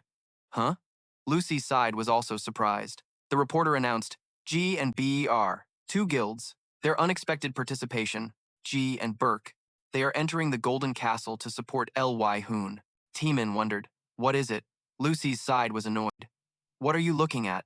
C whispered some advice. You should speak a little more softly. The reporter was surprised. Coincidentally, both guilds had attacked the rift together with player Lee Hoon. Lee Hoon thought happily, are they here to help? But Grandfell said casually, help me. Oh brave warriors, this terrified Lee Hoon. What the? This madman is a great opportunity. This time, I'll be sure to leave an impression on Lee Hoon. He seriously agreed. Everyone staring at Grandfell made Lee Hoon a little scared. Looks like they've gone berserk, huh? But Grandfell was very calm. The reviving zombies drew everyone's attention. Enix Lauren noticed and shouted, those crazy things are reviving. Ben Lucy's subordinate attacked while complaining, these zombies are such a pain. Tamine attacked while praying, priests, please grant us your blessings and protection. To completely destroy these zombies, we need God's blessing and protection. Lee Hoon was worried they would steal the credit. Damn it, they're taking all the glory. It would be best if we could secure the buffs and beneficial effects for the Leon Knights first. Grandfell said to Ben Lucy, the Leonis Knights also need blessings and protection. He acted as if it were a matter of course. I have nothing to offer you, but please bless those brave warriors. Lee Hoon felt ashamed as the knights fought. A beam of light appeared in the sky. It was the group of priests coming to help. Our nearby group of priests will support you. Don't worry, and continue to fight bravely. Lee Hoon, may God bless you. Their anti-zombie power skyrocketed. Ben Lucy shouted, what the hell? The reporter was delighted. Great, we've made our mark, Kimi said, annoyed. Yeah, we were about to do that too. After receiving the support, the knights fought with renewed vigor. All right, this feels completely different now. Let's charge in and wipe them all out, Grandfell said arrogantly. I won't forget this favor. Kimi smiled. It was nothing. Lee Hoon, Do you need any more help? He pointed to himself proudly. Whether you need God's blessing or God's protection, just say the word, and our priests will join you.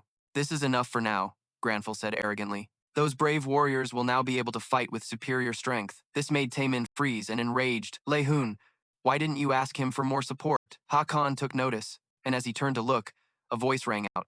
Hakan, am I giving you a headache? Hakan's eyes widened in astonishment as he wondered, what is it this time? I don't believe in gods, but I suddenly saw someone familiar in that silhouette. What is this? Your Majesty, a dark power enveloped Hakan. Everyone was stunned by the sight. At the gate, someone shouted, Danger! Everyone fall back! Get away! Hakan was gradually being controlled by the dark power. So that's it. Everyone tried to wake him. Hakan! Commander! He was slowly being taken over. I made a promise to His Majesty. Hakan recalled that before being transported here, His Majesty had received intelligence that the leader of the demon army had appeared in the Northwest Canyon. Remembering his time with His Majesty, then, Your Majesty, just give the order, and I shall carry out the mission immediately. The Emperor was silent. The Emperor was silent for a long time. Then he asked, The Legion, Commander? You don't want thousands of soldiers to fall to the demons, do you, Your Majesty? He turned his back as demons appeared, and adventurers vanished. He remembered the state of his country. Even the Magic Tower's investigation yielded no response. The people were afraid. How can this be? That's Imperial territory.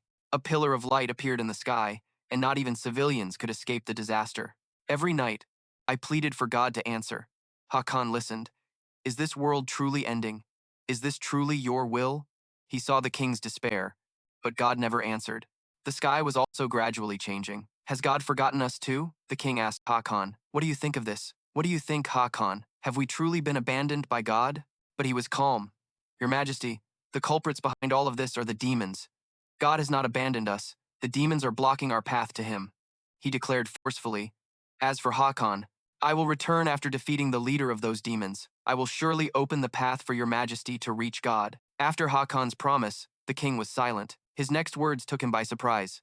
It's all right, Hakan. I don't really believe in God anymore either, he said gently. But I believe that you will return to me. Returning to the battle on the island, Hakan shouted, Charge! He relentlessly cheered them on. His Majesty is waiting for us. Do not give up. Don't be defeated. Hakan happened to spot the enemy leader. That was the commander of this demon legion. He thought just killing him should be enough, and attacked. I will kill you! But the enemy sneered. You're too late. He was about to attack with magic, but the enemy vanished. The soldiers were surprised.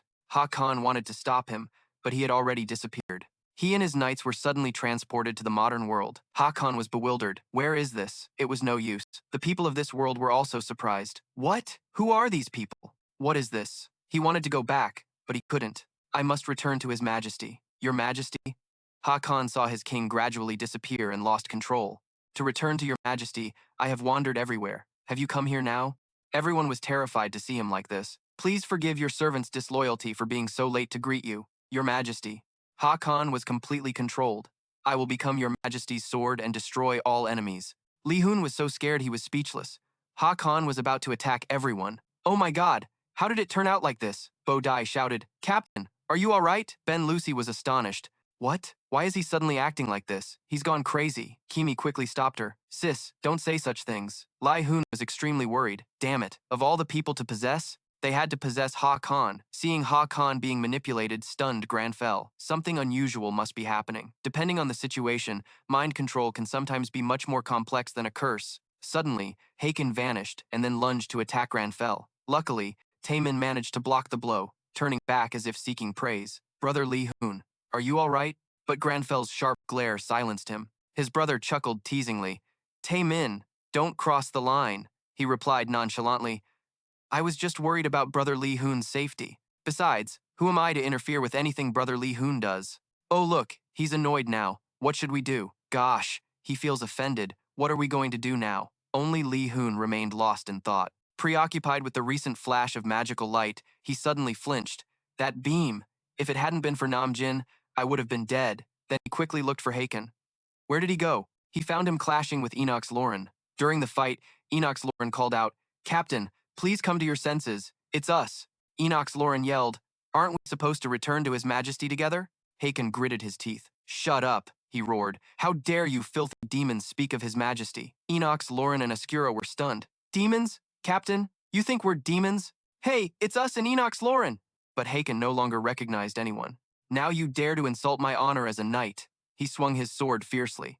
I have no more patience to listen to any more of this. Lee Hoon was surprised. That light. Haken charged straight towards everyone without hesitation. Be careful, he's coming this way. He unleashed a powerful blow at the group. Taemin yelled in panic, watch out! Everyone was forced to fight back against Haken, but he continued his frenzied assault. Each blow he unleashed was incredibly powerful. They could only try to block his attacks. As he seemed intent on annihilating everyone, they were left to defend in desperation. Each of Haken's attacks cracked the ground, and everyone was getting injured. What about him? He's fine, just took a little tumble. After just a few barrages, everyone was covered in wounds. Help! Somebody help me! I'm pinned under the rubble. Is there a healer here? Help me! I'm fine. You guys go take care of Enoch's Lauren. Taemin's head was throbbing. That freaking monster. He's more like a natural disaster than a man right now. His brother worriedly asked if Taemin was hurt. No. Taemin replied through his headache, I'm fine. Both he and everyone else were left speechless by the scene. Grandfell blocked Hakon's sword with his bare hand, leaving everyone in utter disbelief. Enoch's Lauren and Ascura were stunned. He had stopped their rampaging captain with just a single hand. What kind of power is that? Even the viewers watching through the screen were stunned. Lee Hoon thought anxiously, please don't hit me. Haken was amazed. What are you? In Haken's eyes, everyone was a monster. Only Grandfell was a pure white light. How can you be completely pure among these 7 filthy monsters? Grandfell was surprised too. I wouldn't know. How am I supposed to know what you're seeing? Wait a minute. Maybe it's because I'm a demon hunter. Could it be an effect of the demon hunting ritual? Haken furiously demanded, reveal your identity, or I will strike you down. Grandfell knew he had to say something. If I don't open my mouth, I'm a goner. I have to say something. Crap, Lee Hoon started to panic. I'm screwed. I was too shocked to say anything before. All right, Haken threatened. You won't answer? Lee Hoon grew anxious. Or maybe he's the one who can't answer? That's right! Haken, receiving no reply, grew angrier. It doesn't matter anyway. I'll just end you. Lee Hoon screamed internally. Wait! He raised his hand towards Haken. This gesture made him pause. What is the meaning of this? He thought angrily. Are you trying to trick me? He looked at the white figure, confused and unsure why. Suddenly, his eyes landed on Grandfell's brooch. That brooch, it was the one granted by His Majesty. You saved countless lives. We, the Leon Knights, swear to stand by the side of the one who bears that brooch. Lee Hoon, we will be your strength. As Haken remembered everything, Lee Hoon was a bit surprised. He's regained his senses? Grandfell was thrilled. Just as I thought, sincerity really does work. I'm not even holding a weapon. I'm your friend. We are true gentlemen, after all. A system notification popped up. Your etiquette skill has increased. Oh, so etiquette was activated? Skill increased. Etiquette level 2. New effects will be added. He wondered what the new effects were. Haken sensed something, spun around, and yelled, Master Lee Hoon, watch out! The demonic energy is trying to control you again. Haken sensed the danger and yelled, Lee Hoon, be careful! Lee Hoon noticed bizarre dark shadows rushing at him, and he suddenly flinched. Huh? Before Lee Hoon stood a dangerous-looking man. He was surrounded by a dark, gloomy aura. Have you realized that this is his world of illusion? So, who is this man? He looked absolutely furious. He wore exotic clothing adorned with strange patterns and precious, yet cracked, gold jewelry. He suddenly spoke. I only wanted to protect my kingdom. To Grandfell's astonishment, his gloomy voice rang out. My precious Yusra kingdom. The story goes back to a tragic history, where there was once a kingdom blessed with abundant resources from the sea and land filled with glittering gems. The people lived in peace, caring for one another. But one day, a stranger washed up on their shores. The people and their king treated him with kindness, but they were repaid with an invasion. The citizens, who had never known war, were powerless to resist. The kingdom was destroyed, reduced to a pile of burning ruins. The black-haired man, King Yusra Hakuna, could not believe his eyes. He asked with a trembling voice, Why? If you wanted our gems and jewelry, we would have given them to you. The outsider scoffed. Give them? Why would we do that when we can just take them from you? Watching his noble crown shatter into pieces, Hakuna fell to his knees as he heard a voice from the very depths of hell. Why wait for you to bestow it upon us when we can just take it all? Hakuna snapped, undergoing a dark transformation, his body overflowing with a strange, dark power that enveloped the space. Returning to the present, after recalling the painful memory, filled with anguish, he charged at Grandfell. Hakuna gritted his teeth. What's mine will belong to no one else, only to me. Grandfell calmly faced the maddened king. He recalled information about Yusra Island. This is Yusra Island, the legendary treasure island. It's rumored that priceless treasures are scattered across the island, causing many to flock here in search of them, shedding blood for those treasures. The crazed king declared, This island, this sea, this sky, it's not yours, it's all mine. Grandfell activated his noble mode, looking down on worldly wealth, and shouted, "Shut up! The way you talk is irritating. So insolent." Hakuna was taken aback. "What?" Grandfell stated firmly. "All wealth is fleeting. I will teach you that the moment you leave this world, the only thing you can take with you is the pride in your heart." Hakuna raged. "What did you say?" Lahoyon's eyes widened as he broke free from Hakuna's illusion. Leon rushed over. "Lion, what's wrong? Is the demon playing tricks on you?" Grandfell didn't answer, gazing at the magnificent castle before him. He slowly raised his hand, thinking, the castle's foundation, meaning the way it was built. He resolved to focus his power into his arm, just a little bit. By interfering with it just a little, the castle immediately developed countless cracks. The cracks spread, covering the entire castle and reaching deep into its roots. Everyone around them exclaimed. Y Gang and the Expedition Alliance couldn't believe their eyes. "Oh my God!" On the other side, the news director Akena and her reporter were stunned by the spectacular sight. They panicked. That castle wall. An unbelievable event was happening. The reporter narrated, "The castle wall." Locke's voice rang out. Did it attract Demichi and Camila? A monster? From Thawne, everything was being recorded, and the reporter exclaimed excitedly, "The whole thing has collapsed." Lahoyon, exhausted, held his breath. Whoa, that magic power. Luckily, I wasn't exhausted by that action. I should rest a bit and then figure things out. But Grandfell growled, "Get up." The other guy, Lahoyon, was startled. "What?"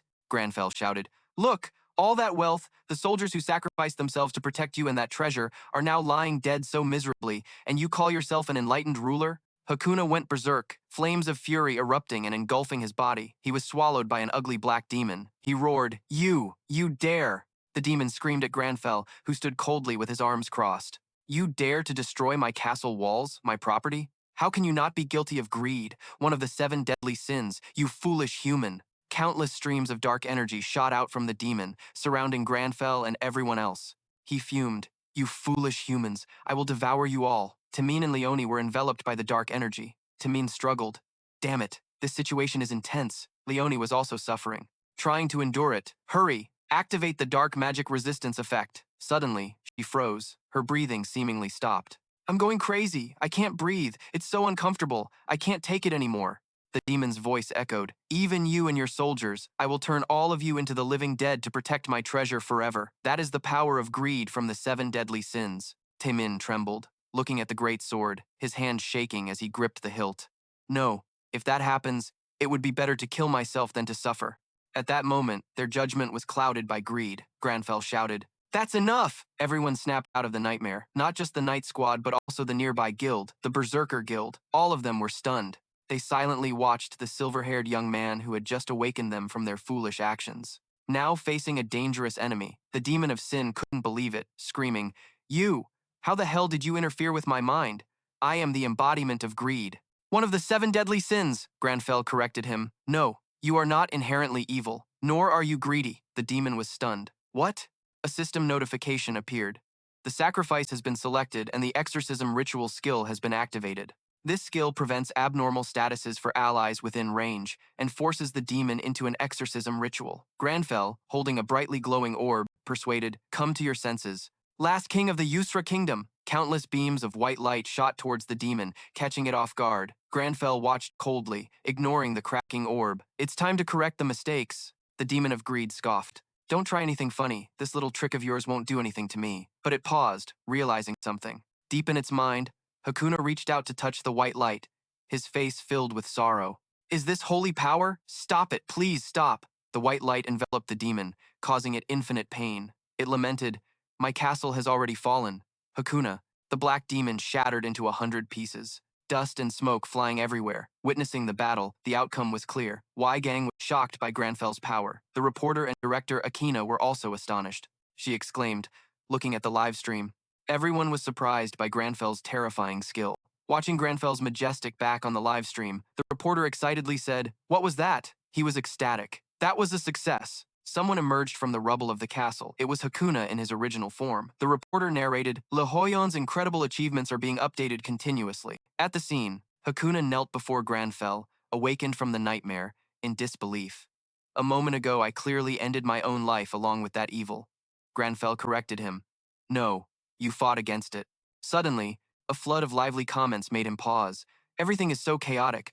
What is everyone talking about? Never mind, he thought. Time will tell. But what about the spoils of war? Why aren't there any? Spoils of war? Hakuna. I don't know how I even survived that, but thank you so much. A hidden quest notification appeared.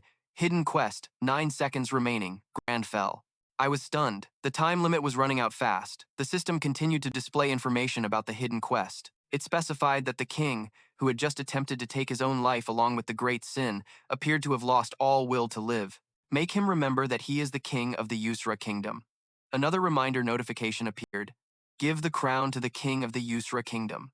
Grandfell was a little flustered. What is this? A hidden quest is nice, but a crown? What crown? Where would I get a crown? Watching the relentless countdown, Lee Hoon frantically racked his brain. In that critical moment, he suddenly realized something important. Grandfell and Lee Hoon looked at the item window that popped up. Treasure of the Fallen Crown Island. This was the very item from that previous quest. Instantly, a beam of white light filled with mystical energy materialized in front of Grandfell and everyone. Both of them sighed in relief, feeling a heavy burden lifted.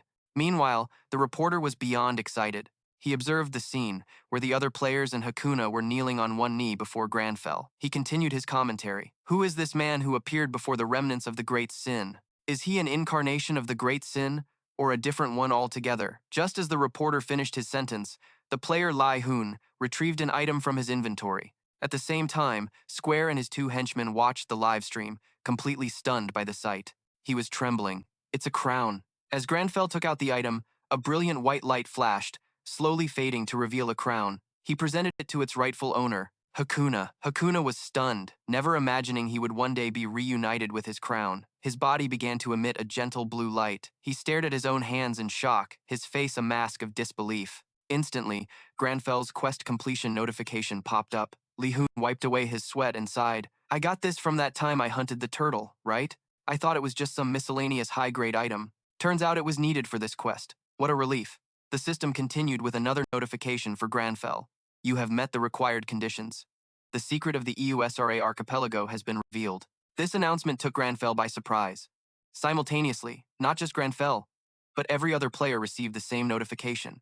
Someone has discovered the secrets of the Yusra archipelago. Temin and Leone were stunned. What is this? Juno Diome yelled out loud. He couldn't accept this outcome. What do you mean, someone? Does that mean the rift has already been cleared? Which guild did it? It wasn't done by a single guild. His words caused a huge uproar. Everyone was in an uproar. What nonsense is he talking about? A guild member asked Nin to report to the guildmaster. The LC guildmaster just smirked. This notification window. The viewers on W Gang's stream were dying to know who was behind this massive event. The young streamer was left speechless by the spectacular scene. The reporter suddenly yelled, announcing, "This is a worldwide message!" Similar messages were being sent out to all players worldwide simultaneously. At that moment, the person at the center of the story was enveloped in blue light emanating from Hakuna. He struggled to process what was happening. Huh? What are they talking about? It's too bright. Are they talking about me when they say, someone discovered the secrets? The ground began to split apart, cracks spreading in every direction as a powerful blue light burst forth from the earth, brilliantly illuminating the entire island. Boulders crumbled and debris rained down, creating a scene of utter destruction. The Knightly Order stood stunned at the sight, their minds completely blank. An ancient kingdom from long ago had appeared. What is happening? Hakuna was dazed. The ruins were underground. It was unbelievable. This is the kingdom of Great Yusra. From the wreckage, a magnificent golden palace emerged, sparkling in the middle of the green forest. It was the palace of the Golden Sun Kingdom, a kingdom of wealth and peace. A new notification appeared. New region discovered, the Yusra Kingdom. The director of the Akena news agency was dumbfounded. Hey, what is happening? The reporter, captivated by the beautiful scenery, was jolted back to reality. Hakuna, Grandfell, and the others had appeared on the grounds of the new palace. With his keen journalistic instincts, the director sensed the drama unfolding and knew a secret was about to be revealed. He urged his reporter, "Hey, you idiot, forget the scenery shots. Film this, now." The reporter replied helplessly, "But it's not letting me." The director lost his patience. "Then just grab the camera and run over there yourself." "Damn it, move it." The reporter reluctantly obeyed. "Yes, sir." Grandfell maintained a stoic expression through all the chaos. But internally, Lee Hoon was in turmoil. He stared, stunned, at Hakuna floating like a god, his mind screaming. What is happening? Suddenly, Hakuna knelt before Grandfell and slowly introduced himself. "I am Hakuna, the last king of the Yusra Kingdom." At the same time, a notification popped up. Grandfell has become the benefactor of the Yusra kingdom. His relationship and influence with the Yusra kingdom have reached the maximum level, and the authority trait within the Yusra kingdom has been activated for all to witness. Hakuna expressed his gratitude. My deepest thanks to my benefactor and the benefactor of this kingdom. Timon stared blankly at the man. Is this the King of Yusra? A female member of the Burke Guild noticed something else. Wow, he's so hot. Maybe I should try to seduce him? Leonie shot her a glare. Shut it. What are you talking about? Everyone on site was shocked by this turn of events. W-Gang, the online viewers, and the adventurers had never expected this. The King of Yusra was kneeling before Grandfell. Lee Hoon stood frozen and speechless. Hakuna continued, My esteemed benefactor, may I be so bold as to ask your name? Hearing this, Lee Hoon grew tense. I need to compose myself. Even if it's a fallen kingdom, a king is still a king, so I must act with proper etiquette. But Grandfell thought otherwise. He simply replied, Lee Hoon. Everyone was stunned by his blunt response. Hakuna replied courteously, It is a great honor to meet you. I will remember this name for all time and pass it down through the ages. Everyone was stunned for a second time. This king was speaking with such formal grace. Unbelievable, Leon scoffed. He's usually so different, but now he's acting so indifferent. What a strange guy, Lee Hoon silently agreed. Temmin was exasperated. This Lee Hoon. I'm pretty sure he has zero interest in the throne. Hakuna. While I was possessed by the great sin, my benefactor said it was time to atone for my mistakes. Hearing this, Lee Hoon cringed, running a hand through his hair in embarrassment. Just don't bring that up again. But Hakuna continued. After hearing those words, I had decided to die along with the great sin, but my benefactor saved me and gave me the crown. Hakuna's silhouette seemed to overlap with that of a certain king. Hakan thoughtfully watched the familiar image. Hakuna mumbled, But why? This weak and feeble king lost all of his subjects due to his own mistakes. So what more do you want from me? Grandfell listened silently as the newly awakened king poured his heart out. Meanwhile, in the kingdom's rainforest, San was rushing. His two underlings were confused. Guildmaster Square, why are we running? The guildmaster dashed forward. Stop whining and run faster. He was excited. This is the newest and hottest update from Akena. See, there's a whole new nation. YUSRA is a gold mine. A dark thought flashed through his mind. How valuable is that nation in the game? Multiple cities, villages, plus rare monsters, hidden treasures, and even resources sprouting from the ground. That's Yusra, isn't it? Once that kingdom is re-established, I'll leech off of everything. I have to hurry up and seize the opportunity. His underlings panted. Wait, didn't you say you didn't want to go earlier? Square corrected them. Well, we're going now. I was just saying that before. Back to the conversation between Hakuna and Grandfell. He was deep in thought, then suddenly spoke up, catching Hakuna's attention. I'd like to make a suggestion. I think we need to re-establish the kingdom of Yusra. Hakuna hesitated. Re-establish it? Is that even possible? He lowered his gaze, but who would trust a king who once pointed his sword at his own people? Grandfell said coldly, Then from now on, strive to protect what you have, O King of Yusra. To right your wrongs and restore your honor, I will help you. His words were moving. Hakuna smiled happily. It seems my benefactor has read my mind. Lee Hoon gave a forced smile as he looked at the quest window. Hidden quest. The awakened king wishes to rebuild the kingdom of Yusra, to atone for his mistakes and reclaim his pride. Quest completion conditions are hidden. Lee Hoon gave a bitter smile. That's what the quest window says. Hakuna bowed his head. Then by my benefactor's will, the kingdom of Yusra shall. A voice cut him off, drawing everyone's attention. Made it. Square caught up gleefully. A beautiful kingdom like Yusra is well worth rebuilding. We, the Kansan, volunteer to help. Countless whispers erupted. What's this? Is that Square trying to take advantage of the situation? He's so shameless. Ignoring them, Square cozied up to them. Let's help each other out. Seeing Grandfell, he struck up a conversation. Ah, you must be Lee Hoon. I've heard so much about you. Though he was smiling, he was sizing him up internally. Asterisk, asterisk. Looking at this situation, it seems this Lee Hoon guy is the leader. I need to get on his good side. Asterisk, asterisk. He lunged forward for a handshake. The Kansan Guild. We're all big fans of yours, Lee Hoon. I'm Square. It's a pleasure.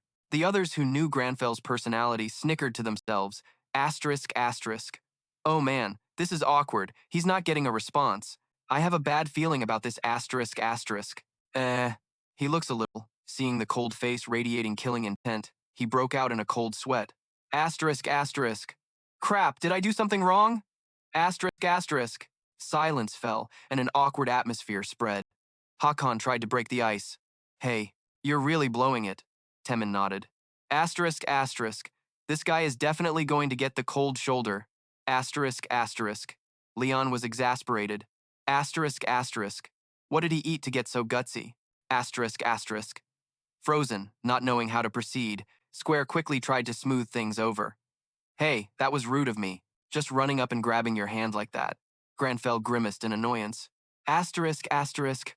Oh man, I'm so sleepy, asterisk asterisk. Square braced himself. Allow me to introduce myself again. I'm Square, currently ranked 7th on the individual rankings, and also the guildmaster of the XE Kansan Guild. But Grandfell had no interest in listening. His vision started to blur. Asterisk asterisk. Is it because I used too much magic? Makes sense. I did destroy an entire castle. Asterisk asterisk.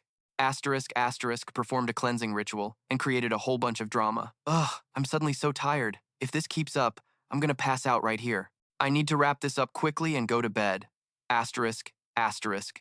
Grandfell, determined to ignore Square, turned to Hakuna. Lord Hakuna, king of the Yusra kingdom. Hakuna quietly waited for his proposal. Grandfell announced, I would like to make a proposal to you. Everyone held their breath in anticipation. W Gang and the online audience were tense. Square and the other players were on edge, while the director and the Akena reporter were ready for the gossip. At the Berserker Guild headquarters, news about the Yusra reconstruction quest was constantly being updated. The juicy news about Square being ignored also made the front page. Leon and a female member were rolling on their chairs, laughing their heads off. One of Ben Lucy's subordinates brought back ice cream.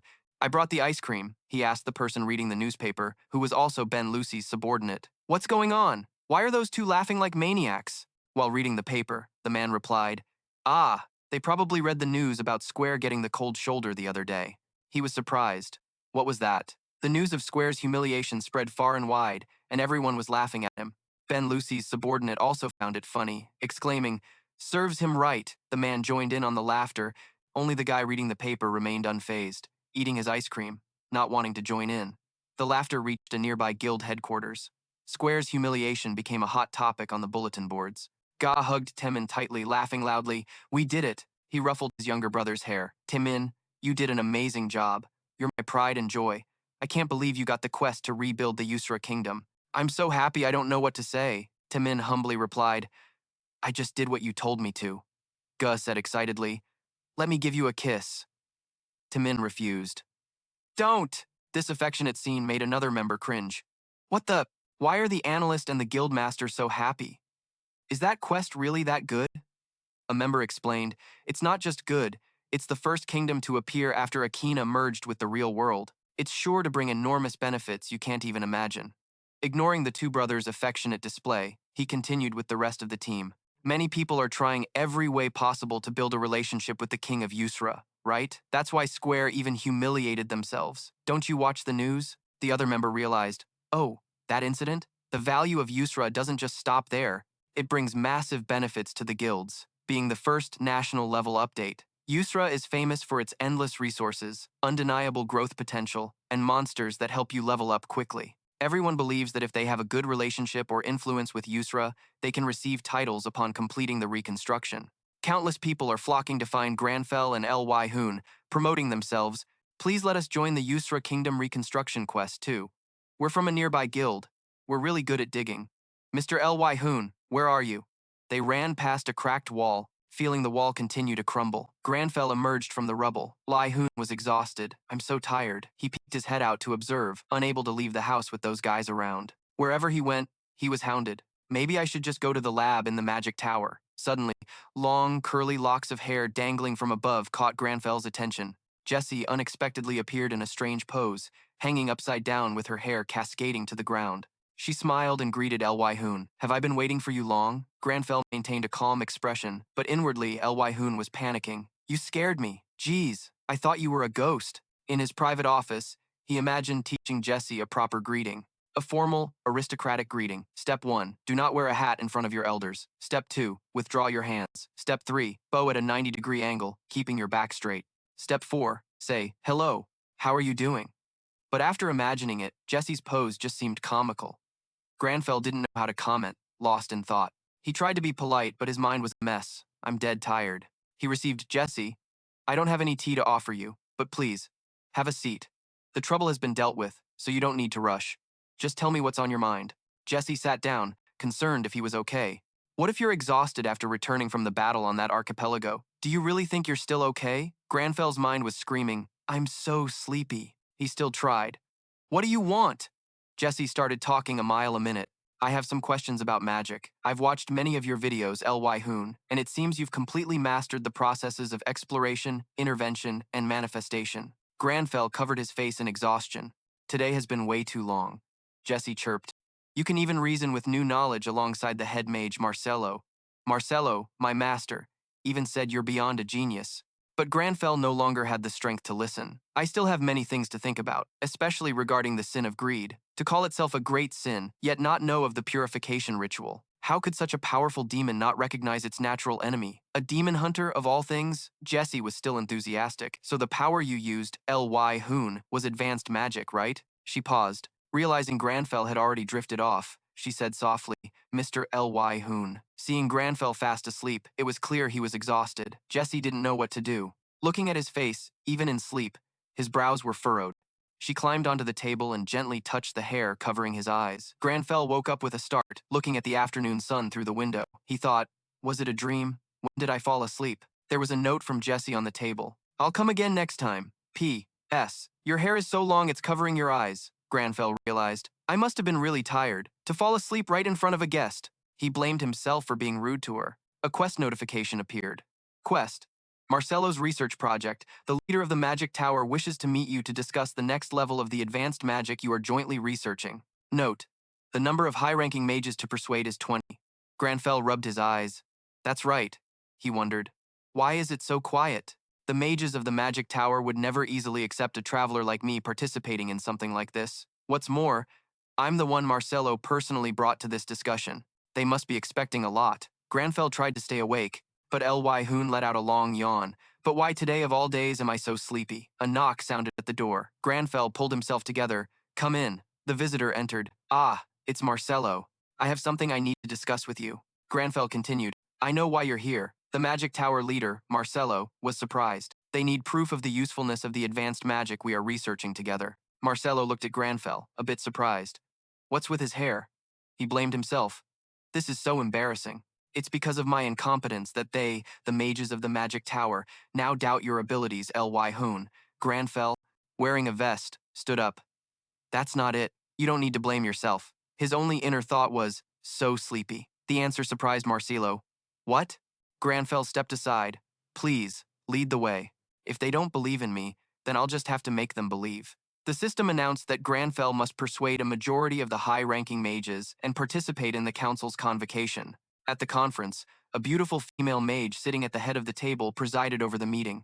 She was a high-ranking mage from the Celestial Arts Academy. Smugly, she said, Well, Lee Hoon, it's a shame you couldn't even prove your qualifications from the very start. The triple-layered seal created by 3 high-ranking mages will prevent you from ever stepping foot in here.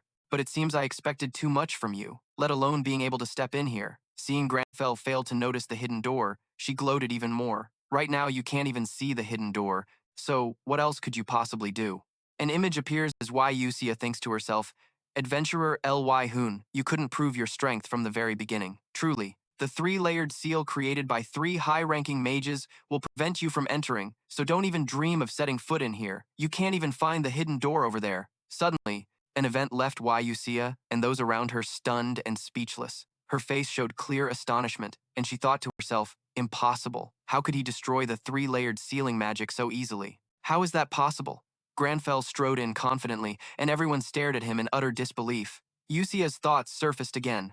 Not even Marcelo, the founder of magical theories, could have done this. Someone in the group looked towards the door and saw Yusra with a serious expression, seemingly lost in thought. Grandfell entered, filled with rage. It seems someone is playing a prank on me. Everyone trembled at his words. As for Yusra, she was bewildered by this strange feeling. What is this? What is this menacing feeling?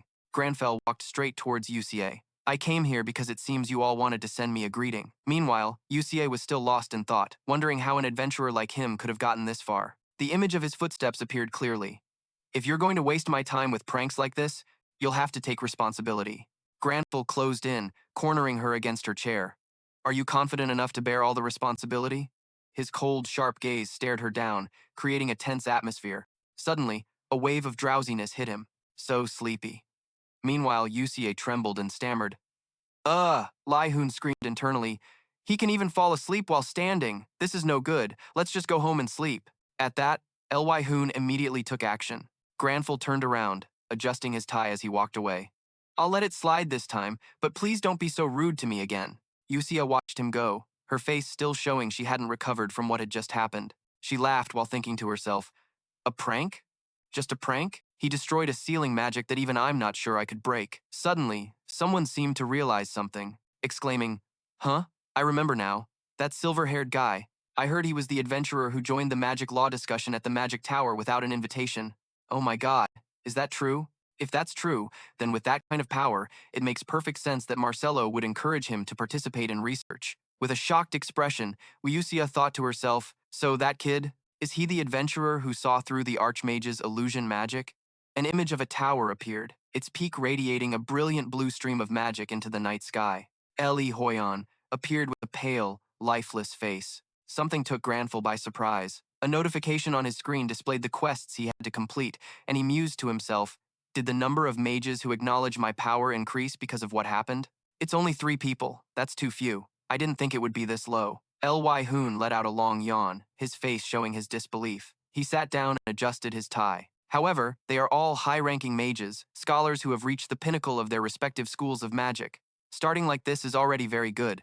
After all, I'm not a mage, but a demon hunter, so there's no need to rush this. His sleepy face was evident, and he told himself, all right, I'll take a nap first, then hand over the spoils from the YUSRA archipelago for appraisal. Suddenly, someone called his name, Lee Hoon, but he didn't pay attention. He was still lost in thought. If I start learning from beginner-level magic, the voice called out again. Lee Hoon finally noticed and heard the voice coming from a piece of paper floating in front of Grandfell. A question mark appeared in Lee Hoon's mind. Grandfell and his other self stared intently at the paper, wondering, what is this? The paper floated before him. This is Marcelo. The paper spoke. This is what's called magic paper. We mages use it as a messenger. If you want to reply, just bring the paper close to your mouth and speak. Grandfell, surprised, took the paper and examined it in silence. The face on the paper looked satisfied to be held by him. It smiled relaxedly, while he continued to observe it silently. Suddenly, Grandfell leaned in close to the paper, staring intently. What is it? The paper calmly advised. You don't need to be that close. Then Grandfell decisively threw the paper into the trash can, exclaiming inwardly, so annoying. The discarded paper was stunned. Actually, I came to apologize. Why, Hoon? I heard about what happened. It seems they just wanted to play a prank. On behalf of the high-ranking mages, I apologize for their rudeness. A high-ranking mage is one who has reached the pinnacle of magic, regardless of their school. To secure their position as a leader in their field, they must constantly prove their worth. Grandfell placed a hand on his chin, musing. In short, they are the best mages compared to their peers. It's quite tiring, isn't it, Marcelo? The paper continued with sincerity. This time was no different. Their shortcomings caused you trouble, which brings me great shame. Grandfell, hand still on his chin, pondered what the paper was saying. From the perspective of those who came first, someone appearing and claiming to be the best, pushing them to second place, is certainly not something they would want. Grandfell looked at the paper. No one has at fault in this matter. Even nobles have to constantly prove themselves, so I'm used to this. The paper looked gloomy, conveying the message, but it's because of my shortcomings that even Lee Hoon is being underestimated. Hearing this, Lee Hoon was thunderstruck. His face stiffened, and his eyes showed utter disbelief, telling himself, Sir, no, this can't be happening. The paper remained gloomy, as if it had lost all life. In the room, with only it and Grandfell, a heavy silence fell. Suddenly, Grandfell smiled, looking at him intently. With confidence, Grandfell replied, Then prove it and show them what you're made of. An image of a collapsing Lee Hoon flashed in his mind. He thought to himself, I'm all too familiar with those words. With confidence and composure, Grandfell told himself, If you want your strength to be acknowledged, you have to prove it. The paper agreed. That's right, just show those who doubt your strength the power they want to see, and they'll have to submit. Someone with your talent and power should never have to worry about such things. I was also quite rude. Instead of just talking to you through this paper like this, I should have met and spoken to you in person. Grandfell crossed his arms and looked at the paper. It's all right, sir. Suddenly, a snail appeared on the table, crawling leisurely. A natural phenomenon. Grandfell flinched, but maintained his proud demeanor. The paper conveyed self-reproach. My thinking was so shallow. I should have anticipated these things. Grandfell raised a hand and shook his head. You don't need to worry about that. The paper announced, I'm coming to your location right now. Grandfell replied gently, There's no need, I'm perfectly fine. The paper dismissed his concern, promising sincerely, Just wait 10 minutes, I'll be there right away. Before he could stop him, Grandfell exclaimed, "Huh? Hey!" But Marcelo had already cut the connection, leaving him no time to react. With a pitiful expression, Lee Hoon thought to himself, "I told him I was fine." Grandfell rested his head in his hands and slumped over. "I just want to get some sleep," he lamented internally. "If things keep going like this, I'm really going to die. There's just too much happening." Then he lifted his head, looked at his hand, and thought, convincing the high-ranking mages, a newly started mage. "Man, I'm not even a proper mage yet. Isn't that mission way too difficult for me? Besides, my level is only 226, while all the high-ranking mages are at least level 600 or higher. To them, I'm still just a snot-nosed kid, but I can't let it be that way. This quest to be highly regarded means I have to prove myself, to make the impossible a reality and erase their doubts. With a two-step plan, intervene and demonstrate. For Lee Hoon's honor, for Grandfell's pride, Lee Hoon propped his chin on his hand and looked up, smiling. Suddenly, he felt nauseous. What is this? An image appeared. One person sitting relaxed, the other vomiting his guts out. Could it be that I've exhausted my mana just from using light magic? But light magic is an extremely basic skill for beginner mages. A knock echoed at the door. "Lee Hoon, are you in there?" "It's me, Marcelo. I'm coming in." Grandfell placed his hands seriously on the table, laced them tightly, and nodded. "Come in." Controlling his expression was a skill Grandfell prided himself on. Scene change. People are at a construction site. A notification window appeared with a voice. "Hey bro, you see that? Everyone's gone crazy." An image of Namchon Min and T-Min appeared. T-Min grimaced. Why is Lee Hoon's strength suddenly being questioned? Marcelo, still in awe, looked around the room and muttered, "Huh?" Lee Hoon was afraid, tensing up unconsciously, but he calmly nodded and asked, "Is something wrong?" Sir Marcelo slowly voiced his concern. "Did you, by any chance, just use magic right here in this place?" Grandfell was slightly surprised but didn't rush to explain. Lee Hoon quickly sniffed the air like a small puppy, wondering, is the scent of magical fire still lingering in the room? Does it smell a little burnt? Grandfell paid no mind to Lee Hoon's actions. He waved his hand in the air and replied, "I was just practicing some basic magic skills, sir. Don't worry. I have no intention of burning down this laboratory." Marcelo, still stunned, replied reflexively, "Sir, that's not what I meant." But he thought to himself, did he really just practice basic magic? Marcelo looked up at the room, where a colossal magical imprint, like an aurora, was hovering, causing him to exclaim internally, why would it leave such a terrifying magical imprint? Marcelo thought, every magic spell, after being cast, leaves a trace, which is the magical imprint. What kind of process and what type of energy are needed to cast the magic? The more complex that process is. Then a clear voice rang out from behind Marcelo. "Oh my god, it's so beautiful." He jumped and turned around in surprise. "Huh? Since when were you here?" Before he could finish, a crowd of people swarmed in, admiring it. "This magical imprint is gorgeous.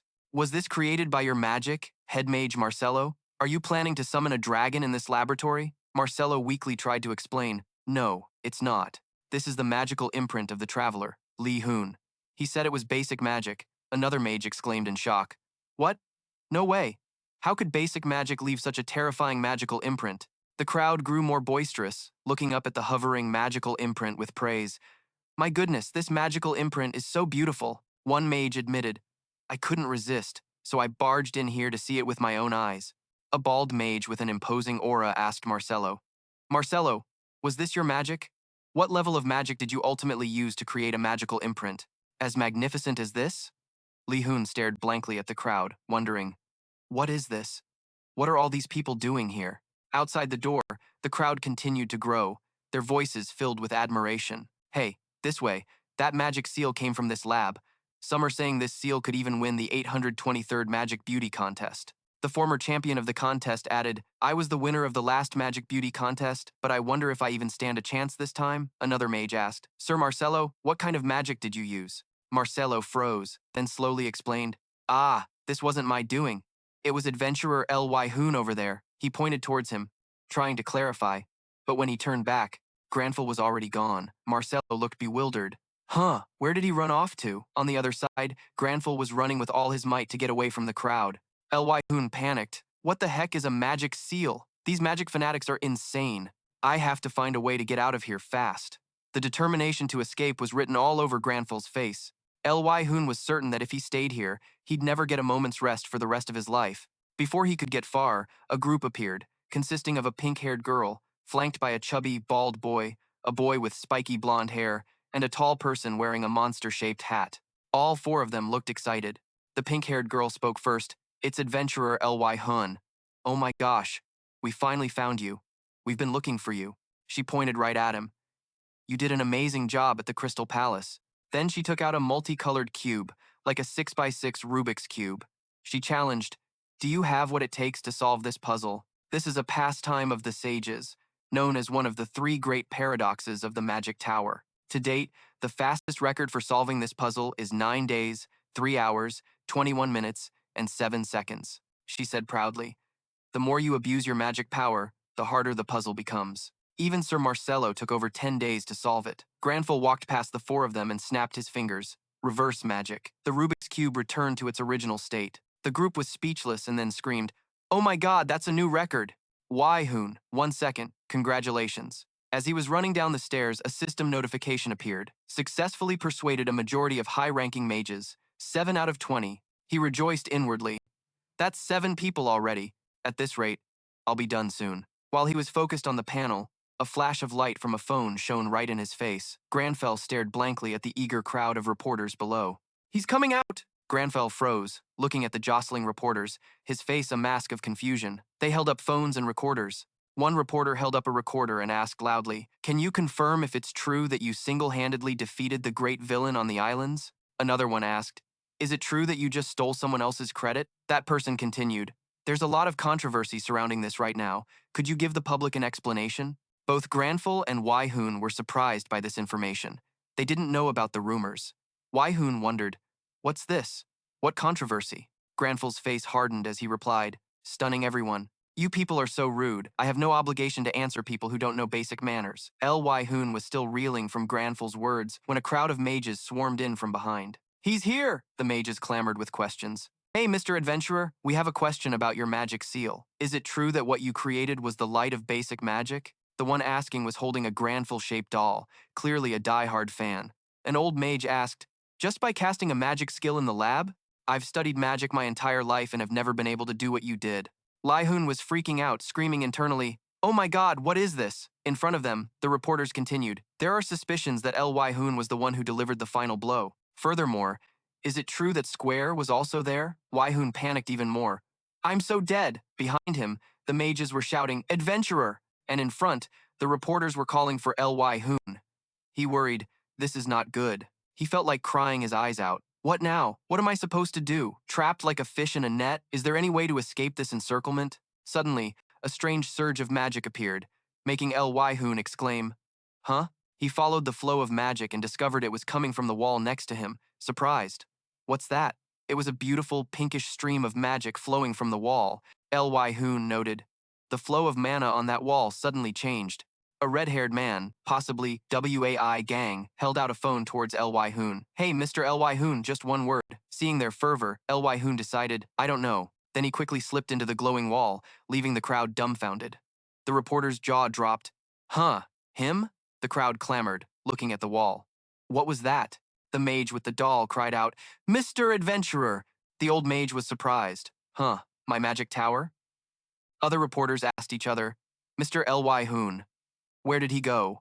Did he just disappear? On the other side of the wall was a room where a beautiful lady sat on a desk with her legs crossed, creating an alluring scene. She looked up, startled at the person who had just entered, and closed her book in surprise. Oh, what a surprise. The lady propped her hands on the desk as light from the window shone on her, creating a romantic atmosphere. The moment I opened the door, you saw through me and came in. Just as expected, you're the one who saw through the Tower Master's illusion magic. Lee Hoon recognized her, the person he met at the Crystal Palace this morning. Grandfell thought to himself, opening the door.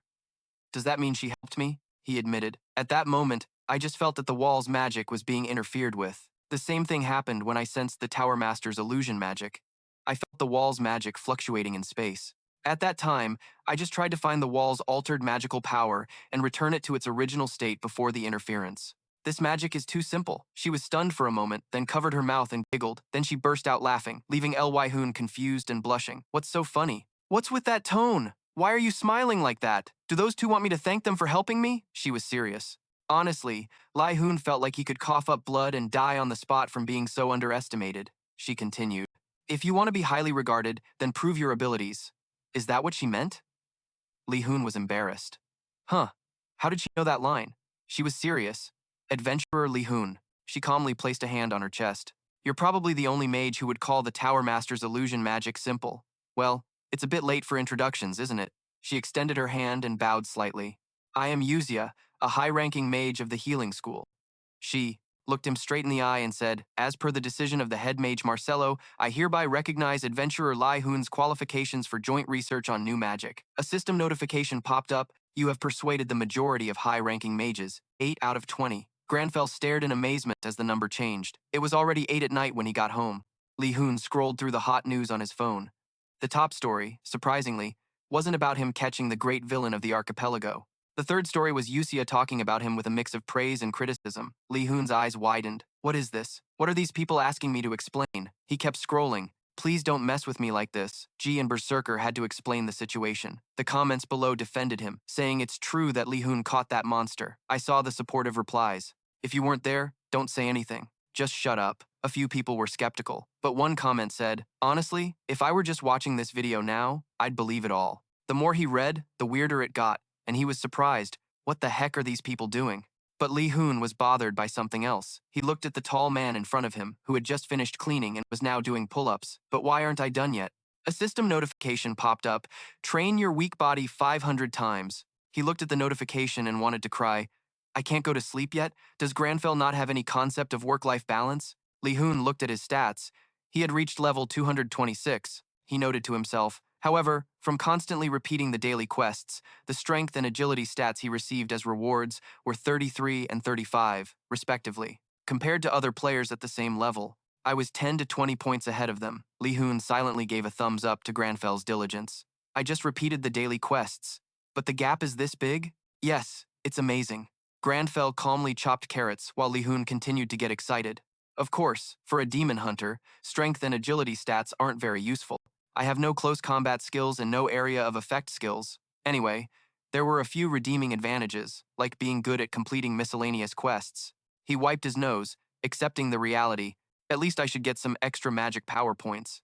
Lee Hoon sat on the floor by Grandfell's feet, thinking that while Grandfell's talent for learning magic quickly was great, it would be awesome if he could also show some talent in close combat. He watched Grandfell calmly chopping carrots, thinking, for example, Ha's sword technique back then felt different somehow.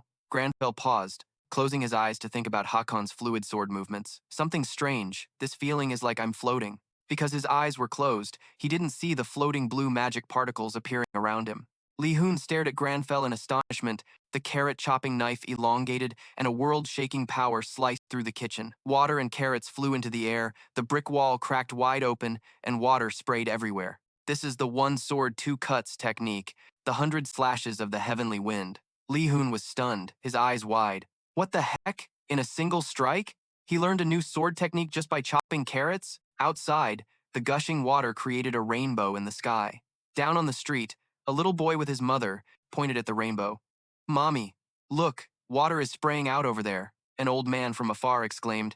What a beautiful rainbow. At the Yusra archipelago, the Berserker Guild's reconstruction headquarters was under construction. Ben Lucy, dressed in construction gear, was holding her phone, watching something intently with a fond gaze. Her two subordinates grew worried when they saw her staring at the screen with a scary expression. One whispered to the other, Why is our guildmaster over there again?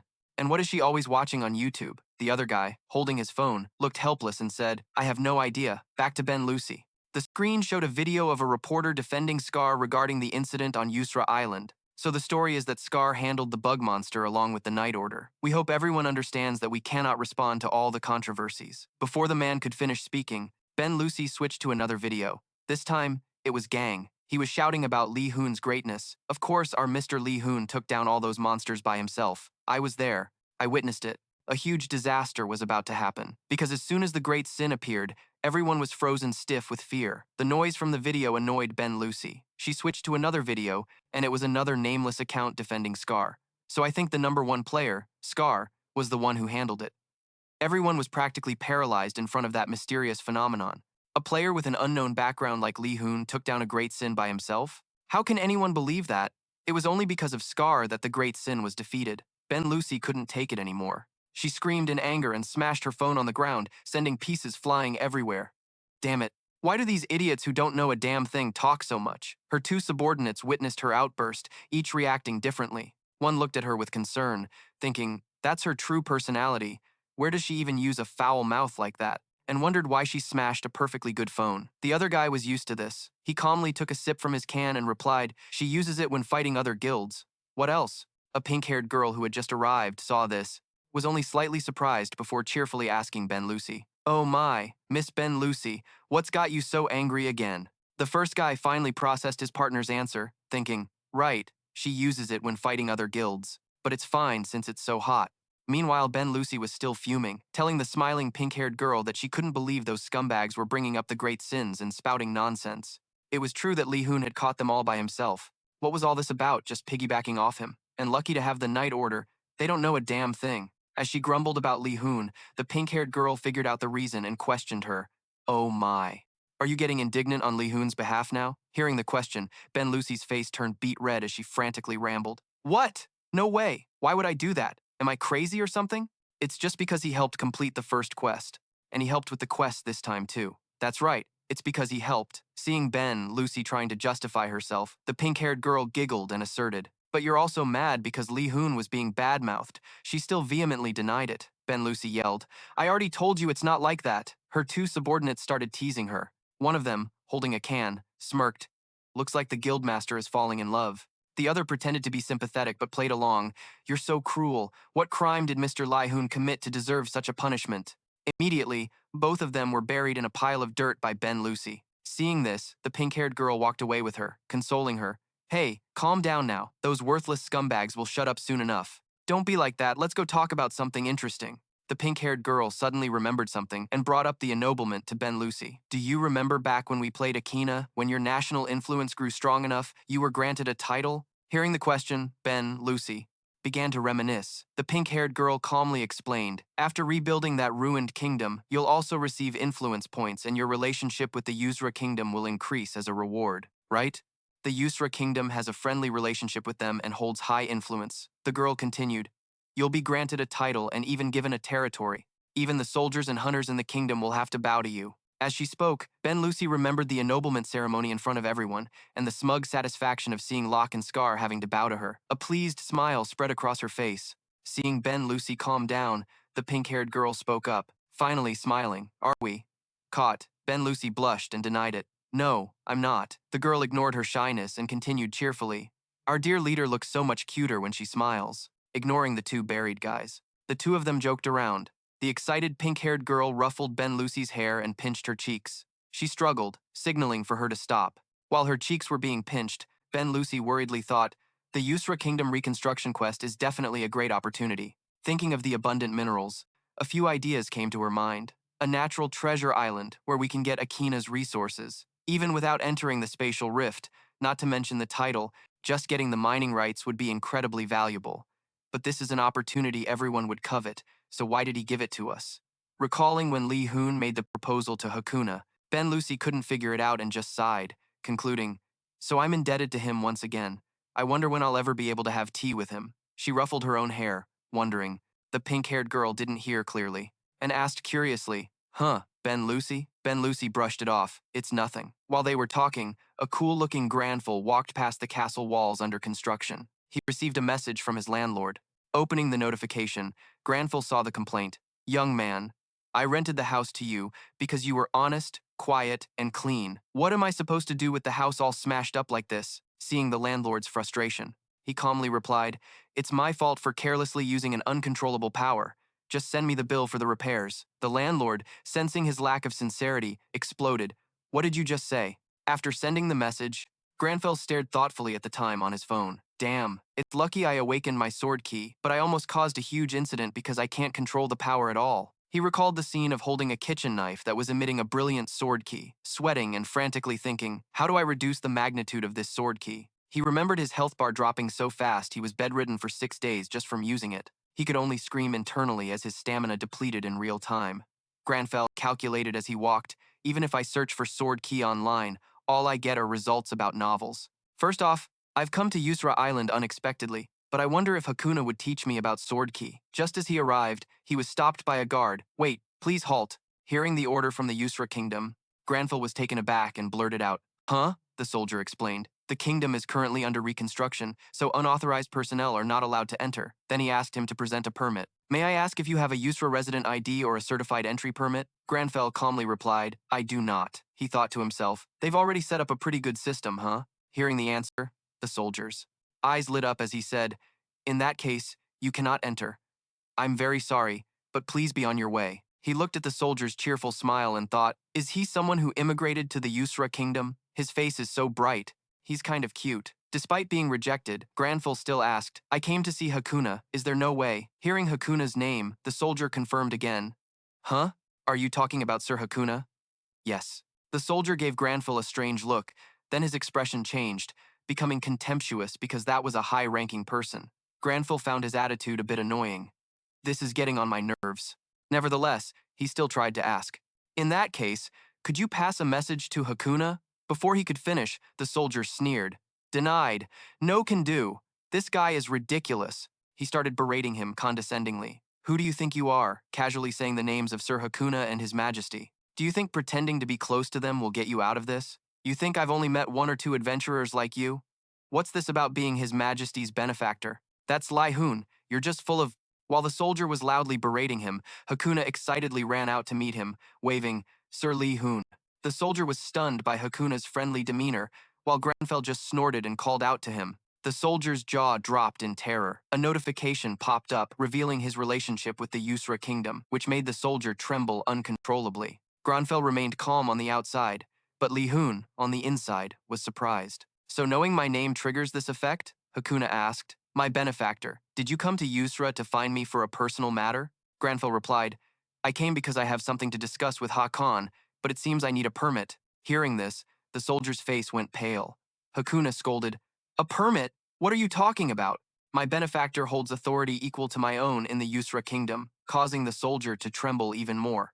Hakuna asserted, have you ever seen a king who needs a permit to visit his own kingdom? Grandfell, imagining himself as a high-ranking officer being asked for a permit by a new recruit, calmly replied, is that so? He thought to himself, I just received it. Ignoring the terrified soldier, he realized his position and authority were greater than he had imagined. Hakuna curiously asked again, but did you come looking for Sir Hakan for a personal matter?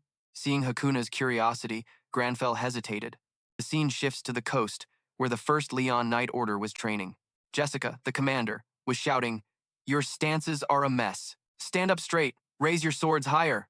How do you expect to defeat the demons in our homeland like that? Yell louder. The soldiers roared as they swung their swords. Jessica, thinking their voices were still weak, kept yelling, louder. Inside a tent, Hakan and Grandfell were drinking tea. After hearing him out, Hakan asked again, you want to learn sword aura? Outside the tent, Jessica continued to torment the soldiers she was scolding, who groaned internally, this guy needs to raise his sword higher. A pathetic cry was heard. Lee Hoon calmly sipped his tea and answered, I want to know how to control the aura on your sword. Hakan was hesitant, so you saw that light. Even after training for over 10 years, one can't even sense it without innate talent. You never cease to amaze me, Hakan remarked. Grandfell took out his tea bag, confidently stating, it's not that surprising. Lee Hoon worried internally. He has no humility at all. This guy. Hakan sighed and refused, but it's impossible. Even for a master swordsman, sword aura isn't something one can learn just by wanting to. Besides, aren't you a mage? Even if you can see sword aura, it takes at least 10 years of sword training to awaken it. Grandfell cut him off, asserting, I can already awaken it. Hakan was bewildered. Sir Lee Hoon, what are you talking about right now? Lee Hoon calmly repeated, I said I can already awaken it. I'm being serious. What I want to know is how to control the sword aura. Stunned, Hakan called out. Jessica! Startled, she replied. Yes, Commander, he ordered with anticipation. Bring the sword and the lion's oath here. Jessica hesitated. Yes, I understand. Lee Hoon calmly sipped his tea. A short while later, a stone monument shaped like a lion was brought before him and the First Leon Knight Order. Leo watched anxiously. What is that? It's an iron plate, Lauren asked Jessica with confusion. The lion's oath. Why are you so flustered? I don't know. How am I supposed to know what the commander is thinking? Hakan proudly explained.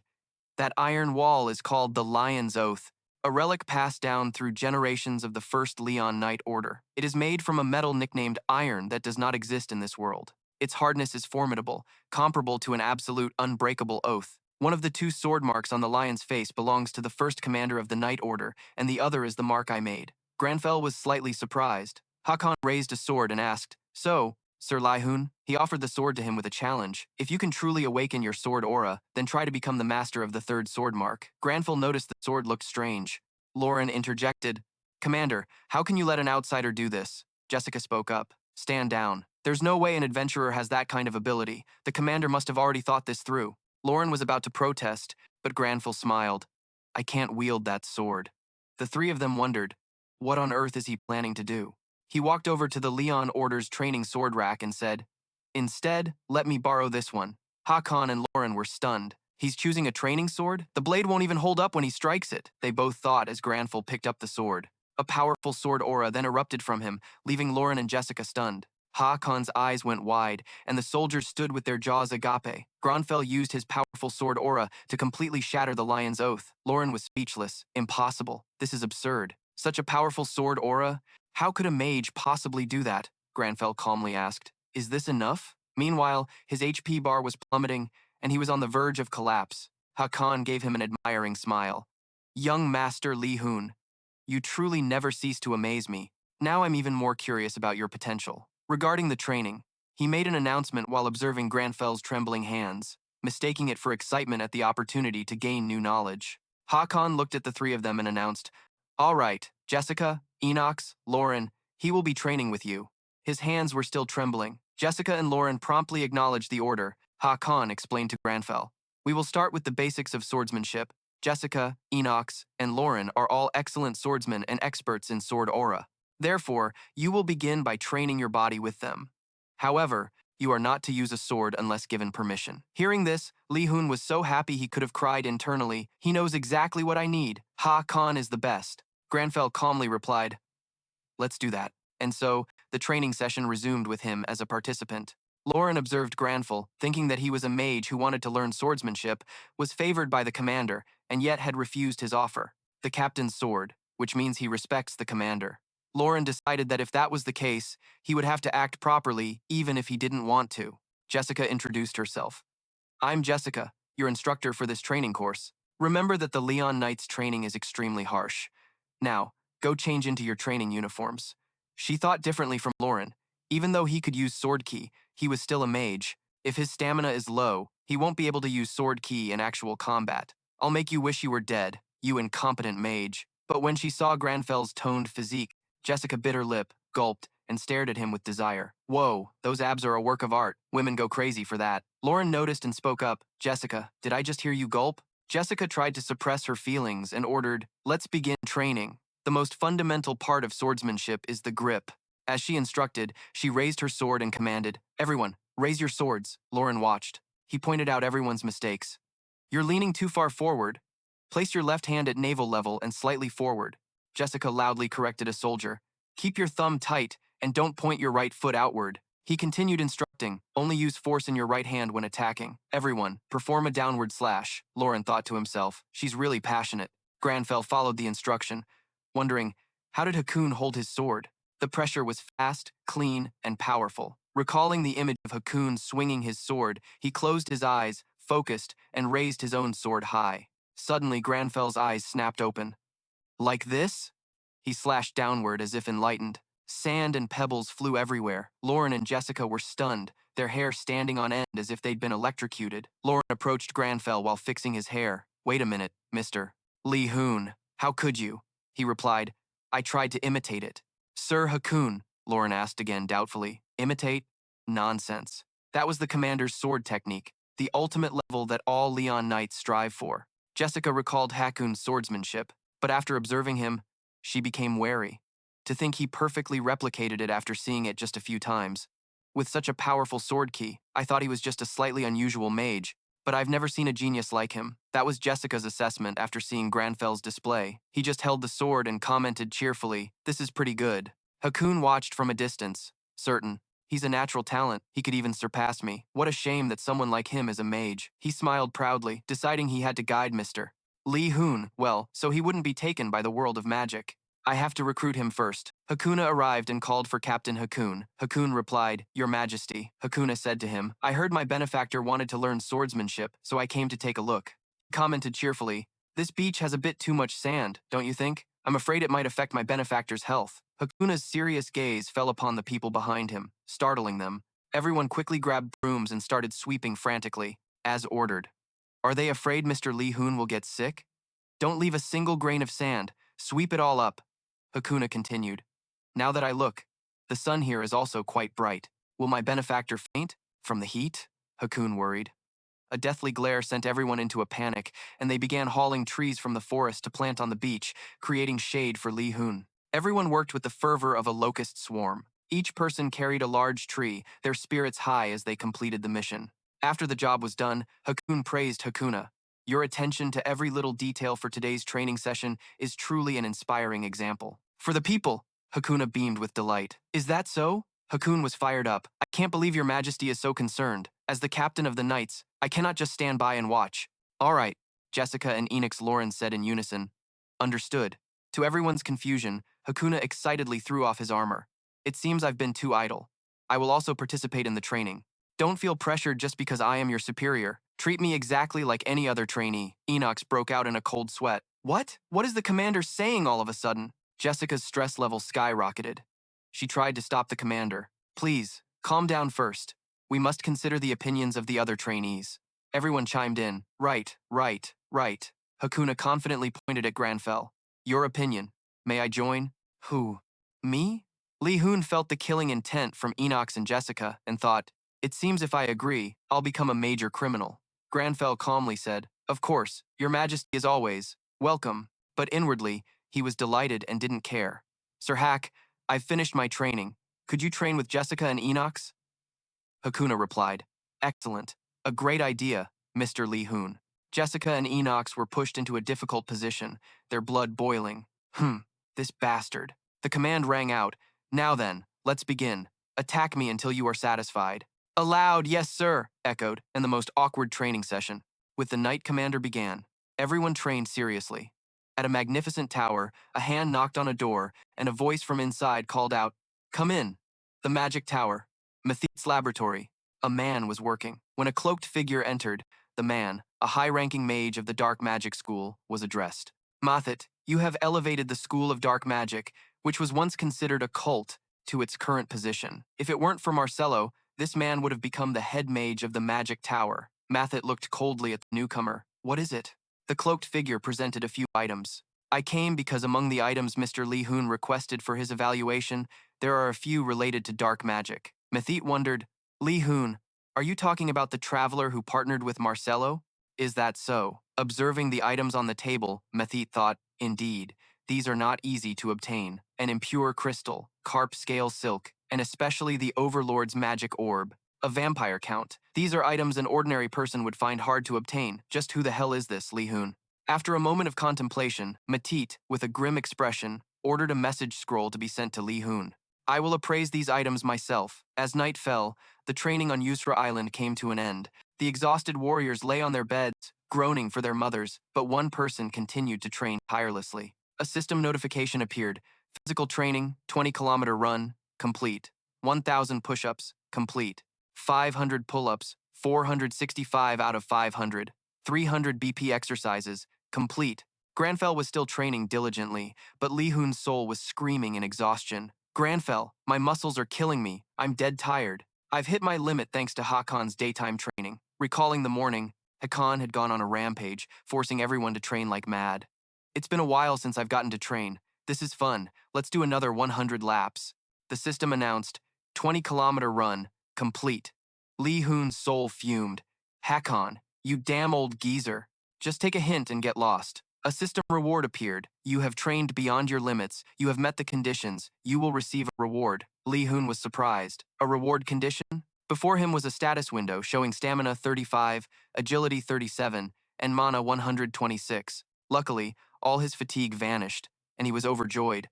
But Grandfell, I really need to go to sleep. Just then, Grandfell saw a bird carrying a scroll fly towards them. The scroll unfurled, and a voice emerged. Hello, I am Mathit Dinka, a high-ranking mage of the Magic Tower. I'm here to report the item appraisal results to Mr. Lee Hoon. Grandfell and Lee Hoon were dumbfounded. He thought, come to think of it, I did leave my items at the Magic Tower for appraisal. Grandfell said seriously, please, go on. Mathit explained, first, the Vampire Count's magic orb, unique grade, level 400 requirement. An orb filled with a vampire's blood. When the blood erupts, it will inflict damage on the opponent. The Vampire Count's magic orb is a magical tool used by demons. It is a rare item. I would like to rent it for research. Lee Hoon's soul calculated. A level 400 requirement. I can't use it yet. I can use this to get my medal back later. This is even better. Grandfell said coldly. I permit you to rent it. What about the other items? Matit continued. Impure crystal, unique grade. No level requirement. A high-quality impure crystal that maintains the purity of an emerald. The appraisal results show it has a life recovery effect when hit, and it can be used to make island treasure jewelry. Carp scale silk, unique grade, no level requirement. When used for crafting, it increases compatibility with the fire attribute, increases the evasion rate, and unlocks the aesthetic stat. It can also be used to create items. May I also rent the carp scale silk? Grandfell crossed his arms and thought, aesthetic stat? I've never heard of it. What kind of stat is that? Lee Hoon's soul was deep in thought, curious. Seriously, I have to check this out for myself. Grandfell, after pretending to think for a moment, concluded, I cannot allow you to rent the carp scale silk. I want to use the impure crystal to make jewelry and the silk to make a handkerchief. Matit, expressionless, said, I understand. However, if you wanted to mass produce them, you could make a huge sum of money. Lee Hoon's soul was determined. It's time to use the negotiation skills I learned back when I was an office worker. Since this is my first order, I'd like to see the quality before I decide. And since I'm not yet aware of the Magic Tower's capabilities, please produce it in the most effective way to demonstrate your skills. Grandfell held the scroll, calling out to Matit Dinka, which startled him. He put on his coolest expression, a smirk that wasn't quite a smile. I want the best possible result, no matter the cost. Lee Hoon's soul was so mad his face contorted. Who asked you to say that? Even though he knew Grandfell's family was super rich. Matit's eyes sparkled. So, Lee Hoon, this person really isn't someone Marcelo chose for no reason? How interesting. After a moment, Matit said gently, I understand. Lee Hoon's soul felt as exhausted as a 90-year-old man. All right, let's end the conversation here. I can't do this anymore. It's time for bed. Lee Hoon flopped onto the bed, snoring loudly along with Grandfell, leaving Matit to talk to himself. Matit realized, wait, Mr. Lee Hoon. He was frustrated. Damn it, he went to sleep. I won't disturb your rest. He left, leaving a message on the scroll.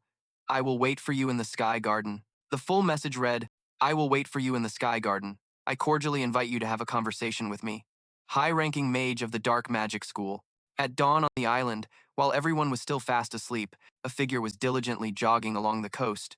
It was Grandfell, perfectly completing his physical training exercises. Lee Hoon was happy. I'm getting the hang of this quest now. Suddenly, an owl flew down from the sky, clutching a piece of paper with a lifelike face on it. It called out, Mr. Lee Hoon. The paper pleaded, Here. I was a bit worried since I hadn't heard from you since last night, so I came.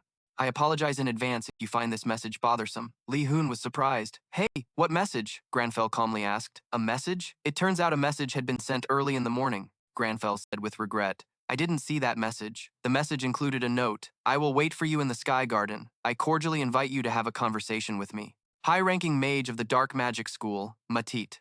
Matit's voice transmitted from the other side of the paper. It's a good thing you haven't read it yet, because the appointment has changed slightly. But I would be honored to invite you to meet with me in the Sky Garden tomorrow afternoon. Grandfell coldly refused. That will be difficult. Matit was flustered. Are you busy? Then how about tomorrow at noon? Grandfell maintained his answer. Still difficult, Matit exclaimed. Oh my. You must be swamped with work related to rebuilding the kingdom. What about the morning? He cut him off. Also difficult. Matit seemed to realize something, musing, This is a test. Lee Hoon, my partner. An invitation from a high-ranking mage at the Magic Tower. He was testing the courtesy and elegance expected of a high-ranking mage. The mage took a step back. Grandfell didn't wait for him to finish, and replied, That's a tall order, he explained. Right now I have to focus on my swordsmanship training. I don't have time to waste on private meetings. The mage was in a tough spot. So when would it be less difficult? I'm always ready to welcome you, Ly Hoon. Grandfell thought for a moment. The day after tomorrow in the morning for about 1 hour should be fine. The mage sighed in relief. Finally, thank you so much. Lee Hoon looked at Grandfell helplessly. He had already planned to go to the Magic Tower to continue his research during that time. What's with the magnanimous act? The owl flew away with the note in its beak. The mage didn't forget to add, Then I'll see you on that day. I'll be waiting. Under a nearby tree, Hakan observed everything with a faint smile.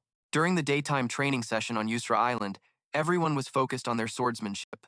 Instructor Enox corrected the trainees. You have to keep the tip of your sword steady, put all your strength into your arm, and strike. The trainees replied, Yes, sir.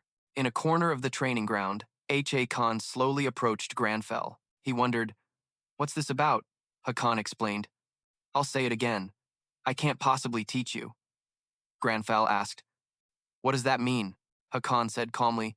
It means exactly what I said. Your level, Ly Hoon, has already reached the threshold of enlightenment through real combat. Grandfell was confused. Inside his mind, Ly Hoon trembled. What does he mean by real combat? I've only been learning for 1 day. Grandfell, with a tense expression, asked again, Do you really think so? Hakan encouraged him. Why, Hoon, you're underestimating your own abilities. If you'd like, why don't you test your skills with that sword yourself? Grandfell replied coolly. Fine. In his mind, he thought, I don't know what he's thinking, but if I can't control it like yesterday, I'll be exhausted again in an instant, so I have to concentrate completely. Grandfell realized, come to think of it, what exactly is sword ki? It's different from skills like the magic I learned before. Anyone can learn sword ki, regardless of their class. Following this train of thought, he discovered a truth. I can feel it. A flow distinct from mana coiling inside my body. So if I can control this flow as if it were mana, then I will. Ha, Khan smiled. As expected, my guess was right. Grandfell is not like ordinary people. A whoosh sound. Grandfell's sword emitted a brilliant blue light. That was sword ki. Lee Hoon understood. I get it. Sword ki is also a type of magical power. After combining the processes of sensing and manipulation, the sword ki becomes stable. H.A. Khan stepped forward to add, stable swordsmanship skills come from a spirit of hard work. Even though you skipped yesterday's training session, you practiced on your own this morning. There's no reason you wouldn't be able to control your sword ki. He suddenly grabbed Grandfell's shoulder, his face unusually excited. Even so, manifesting sword ki is another matter entirely. You truly are a natural-born swordsman. He leaned in close, making Grandfell lose his composure. Lee Hoon, my boy, do you want to join me on the endless journey of a swordsman? Lee Hoon trembled internally. Yikes, he looks terrifying. Oh my god. He immediately turned away, resisting internally. Gotta get out of here fast. Grandfell refused. Ha Khan, pardon me, but I have no intention of dedicating my life solely to the sword. He was sharp and determined. If the sword appears on the path I must walk, then that will be my path. Hearing those words come out of his own mouth, Lee Hoon was so embarrassed he could die. Oh my god, just shut up already. Khan suddenly looked pleased. Grandfell truly lived up to his expectations. He waved cheerfully. I hope to see you again at the end of that road. Grandfell turned away. I need to change my clothes and go. The other members training with their swords overheard the conversation. The key to ultimate swordsmanship is a spirit of hard work. The whole group got fired up, full of fighting spirit. Enox and Jesse were exasperated. It seems like they've misunderstood something, but let's just leave it be. Jessica lowered her head, troubled. By the way, I've never heard of anyone controlling sword ki in just 1 day. As expected, Ly Hoon is a genius on a completely different level from us. She worried. Their strength is so far beyond ours, we could run ourselves ragged and still never catch up, she resolved. I'm a proud swordswoman too. There will definitely be a day when I stand shoulder to shoulder with those two. Enox had similar thoughts. Ly Hoon is too far ahead. Even if I ran myself ragged, I'd never be able to reach him. But since we are all swordsmen with our own pride and self-respect, the fire of determination ignited within him. But I'm a proud swordsman too. There will definitely be a day when I stand shoulder to shoulder with those two. H.A. Khan smiled in reassurance, closed his eyes, feeling at ease. Everyone's spirits have been lifted. A genius who moves the world around him. It's been a long time since this heart has felt so fired up. Grandfell wandered through the forest with no clear purpose. Lee Hoon watched nervously. Akon said this place could be used for training, but I can't help but feel worried. Are there any low-level monsters here to test my new skills on? Something like an E-rank demon deer, for example. Suddenly, Grandfell sensed danger and raised his guard. From the bushes, a white leopard with ink-black spots emerged. Its eyes gleamed with bloodlust. That's a level 300 platinum leopard. Lee Hoon used his skill but didn't detect any demons. Natural enemy is not activating. He freaked out. Damn it! I said a deer, not a leopard. Looking at the level 226 Grandfell, he despaired. That's a 74 level difference. Are you guys insane? Fear was not in the dictionary. Of Grandfell, he coldly provoked it. Are your teeth so white you have to show them off, you godless beast? He drew his sword, activated his sword key, and with his noble mode on said, I will teach you a lesson, you evil monster. The situation took an unexpected turn, and Lee Hoon panicked. What kind of weird thing did he just activate? That's not even a skill. In another corner of the forest, monster corpses were scattered everywhere, their blood staining the path, all killed by a single person. That was Kiz, the captain of the Dark Mercenary Squad, which had 10 members, but 9 were missing. KIS looked around. Where did everyone go? Why are there so many monsters? Did we take a wrong turn? She spotted Grandfell confronting the beast and hid to observe. It was a platinum leopard and a user of sword key. Looking at Grandfell, she cursed. Damn it, this is bad. If he can use sword key, he must be a pretty promising traveler, but his opponent is a platinum leopard. It was an area boss of the Yusra archipelago.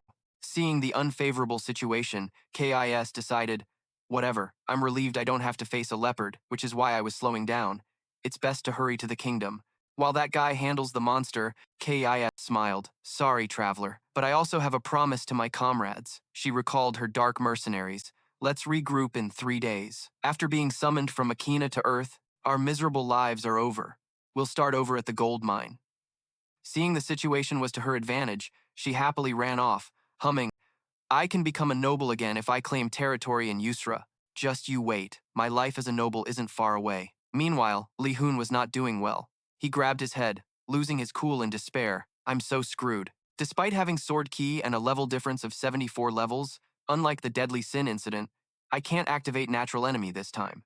He whispered, Hakuna, please turn back into a Deadly Sin one more time. He raised his caution to the maximum, knowing one careless move would get him pounced on. Grandfell and Lee Hoon were tense, but I can't just wait forever. It's better than before, but the sword key still indicates too much resistance. An idea flashed. That's right, just like with the flying tiger, I can use magic to block its path of attack. Grandfell made up his mind. There's no more time to hesitate. This is the time to test what I've been taught. Therefore, receive this sword of justice. Lee Hoon was crying on the inside. Would it kill you not to spew that line? The platinum leopard lunged, pouncing on the white-haired young man. He was ready. Come at me. Grandfell prepared to fight. Lee Hoon flinched. No way. I'm gonna die. I'm gonna die. Oh my god. I can't even collect insurance money like this, can I? He cried his eyes out. Mom, Dad, my sisters. I'm sorry, everyone. This ugly Lee Hoon is checking out first. Suddenly, he froze and looked at the situation. Huh. Why did Grandfell take down the leopard instantly? He was surprised. Why was the leopard as slow as a turtle? Lee Hoon stared blankly at the leopard's corpse. Natural enemy didn't activate, and despite a 74 level difference, it was defeated in one blow. He realized, is this the power of sword key? After defeating the tough opponent, Grandfell acted cool. That wasn't even enough for a warm-up. Seeing his energy drop significantly, Lee Hoon was speechless. What a big talker. You should probably rest a bit.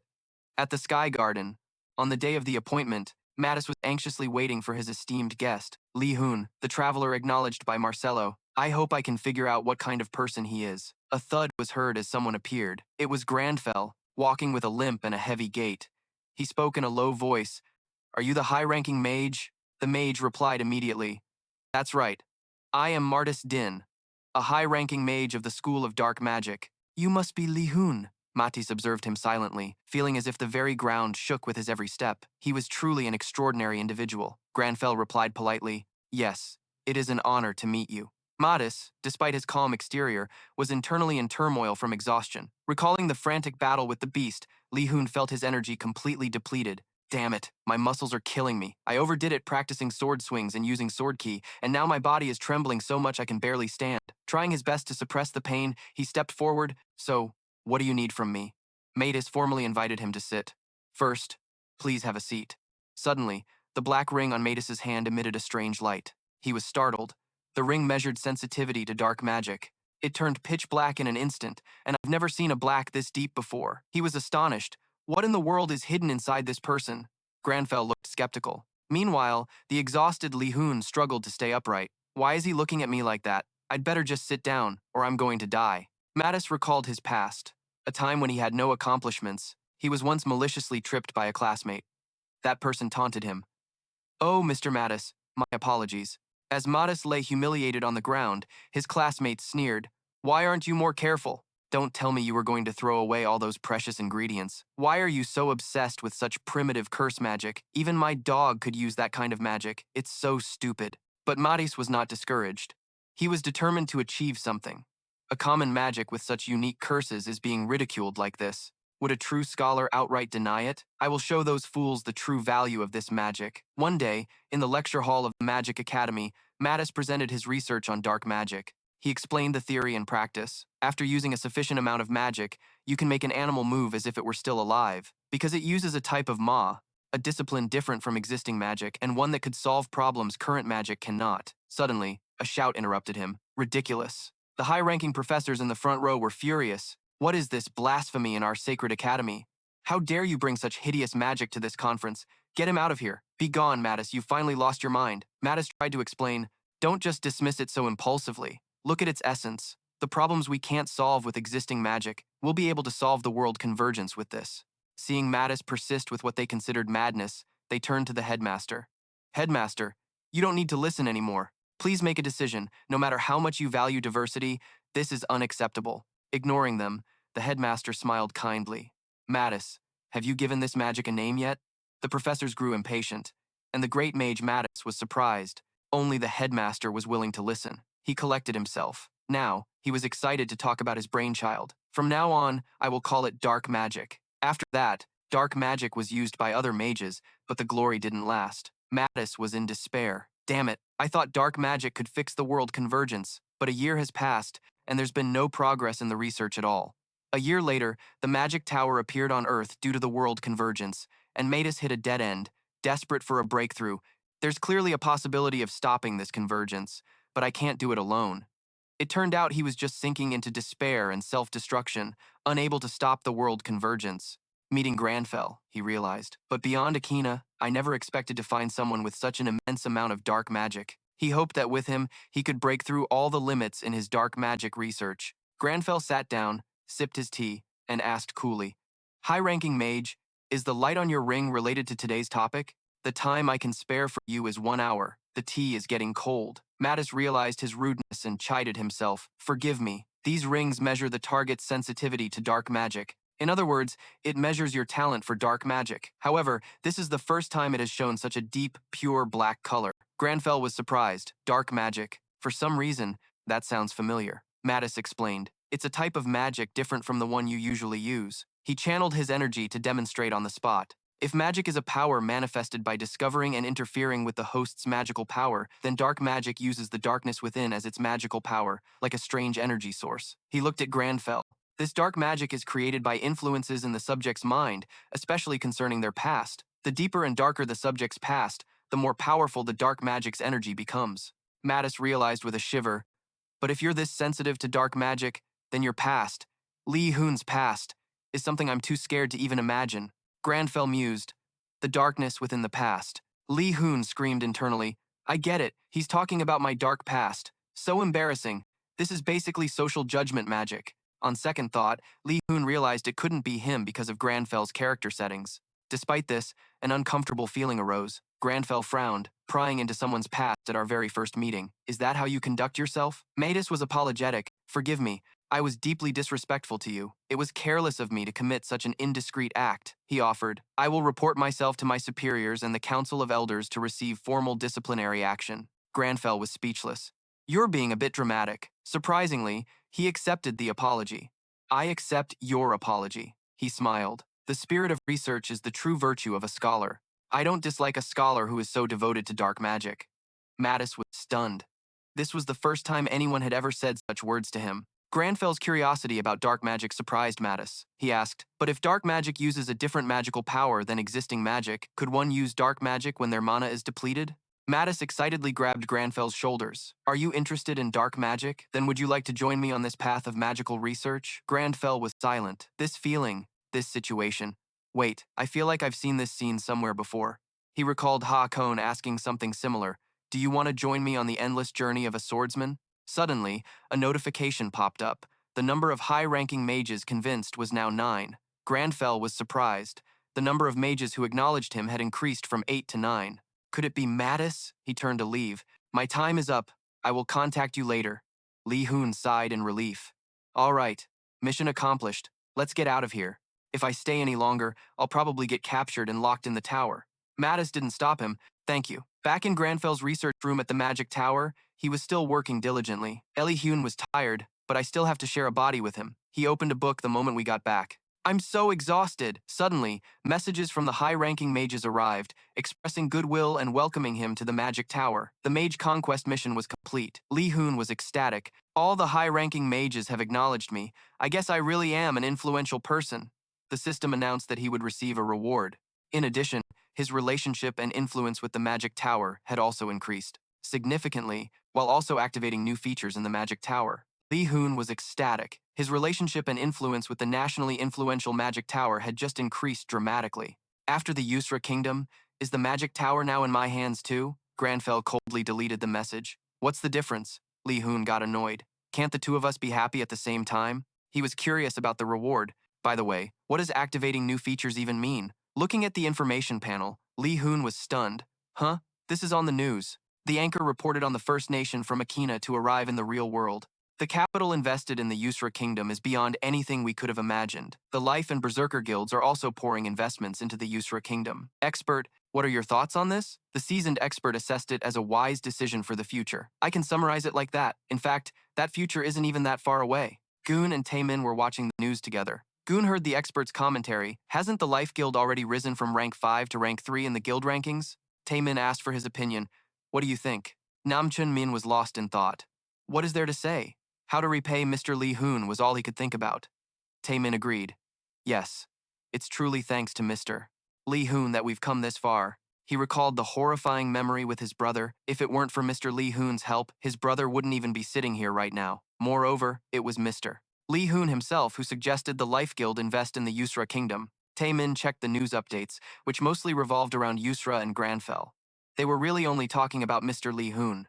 He resolved, very well, we will complete the quest to rebuild the Yusra Kingdom, just as Mr. Lee Hoon expected of us. Brother, we can't remain in his debt. Noticing his brother was distracted, Taemin urged Nam Chun Min to focus on the news. Although the Life Guild had risen from rank 5 to rank 3, which was certainly cause for celebration, some comments mentioned that the Life Guild wasn't cooperating with the Mythology Guild. This comment bothered him. Taemin noticed something was off. What's this now? Are those mythology scoundrels trying to stir up trouble again? Isn't playing with the media enough for them? Nam Chun Min agreed. Just as you said, mythology's dirty tricks are nothing new. But this time, they've even reached the National Assembly. Taemin wondered, members of the National Assembly can't do anything. Still, even if mythology is competing for first or second place in the business world, isn't it difficult to sway members of the National Assembly with financial power alone? Nam Chun Min replied, that's right, this time it might be even more than we imagined. He was confused. But how? How the hell did the Mythology Guild get to the National Assembly? Elsewhere, a golden badge gleamed, but unfortunately, it was pinned on a man who was foaming at the mouth, his life hanging by a thread. A strange purple aura surrounded him, and facing this aura was a beautiful lady, Bijion, the guild master of mythology. She held her phone to call her secretary, and Secretary Kim answered, Yes, ma'am. Your orders. Bijion said, Cancel all of my appointments for tomorrow. Secretary Kim was surprised. What was that? She explained. But ma'am, you have a meeting with Senator Choi tomorrow. Bijion didn't answer. On her phone was a picture of Grandfell. Seeing her boss's silence, the secretary knew the decision was final. I understand. Would you like me to send a message to Mr. Choi? Bijion licked her lips, blinked, and her hair turned platinum white. As two demonic horns grew from her head, she gave a seductive smile. I have to go to the Yusra Kingdom. There's someone there I'm dying to meet. At the Magic Tower, brilliant sunlight shone down as a notification panel suddenly appeared, announcing a new feature had been unlocked. Looking at the notification in front of him, a curious Lee Hoon peeked out from behind Grandfell. A new feature? Suddenly, the phone started vibrating non-stop. Grandfell flinched slightly, glancing at the phone still buzzing on the table, creating a distracting noise. Lee Hoon thought irritably, who keeps calling like that? Looking at the notifications on the screen, Lee Hoon frowned. It's her. What is it this time? Grandfell lifted his teacup and took a sip, his eyes still glued to the phone. Suddenly, a piece of paper flew in front of Grandfell. He looked away from the phone and took the strange paper, wondering, is this from the Magic Tower? The seemingly inanimate paper suddenly spoke. Greetings, Lee Hoon. Grandfell was slightly startled as the paper hovered in midair and continued, I am Archmage Ma, the one who has been contacting you via messages. I took the liberty of sending this scroll because I have yet to receive a reply. Please forgive me. Hearing these words, Grandfell looked annoyed. Before he could respond, the letter rambled on. I am contacting you to inform you that as a co-researcher of an Archmage, you are essentially on equal footing with an Archmage. I have prepared an oath. Suddenly, the letter's tone changed.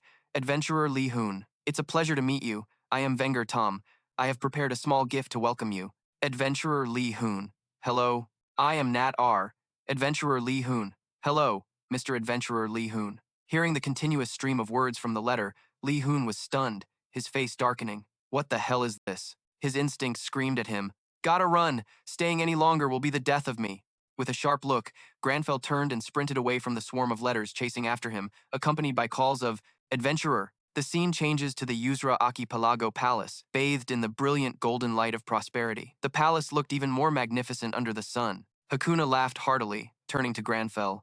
Did you come here because you needed a quiet place? Quiet? You must have had a tough time, huh? Hearing this, Grandfell just took a sip of tea and replied helplessly, Yes. Hakuna continued cheerfully, But what does it feel like to be a co-researcher with an archmage? Seeing Grandfell's silence, Hakuna advised, It's just a sincere gesture from the high-ranking mages. Don't let it bother you. Grandfell remained expressionless, holding a teacup that was still steaming. He replied, I don't accept bribes, especially under the guise of sincerity. Hakuna leaned back and burst out laughing. That's just like you. That's precisely why even the sin of greed fell before you. He revealed, By the way, have you seen the video from the X-Nin Guild? It clearly captured the moment you took down the demon. Hearing this, Grandfell's color drained. His entire body trembled as he asked again about the video. A vibrating phone cut him off. He looked at the screen and saw his sister was calling. Grandfell was puzzled. Lee Hoon's face appeared, looking at the call. Huh? Oh right, I forgot to answer her message. Did something happen? Grandfell turned to Hakuna. Excuse me, he answered the call. Before he could finish speaking, Lee Yim's irritated face appeared on the screen, shouting, That's enough. Seeing his sister like this, Grandfell felt helpless. Lee Yim paid him no mind. Continue. You are not greed nor a cardinal sin. Awaken, the last king of the Yusra kingdom. On the screen, a smiling Lee Arang appeared. Hey, uncle. Looney was behind her. Lie Arang. Don't you dare climb on people, you child. It's time for you to atone for your mistakes. The three of them shouted in unison. Lee Yim held out the phone to compare Grandfell's expression with her own. After their coordinated performance, Lee Yim smirked, imitating him perfectly. Right? Looney praised him. Your fight was so cool it got 1 million views on YouTube. Grandfell resigned, listened as the women on the other end of the line gushed. Hey, but were you really able to take down the sin of greed all by yourself? Grandfell swiped his finger to end the call. He set his phone aside. Hakuna rested his chin on his hand, and the room fell silent. Grandfell bowed his head dejectedly, and in a low voice, he asked Hakuna, Could you please show me to a place where I can rest? Hakuna replied cheerfully, Of course. By the way, would you like a position here? I was thinking of making you a duke, for your contributions to the kingdom's foundation, or perhaps the privilege of ruling over a region, Grandfell said helplessly. Just a room is enough. Lee Hoon couldn't stand it. This is killing me. At a wooden cabin in the middle of a forest, sunlight streamed in, and the air was fresh. Grandfell threw open the doors, letting light flood in. His vest was neatly folded in the closet. He loosened his tie in a hurry, and a tea bag fell and scattered on the floor. It was a mess. Grandfell collapsed onto the sofa, phone in hand, his eyes glued to the screen with a heavy expression. This is so embarrassing. How did it get this many views? Looking at the search results on his phone, Grandfell was annoyed. Who gave those X-Nin guys permission to upload my video without asking? I should sue them for filming without consent. Suddenly, a strange sensation made Grandfell stop thinking. Outside, the grass and trees basked in the sun, and the atmosphere was peaceful. He sat still, his eyes wide. What is this signal? I've felt something like this before.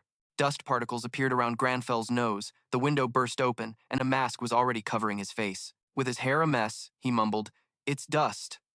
Lee Hoon appeared, scratching his head shyly. I haven't cleaned in here at all? At the archipelago construction site, it seemed everyone was extremely busy. In a red tent guarded by 2 men, Taemin pointed forward with a trembling hand. Staring at the fluctuating chart on his phone, he stammered, What is this? What the hell is happening to our stock? He yelled at Namchon Min, who was sighing with his chin in his hand. It's because the Mythology Guild is spreading those rumors again. Taemin was shocked. What? Why do those bastards always treat us like this? Ever since they got the backing of the National Assembly, those scumbags have been acting like this. Nam Chon Min pondered, covering his mouth. I think they want us to share the reconstruction rewards before they screw us over. Besides, he thought, since when did the Mythology Guild become so influential? A notification dinged from inside the tent. X-Nin Guild, to be merged with Mythology Guild. What the hell kind of headline is this? The title says one thing, but the article is about X-Nin's Guildmaster Nam having a crush on Mythology's Guildmaster Bayan, chasing her down and proposing. A pair of long legs approached the tent's entrance, catching a guard's attention. The guard stopped her. Hold on.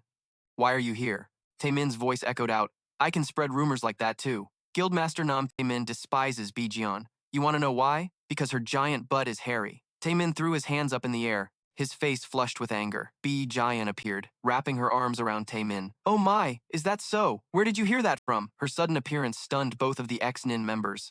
Taemin's anger vanished, his eyes widening as he stared at B. Jian. Namcheon Min shot up in astonishment. B. Jian brushed her hair back, a mocking smile playing on her lips. You seem to know things about me that even I don't. Are you that into me? Taemin was taken aback, breaking out in a cold sweat. How? My men are supposed to be guarding the outside. Namcheon Min turned and ran to the entrance. No way. He pulled back the red flap and was stunned by the sight in front of the tent. 3 guards were heavily injured, lying unconscious on the ground. Namcheon Min turned back with a grave expression, facing B. Jian. Do you have any idea what it means to attack our guild members? B. Jian denied it. Attack? I didn't do anything. They just fell asleep on their own. Her ice-cold gaze struck Namcheon Min, making his eyes widen in panic. This unsettling feeling was all too familiar. Looking at the smug B. Jian, he thought, B. Jian, the #1 financier in South Korea, daughter of the Mythology Corporation, and guildmaster of the Mythology Guild. You brought the Mythology Guild up to rank 41, when it was just a small guild before. Taemin pointed at B. Jian, furious. Hey, B. Jian, what the hell do you think you're doing? Do you realize you're crossing the line? B. Jian stood still, not responding. Namcheon Min, with cold sweat dripping down his face, said, she recently gained the support of the National Assembly Council. Namcheon Min wondered, how did she manage that? It must be a mind control spell. A grimly satisfied look appeared on Namcheon Min's face as sweat rolled down, his eyes filled with terror. It's not supposed to work on new players, right? He needed to warn Nam Tmin, but he couldn't move. Bion was confident she didn't even need to fight. A demon with a vicious gaze appeared. Namcheon Min's thoughts were in chaos, as if he were possessed. The demon took on Namcheon Min's form, laughing gleefully as a hand with sharp claws grabbed his face, filling him with absolute terror. Suddenly, Grandfell appeared outside the tent, seeing the guards lying scattered around. Realizing the situation was bad, he loosened his collar and sighed. Taemin and Bion both looked towards him. Taemin was stunned, his finger still pointing at Bion, frozen in midair. Grandfell walked in, annoyed, and took off his mask. I just finished cleaning up, but I can't relax for a second. This is unbearable, Taemin reacted. Lee Hoon, he looked at Bion in shock. You're a demon? Grandfell's gaze, sharp as a knife, was fixed on Bion.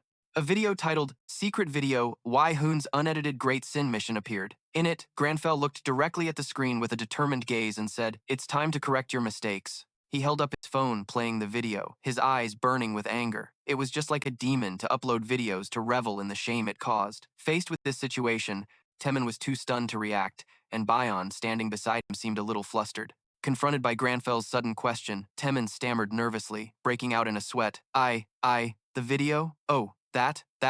Grandfell kept the phone in front of him, showing no intention of letting Taemin off the hook. Bion, quietly observed Grandfell, a slight smirk on her lips as sinister thoughts formed in her mind. Well, look who decided to show up. I was planning to get information from the ex-NINH guild first, but I didn't expect him to come here himself. Unaware of the eyes secretly watching him, Grandfell remained oblivious. Beside him, Taemin tried to explain, that video, we just wanted to show everyone how great you are. We didn't mean any harm. Seeing how ordinary Grandfell looked, Bion grew suspicious. They call him the Light of Yusra, but in person, he seems so unremarkable. Did he really defeat a great sin all by himself? She turned to Grandfell and spoke up. Hey, did you just say you're Lee Hoon? Grandfell turned his head toward the sound of her voice. Bion thought disdainfully. In that case, the great sins must not be a big deal after all. She stepped forward, her seductive eyes locked on him. I'm Bion. Bion moved closer, her hand stroking Grandfell's tie. You've probably heard of me, right? I'm interested in you. She said this while looking up expectantly, but her inner thoughts were different. Well, this is a bit disappointing, but this is for my own benefit. It'll be easier for me to take over Yusra myself. Before she could finish her thought, Grandfell slapped her hand away, his face completely expressionless. Bion stared in shock at her reddened hand. Meanwhile, Grandfell turned to the 2 members of the ex-Nin guild. Seeing that Taemin was frozen stiff, he said to Namcheon Min, Guildmaster Nam Tmin is completely stunned, so you explain. Namcheon Min was startled. Huh? Ah, okay. With an awkward expression, Namcheon Min began to explain. Recently, a false rumor about you has been spreading. There were articles saying you only grant special privileges to guilds you're close with. We couldn't just stand by and watch these malicious rumors spread, so we posted that video. He paused, his voice apologetic. I'm sorry. I only did it to clear up the misunderstanding about you, but I guess I didn't think it through. Hearing Namcheon Min's explanation, Grandfell frowned slightly, crossing his arms in thought. Understanding Nam Chanmin's good intentions, he replied, "Those false articles have already been handled by the Mythology Guild and the..." Suddenly, Bion cut him off, escaped from the W gang. "Hey, Ly Hoon, how could you treat me like that? I don't think that was very polite." She brushed her curly hair, a crazed look in her eyes. "How am I supposed to interpret that action of yours?" Grandfell was visibly annoyed. "Oh, so you do know what politeness is?" Bion shot him a cold glare. Grandfell continued, "I was talking to the XNINH Guild. Who taught you to interrupt people when they're speaking?" Bion radiated killing intent, refusing to back down. "Oh, actually, you're the one who interrupted my conversation with the XNINH Guild." In her mind, she thought, "He's tougher than he looks, with unshakable logic. That's fine. Every human is just prey for a succubus like me." Bion's eyes glowed a sinister red as an invisible power surged forth at her command. "Even if he is Ly Hoon, he won't be able to resist my charm." She placed her hand on Grandfell's face and asked back, "Don't you think so?" Suddenly, a system window appeared, activating skill. Natural enemy. It was followed by, "Combat abilities will be greatly enhanced when facing a demon." Grandfell thought in astonishment, "Natural enemy? She's a demon." Bion's eyes transformed, becoming snake-like. She caressed Grandfell's head as her body radiated a purple aura, overflowing with killing intent. Grandfell thought, "But this is too sudden." A loud shout interrupted his thoughts as a crowd of people with cameras rushed toward the tent. "That's the X-Nin Guild's tent. Get the shot. Record it quickly." They stormed in, cameras at the ready. "Are these outsiders members of the X-Ninja Guild?" "Oh my god, it's Bion!" One person looked at their screen and waved. "Yes, everyone, we are live in front of the X-Ninja Guild's tent." Another exclaimed excitedly, "It's him!" "Oh, it really is him." Bion's expression changed. "Huh?" Nam Chanmin smirked smugly, pushing up his glasses. "They're finally here." Bion was horrified. "What?"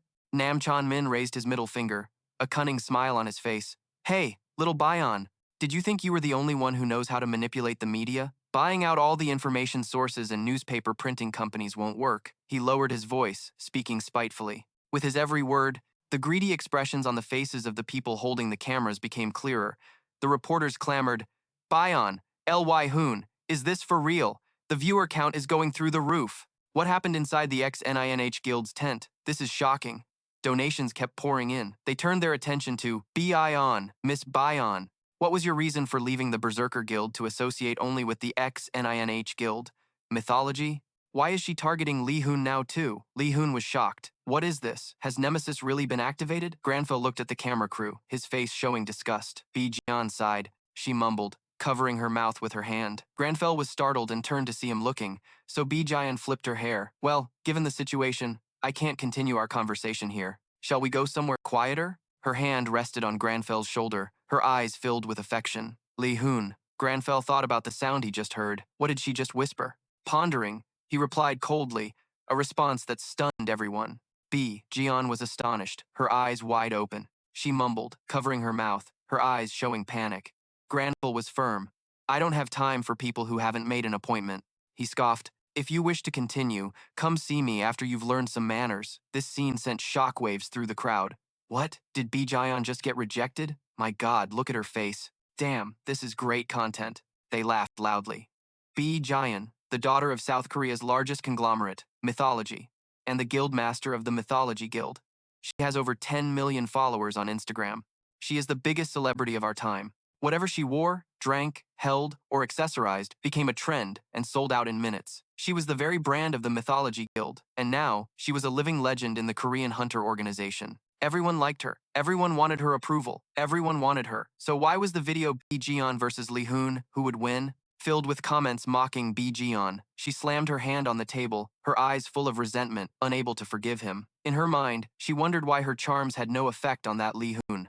Curses echoed throughout the dark room. I can't forgive him. I can't forgive him. I can't forgive him. That bastard Lee Hoon. How dare he make a fool of me? You bastard! You bastard! I'm going to kill you! Lee Hoon, Lee Hoon, Lee Hoon. Suddenly, Jian screamed, "Stop it!" The mirror in front of her shattered, her eyes filled with terror. Jian's reflection looked up, its eyes glowing red, the image in the mirror displeased. "Shut up, Jian. You begged me to help you, and now you want to play the master of this body?" A clawed hand appeared, and a voice echoed, "How pathetic. Do you want me to lend a hand?" A memory surfaced of a dark place filled with corpses. A hideous figure lifted Jaeon's chin and said, You asked me to save you. You wanted to be number one, didn't you? Its face leaned in close, its eyes bloodshot. You said you wanted revenge on those who looked down on and hated you. You said you would do anything, the voice continued. I've done everything you wanted, so what's the problem now? Jeon looked at the mirror, answering herself. I never wished for that. She stomped hard on a mirror shard. Huh? It's not Lee Hoon. You're the one who should die.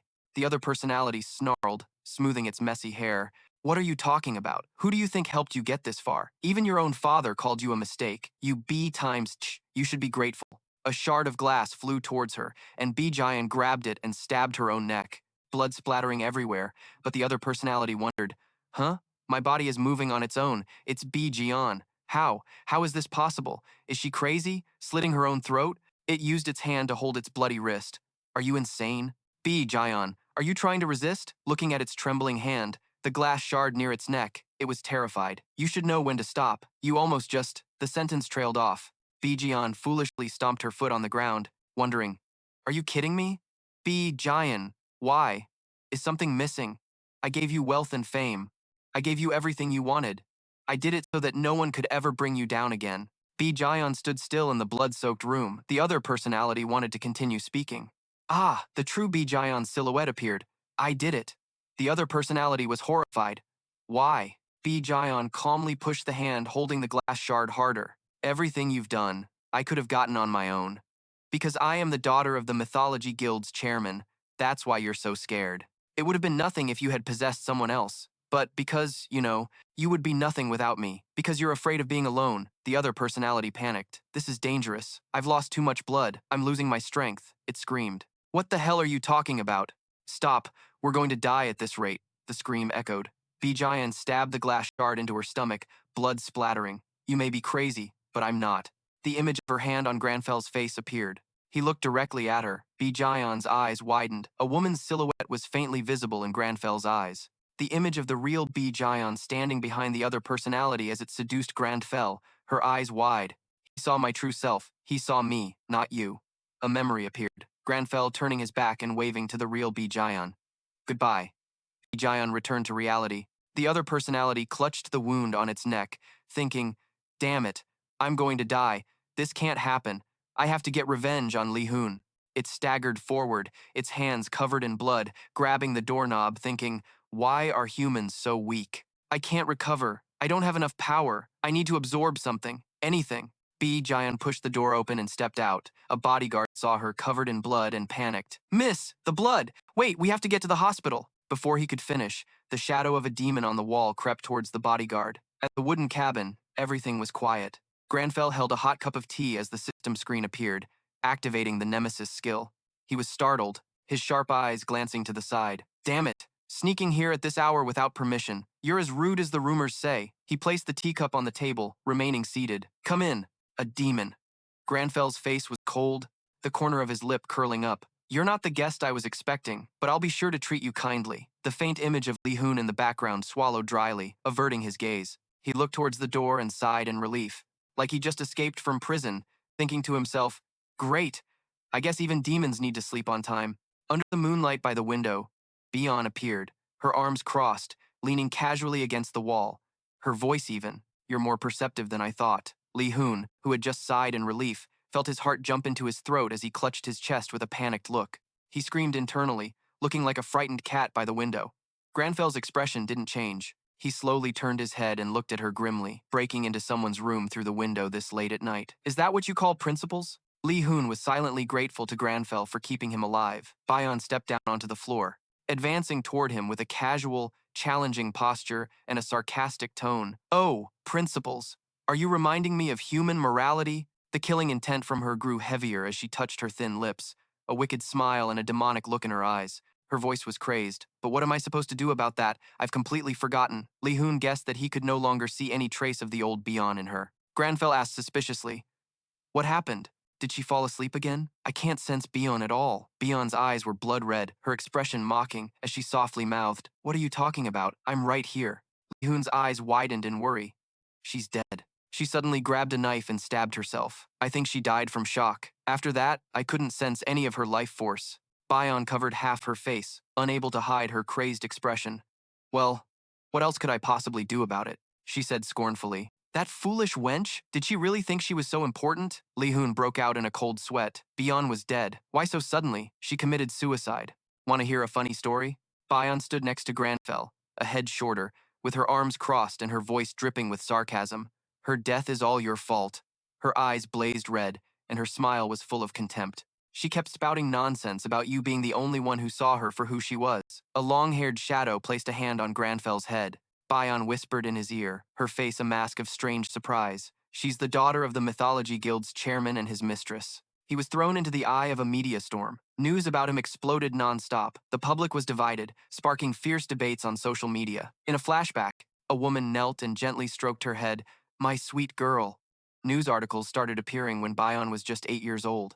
The innocent girl with a bright smile retreated into her shell due to malicious posts and the piercing stares of judgment, even though she did nothing. Her face was plastered all over the internet. She was bullied at school, and neighbors called her trash at home. Finally, when her mother collapsed from depression, her father held a press conference, holding a carefully written script. Although the child was an unfortunate accident, I can't just leave her on her own, so I will raise her. Bayon let out a crazed laugh in front of Grandfell, her voice shrill, and just like that, a few years after she awakened as a player, that bastard just had her running around, conquering rifts. He didn't care if she lived or died, but she still listened. Why? Because she wanted to be acknowledged by her father. A photo showed her father with a sly smile, standing next to a beaming Bayon. He acknowledged her as his proud daughter. To everyone who once ignored and hated me, let me introduce you.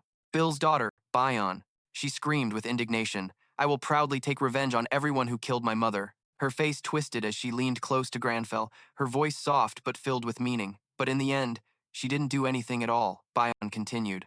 I can't believe she once said she'd make them pay. It's so ridiculous. Sounds utterly moronic, doesn't it? In the end, she just died a pointless death. Grandfell's anger exploded. For a lowly demon like you to speak to me in such a way, you are far too arrogant. The system announced, Player Lee Hoon has taken notice of you. Your mental strength is critically low. Bayon trembled in fear, sweat pouring down her face. But what the hell? What is this pressure? How can a mere human have this kind of presence? The system announced again, you are experiencing extreme fear. Noticing the abnormal situation, Grandfell's shadow fell over her, his voice deep and raspy. Move aside, I have no desire to speak with disrespectful vermin. Lee Hoon felt Grandfell's killing intent and was slightly shocked. Huh? What is this? Is the exorcism ritual starting? That's weird. There's no altar. So how? The scene changed, and he found himself standing in a castle, seeing a young noble boy who was likely Grandfell.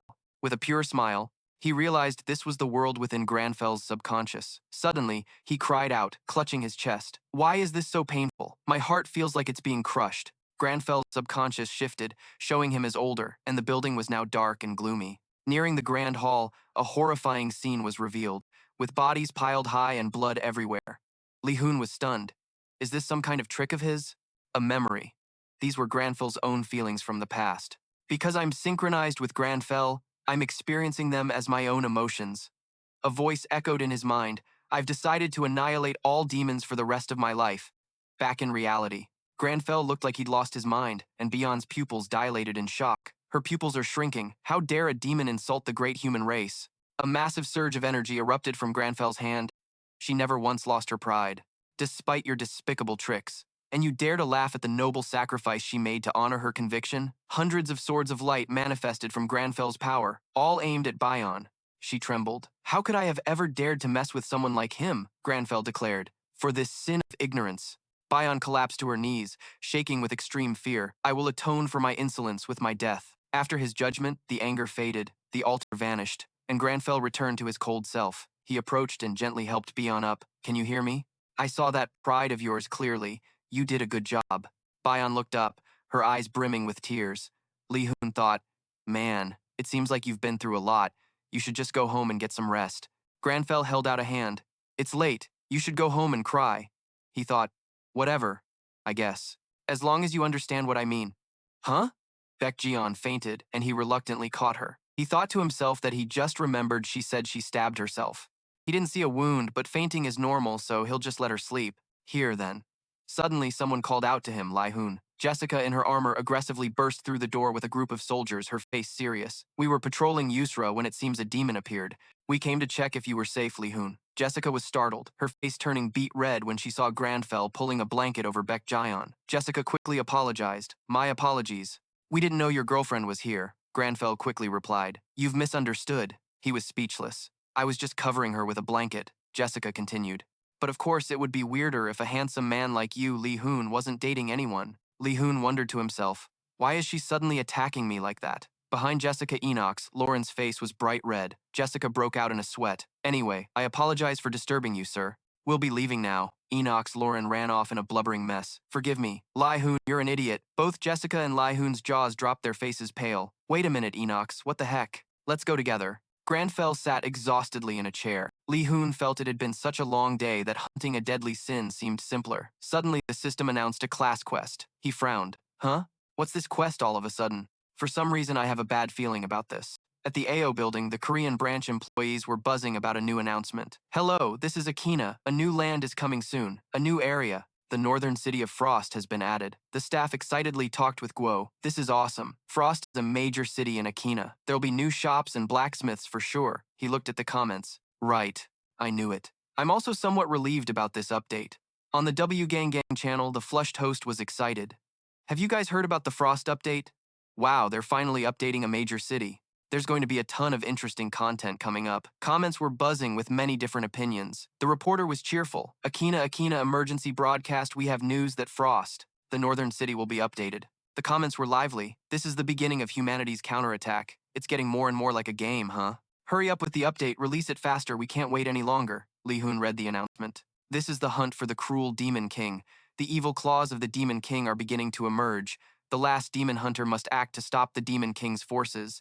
There's a Demon King in Frost? Lee Hoon's spirit turned pale, completely shocked by the system announcement, cursing inwardly. Damn it, a Demon King in the middle of the city? No way. Could a lord be a Demon King? That's extremely rare. He hurriedly typed on his phone. I have to let everyone know. Post a comment on the Akena homepage or something. Grandfell, do it right now. Meanwhile, Grandfell sat calmly in his chair, lifting his teacup and taking a sip. A Demon King reminds me of Aksan. A memory surfaced of a man with a covered face once saying, Demon Kings are the eternal enemies of demon hunters. Back in the days when Akena was a game, during a demon hunter training session, he said in a sinister voice, Demon Kings are very strong. After a moment of thought, he added regretfully, not just strong, but incredibly strong. And there are countless of them. They also have their own ranking system. Grandfell sat on the stone steps listening. Not many demon hunters survive an encounter with even the lowest ranked Demon King. Suddenly, the man handed him a notebook with a scored cover full of colorful markings. Grandfell was a bit taken aback as the man continued. You should prepare thoroughly. These are the names of the Demon Kings we know of and the records about them. His voice was high-pitched and full of excitement. Remember this, Grandfel Claudia, the system announced. Learning knowledge about Demon Kings can help destroy them. I will return to test you in 2 hours. Lee Hoon recalled the book with frustration. It's been too long. I don't remember anything from that book. I had to spend 10 hours memorizing that stuff because I kept failing. Grandfell sighed reflectively. That was a meaningful time that allowed me to learn valuable knowledge and past experience. Lee Hoon cursed internally. At least it's coming in handy now. It's true that things never go as planned. His phone chimed. New comment notification. Huh? A comment? He opened the notification and saw a community post. Prepare thoroughly before entering Frost. There is a threat from a Demon King awaiting us. Be wary of the NPCs too. Below the post, someone commented, a Demon King generator? What is this news? Some idiot stirring up drama, Lee Hoon thought. You can really read anything on the internet. He tossed his phone aside in frustration. Whatever. He flopped onto the bed, looking relaxed. Well, Frost is an urban city, so nothing major can happen. Even if a Demon King wanted to, they couldn't do much. I'm so looking forward to the new update. The restaurants in Frost are great too. Maybe I should give it a try? Grandfell was still pensively enjoying his tea. Lee Hoon crossed his legs and put his hands behind his head. I should check the items I requested from the Wizard's Tower first. Wait, the Wizard's Tower overcharges a lot for custom orders, but it should be fine. It's getting late, I should just go to sleep. Suddenly, he felt restless. This isn't right, I'm so annoyed. That stupid post is making it hard for me to sleep. Lee Hoon tossed and turned in bed. Why do people have to say such harsh things? Just then, a bird flew near Grandfell. He was a bit shocked. Huh? A cute little bird. Its face looks really annoyed. The bird grumbled. Delivery from the Wizard's Tower. You're Lee Hoon, right? Yeah. Grandfell took the package, hearing the bird complain. Nowadays, most people buy things online, making my job so hard. Goodbye, Grandfell thought. Such a lazy delivery person. He opened the package. Anyway, are these the items I requested? The timing is perfect. I don't have to go to the tower myself. The mages. Let's see what they've made. A ring with a green stone lay in an exquisite box. The system announced pure emerald ring, a ring created using a unique method. It maximizes the effect of the emerald. This is great. Are there no other conditions? As long as I'm attacked, my health will regenerate automatically. As expected, the Mage Tower created a fantastic item. Lee Hoon was anxious, sweating and biting his nails. It must be really expensive, right? I think another healing item with similar conditions was already worth $1 billion or something. How much is the fee for a custom order? I need to check my account balance first. Grandfell checked the remaining item, a masterpiece dragon scale handkerchief, an imbued item with a transcendent effect, surpassing its original power, made with many extremely rare materials. Its price is inestimable. The brilliant light startled Lee Hoon. He was stunned. I was just dazed. I think I just saw the word masterpiece. I must be mistaken, right? A masterpiece. As far as he knew, a masterpiece was a perfect item of the highest quality, its value immeasurable. Even master craftsmen dreamed of creating such an item. The value of the item could be in the billions or even hundreds of billions. He remembered Grandfell's words, "Money is not an issue. I just want it to have the best possible effect." Lee Hoon's eyes widened, his hands and feet trembling, holding the bill. "I'm not okay. What if I can't afford it? Will they take these items back?" The system announced, "Aesthetics has been unlocked. Current level is low." Grandfell looked on with a cool interest. "The masterpiece dragon scale handkerchief has become your possession." Aesthetics? I quite like that. Lee Hoon was helpless. Father Grandfell likes it so much. What am I supposed to do now? The stat window appeared. He scrolled through, deciding to use all the points he got from purifying the transcendent lust demon that possessed Bion. I was saving them just in case, but in the end, he raised his luck stat. Now the only thing left is to pray this will work. Lee Hoon knelt down earnestly. "Oh, God of luck, please." Grandfell was surprised. Oh, and opened a suit. "It seems Marcello sent a suit as a gift. It matches the handkerchief perfectly." "I'm lucky," Lee Hoon screamed. "That's not the kind of luck I wanted." The system announced again, and Grandfell turned pale. "There's a pending quest? In Japan, at the Inazuma Guild headquarters." Hisagi Inazuma faced someone's wrath. A stack of papers was thrown at him, one sheet cutting him, leaving a red mark on his face, as a high-pitched voice yelled, "We lost to the Shin Guild in the guild rankings? Could there be anything more humiliating?" Inazuma frowned, feeling humiliated. "Hisagi Inazuma, I will definitely help us recover after going to Frost." The other person pointed angrily. "If you fail again, you can commit seppuku. Understood?" "Yes." A subordinate looked worried. "Guildmaster," Inazuma interrupted, "the gate to Frost has appeared near the Heidel Sea." He apologized. "It's still classified information, so don't reveal it to anyone outside the Inazuma Guild." He continued, "The Japanese government will try to stop us. Let's increase our influence and relationships by conquering Frost." The subordinate panicked.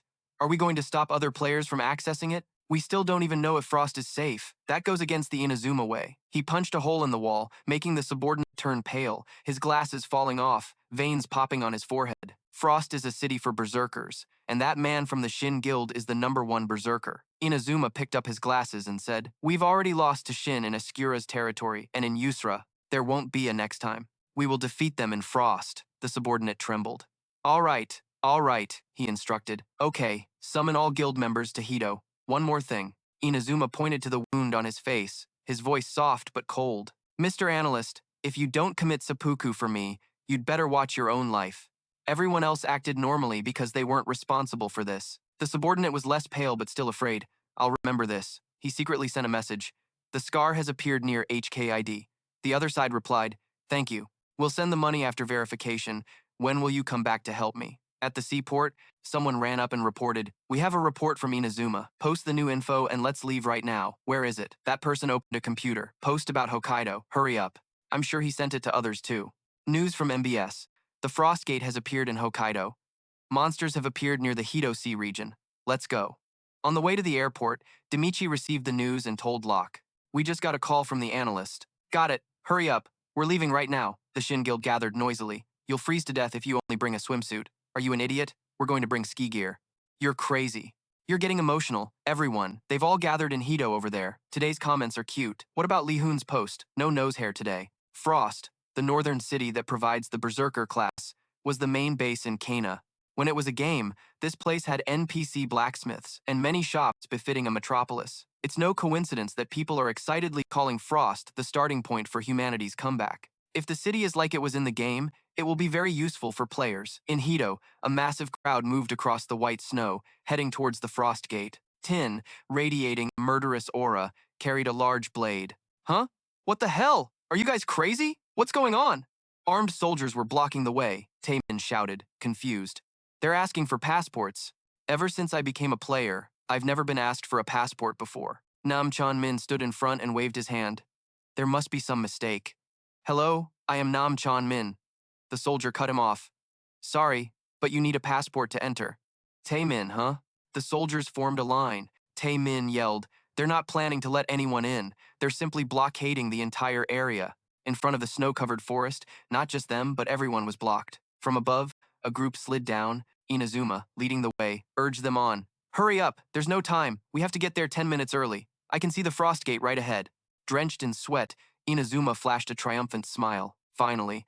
But as they stopped, he and his teammates turned pale at the sight of people impaled on sharp, spiked gears. Inazuma's pupils constricted. This is Frost! He turned to his comrades and screamed, Get back! But it was too late. Something pierced through a person, blood gushing out, leaving no chance of survival. A colossal shadow with horns and sharp fangs appeared. Everyone panicked and scattered. The shadow loomed over Inazuma. He was too stunned to speak. The crowd screamed, Run! Run away! Help! It's a demon! Glowing red eyes lunged forward. Damn it! This seppuku isn't even an option. I need to find a way to team up with the Leonis Night Order to take this monster down. Hakan approached the traveler, sword in hand, his eyes fixed on the metal from the magic tower. Grandfell was wary. Before he could react, Hakan continued, I offer my deepest gratitude for saving both myself and my knights. If you would lend us your aid in this battle. He planted his sword in the ground. The Leonis Night Order swears that our hearts will never forget this kindness. Lee Hoon imagined Hakan grinning. If you need a ride to the store, we'll wait for you. Lee Hoon was amused, but Grandfell simply gave a cool affirmation. Evil must be punished. If you require my assistance, I am more than willing to provide it. Lee Hoon sighed. This damn formal act. Hidden in the bushes behind them, Wugang had been silently watching everything from the start. He was absolutely thrilled to be witnessing these events live. Through his phone screen, he could see the Leonis Night Order and Grandfell talking. He found this incredibly entertaining. This is absolutely epic. He started geeking out, getting hyped up for his audience. You guys seeing this? They're actually making the Oath of the Heart. Do you see it? His chat exploded with comments. Whoa, the Leonis Night Order just showed up out of nowhere. Wugang, that nose cam is nasty. Pan out. What? Did they really just make the Oath of the Heart? That's just a formal greeting used by the royal family. What are they doing in front of Lee Hoon? Get closer so we can hear what they're saying. He quickly replied, it's tough to get any closer. Because of that island guardian. Just watching the fight from here is fine. So I hope you guys can understand, alright? Meanwhile, down below, Captain Hakan was still battling the monster and shouting orders. Soldiers with the hearts of lions, charge forward. With that, the knights began their assault on the monster. During the fight, they discovered its weak points were its head and the nape of its neck. Find a way to expose the top of its head and aim for its legs. While everyone else was fighting desperately, Grandfell remained perfectly calm, standing amidst the chaos of the battlefield without a hint of fear. A knight standing behind watched Grandfell with a pensive, suspicious look. This traveler. I'm grateful to him for helping us avoid needless injuries from that monster. But I still don't understand why the commander resorted to the Oath of the Heart. The Oath of the Heart is a vow from the very soul of the royal family. It's ridiculous to make such a vow to a common traveler. Not only did the knight feel suspicious, but Grandfell felt the same way. He thought to himself, why would the commander do that? He could only stand there in silent contemplation. Over there, the chaotic battle still showed no signs of. The effect wore off. The knights continued to charge at the monster. They fought while shouting, In the name of the Knights of Leonis, aim for its legs and take it down. Leo was stunned, silently admiring their strength. This was the power of a true knight order. Grandfell suddenly realized they were much weaker than he had thought. The image of the small knight confronting the giant monster showed a stark difference in power. Lee Hoon helplessly tried to convince Grandfell. It wasn't that they were weak, but they were simply no match for that monster. Even though this knight order was directly engaged in the fight with the beast, with their current strength, if I don't join in the attack, even if their strikes have some effect, how long will it take to bring down this monster? The system announced that the collapse progression had increased. Yusra Island has been tainted by greed. Lee Hoon panicked. It's already halfway full. The other guilds are claiming the treasures faster than I thought. At this rate, everyone will arrive on this island soon. I have to find a way to create an opening for the knights to attack. The monster's eyes started glowing again, a brilliant blue light flaring intensely, while it roared and trampled everything. Captain H.A. Khan quickly warned, Watch out, it's an earthquake. The knights were now as if submerged in a sea of fire with magma erupting from the ground. Falling in would be the end. Everyone was careful, but there was no room to move. Grandfell suddenly stopped, as if remembering something. Move! An image of two people walking on stairs flashed in his mind. Then he shouted loudly, Sir Akon, startling the captain. Continue the attack. The knights were all stunned. Grandfell didn't stop. He yelled even louder, using his power more fiercely and intensely. I will pave the way. Immediately, the monster seemed to be frozen in that moment. The light in its eyes faded, and its initial power was completely depleted. The knights below were stunned. What in the world? Oh, gang, hiding behind the bushes, stared with wide-eyed astonishment. The comments on the broadcast also exploded. Huh? Is that the noble's magic? What is happening now? Captain H.A. Khan couldn't believe the sight before his eyes. These were stairs of magic. Grandfell had created them, stopping the monster. The young lady Biodei exclaimed, I've seen that at the magic tower. Lauren couldn't believe it either. This is absurd. How can an ordinary traveler of this world cast magic from the magic tower? Everyone was confused. Who is this man? Amidst everyone's astonishment, Lee Hoon appeared to be exhausted. He looked as if he'd lost half his soul. My mana, he thought. Hakon was shocked. What the hell are you doing? Move your feet. Are you just going to stand there and watch? Right after that, the captain strode forward with great authority, rushing ahead and shouting, He has opened the way for us. We cannot miss this chance. The monster fell into a state of panic. On the captain's command, finish it quickly. A swarm of knights rushed forward to attack the monster, and the captain's magnificent sword swung down, landing a decisive slash. As Lee Hoon was utterly exhausted, Grandfell received a notification. Knight Captain H.A. Khan has rewarded you for your contribution in defeating the Golden Fang giant turtle. Grandfell was confused. Before he could process it, another notification popped up. Knight Enox Lauren has rewarded you for your contribution in defeating the Golden Fang giant turtle. A stream of rewards followed, along with continuous level-up notifications.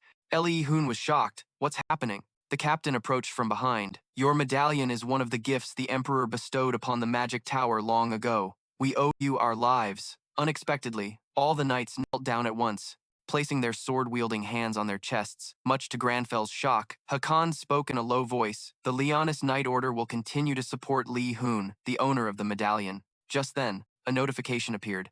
You have defeated the Golden Fang giant turtle with the greatest contribution. A massive blue sphere materialized, enveloped in mystical energies that lit up the whole space. Lee Hoon stared wide-eyed, thinking, Is this the island's treasure? What should I do? Should I take it? But if I take the treasure, the demon will awaken. But if I don't, someone else will snatch it no matter what. But in that case, what about the 7 deadly sins? The collapse progression notification rose again, startling Lee Auden T. It was already at 6 bars. Hey Grandfell, let's think about claiming the treasure for a moment. He was just probing, but Grandfell had already picked up the treasure, making Lee Hoon panic and his jaw drop. Hey, you crazy bastard! My friend, think for a second, will you? Ugh, my head hurts. Snap out of it. Giving in to greed will be the end of us. For Grandfel Claudia Peus Romeo, a true noble, wealth was a fleeting thing. The captain and Biodei were still stunned by the incredible sight. For him, an heir to a colossal family legacy, he was familiar with every temptation money could offer. Shu trembled watching the events unfold, and his fans were also stunned. What kind of magic was that? Isn't that the magic of a master from the magic tower? Huron got the treasure. Grandfell felt a faint sensation of greed while holding the orb. However, greed has no place in a noble like him. Grandfell flashed a triumphant smile. There's a simple way to keep these treasures from being tainted by greed. You just have to be free from that feeling. The system announced, You have acquired the island's treasure. It was impossible to foresee that things would happen like this. Lee Hoon was a mess of joy and astonishment. So that's all it took? In another patch of bushes, Kinver Lenyu watched Grandfell and the knights from afar through binoculars. He gave a provocative sneer. Kim recalled the earlier image of him killing those creatures. As he left, he clicked his tongue and sighed. I told them to go and snatch all the remaining treasures. Behind him were corpses and an orange-haired boy with an injured arm, looking absolutely devastated. The boy shouted in anger, KINV, you coward! Second Son and SR won't just stand by and watch. As he spoke, a massive surge of power crashed down on him. A reflection showed KINV and the orange-haired boy's pained expression. It all seemed to be over. Kim's hand held a blood-stained knife. You chickens, the system announced. You have killed another player, your karma level has increased, but the objective has been achieved. KINV's eyes were cold as he held a glowing crystal shard. This is much easier. The system announced you have received 32 non-convex crystal fragments as loot. W Gang was so excited he was moved to tears, shouting, "Everyone, did you see that, Mr. Hoon is claiming the treasure." Even after he took the treasure, the collapse progress didn't increase at all. You are now witnessing his calm, guilt-free back. He's truly not greedy in the slightest. Lee Hoon was so shocked his face twisted. This thing is really the island's treasure? The system announced the island's treasure is the Crown of Ruin, epic rank, and it is an old crown. The brief item description disappointed Lee Hoon. What a joke. Even the greed inside me has vanished. Don't tell me the other treasures are like this too. While Lee Hoon was in despair, Grandfell received a notification. The Leon Knights have joined your party. Both were stunned, especially Lee Hoon. What is this? A party was formed just like that? The captain stood calmly before them. Didn't I tell you? He declared confidently. Mr. Lee Hoon, we will follow you. We, the Leon Knights, will continue to support Lee Hoon, the master of the metal. The knights knelt in unison, showing their respect. Lee Hoon was astonished. What? I thought he just meant they wouldn't attack me if we ran into each other in the future. To avoid any doubt, the captain explained, you are our benefactor, and you even showed us your character by taking the treasure without being consumed by greed. Whatever your purpose may be, we swear to become your sword and shield, at least in this place. Yusra Island couldn't believe it. Lee Hoon was flabbergasted. No way, no matter where in the region, the Empire's best knights are following me? Besides, the level gap is way too big. Lee Hoon nearly went wild imagining how easily monsters of different levels would be defeated. Then we should hurry to the next island. In the forest, Kinv sat firmly on a branch, observing stealthily. His contact asked, Hey Kinv, I heard that Lee Hoon guy got the treasure? So why is the collapse progress still the same? How strange. He already got the treasure. Also, I heard he's with that Heian guy too. Can you even handle those Leon Knights? The other person was skeptical. Kinv sneered. Scared? Are we? What do you mean scared?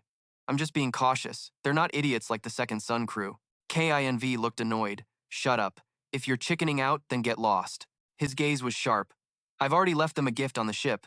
The moment they step onto the boat to head to the next island, all I have to do is snap my fingers, and Hydra's poison will spread throughout the entire vessel. Whether it's Heian or Lee Hoon, once they're poisoned, they're goners. He watched Grandfell and declared smugly, and if I kill that guy and search him, I'll know right away if he really got the treasure or not. He never expected Grandfell to spot him at that very moment, his gaze like a blade slicing across his neck, sending him into a panic. My neck just felt like it was severed. A hallucination? Impossible. He spotted me from that distance.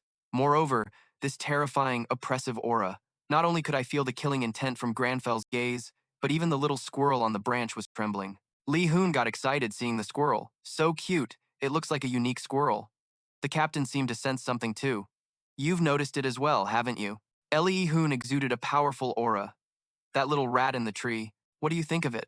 Kinv couldn't escape his state of panic, clutching his neck tightly. Shocked, the system announced, Han is observing you and your mental strength is critically low. It warned that you have entered an abnormal state of terror. Grandfell looked up and said in a low voice, That little squirrel on the branch, holding a nut with such an adorable face.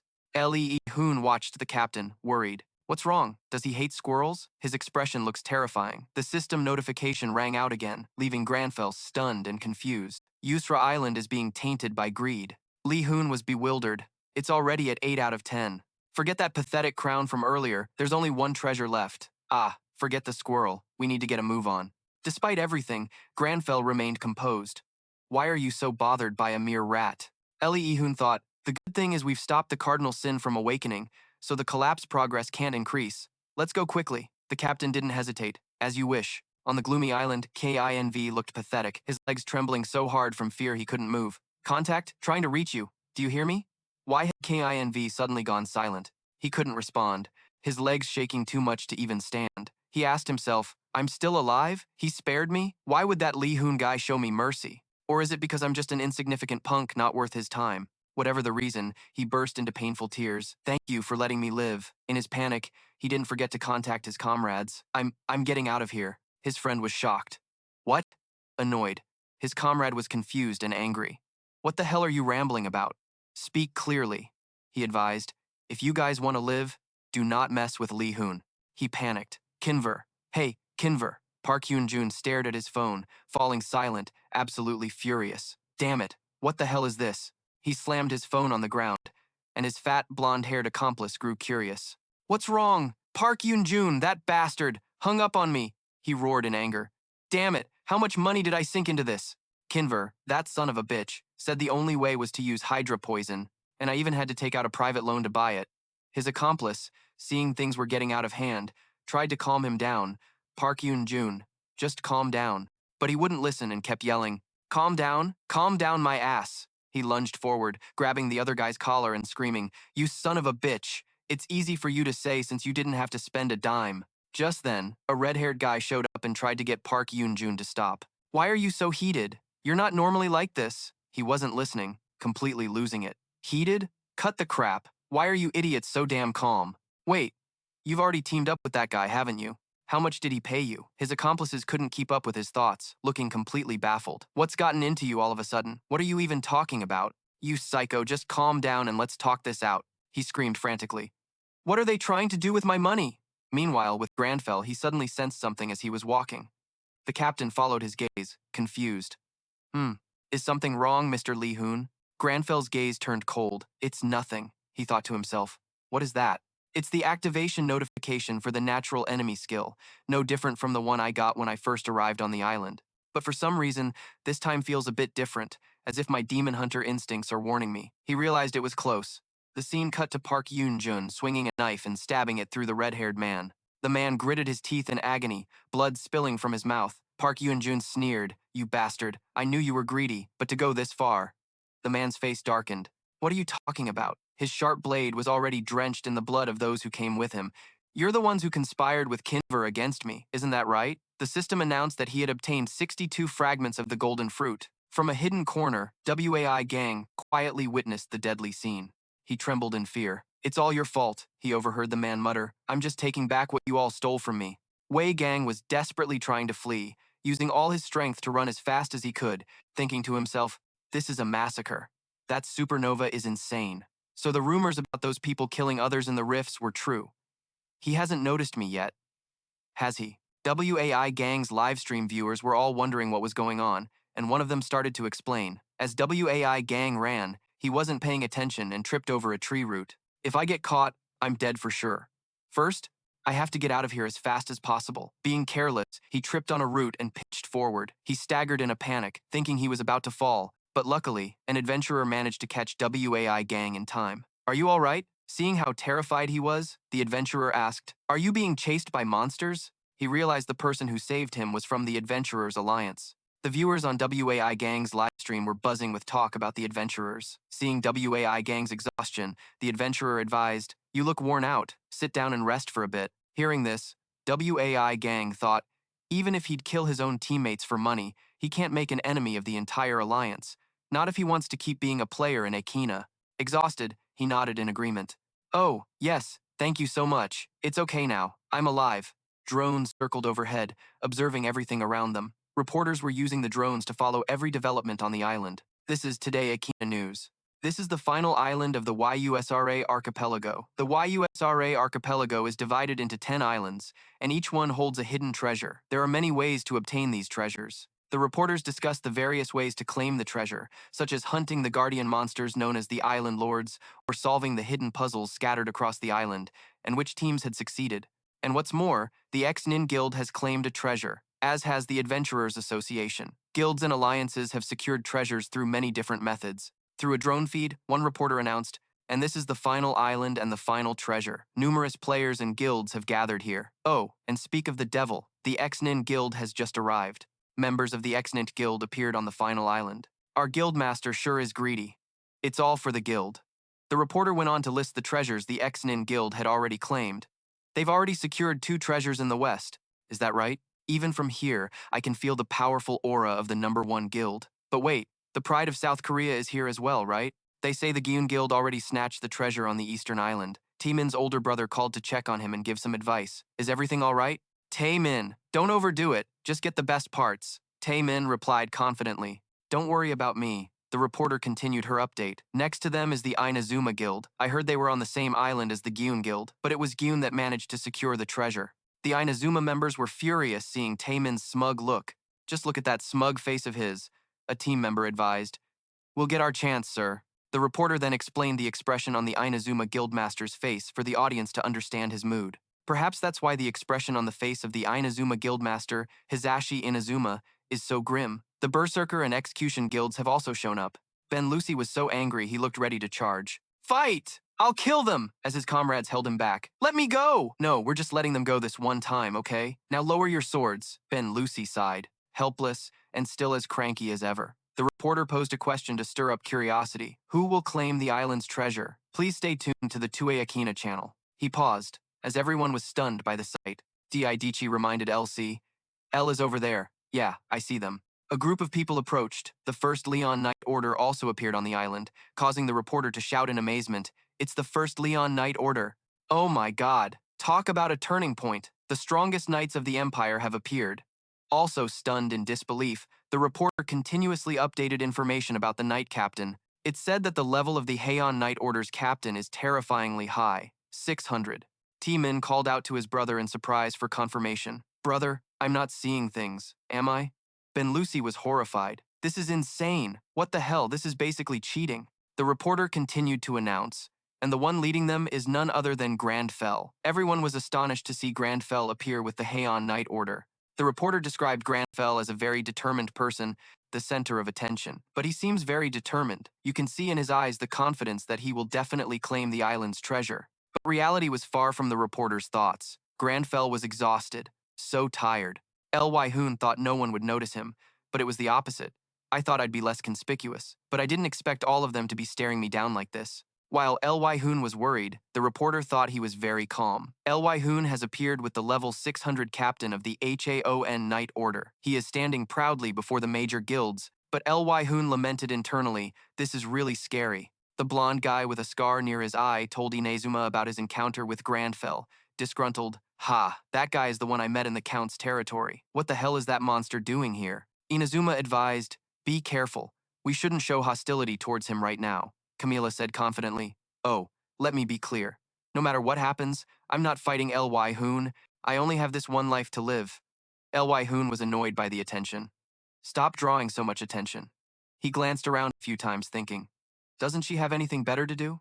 Stop looking at me, the knight captain suddenly called out to him. Lee Hoon! He was startled, and looking ahead, lava suddenly erupted. A guy named Bin shouted, what is this? Lava erupted from the ground. Everyone yelled, watch out! Everyone fall back. Switch to fire resistance gear. Boost your fire resistance. Run if you want to live. C panicked at the sight. Someone screamed, it's the Lord of the Island. A lava fish leaped out. It's a magma carp, level 420. Everyone was uncomfortable from the heat.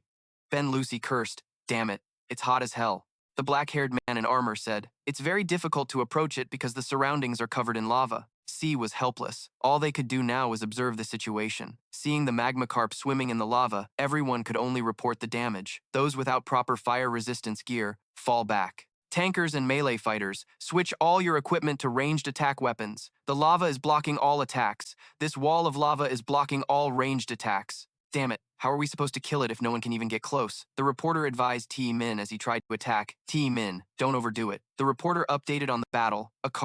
A magma carp has suddenly appeared. The magma carp is swimming freely in the lava flow. I can feel the incredible heat just through the zone's video feed. The lake of lava is preventing everyone from approaching the monster. H.A. Khan asked worriedly, Mr. Lee Hoon, are you all right? He sighed in relief upon hearing his reply. What a relief, but I don't know what to say. I confidently said that I would become your sword, but I can't even get close to it. Lee Hoon smiled confidently and said to Hakan, there's no need to worry, Sir Hakan. He raised his hand confidently. I didn't bring it all this way just to stand and watch. El looked at him in surprise, thinking, that guy. He smirked. In a predicament like this, he was surprised. Why? And wondered what he would do. What in the world do you have up your sleeve? Lee Hoon cast a spell divided into 3 phases: exploration, intervention, and manifestation. The lava around the carp isn't a skill, but its natural habitat. Everyone was amazed by Grandfell. This natural lava. Temin and everyone else were stunned by the sight. That's Lee Hoon. No way.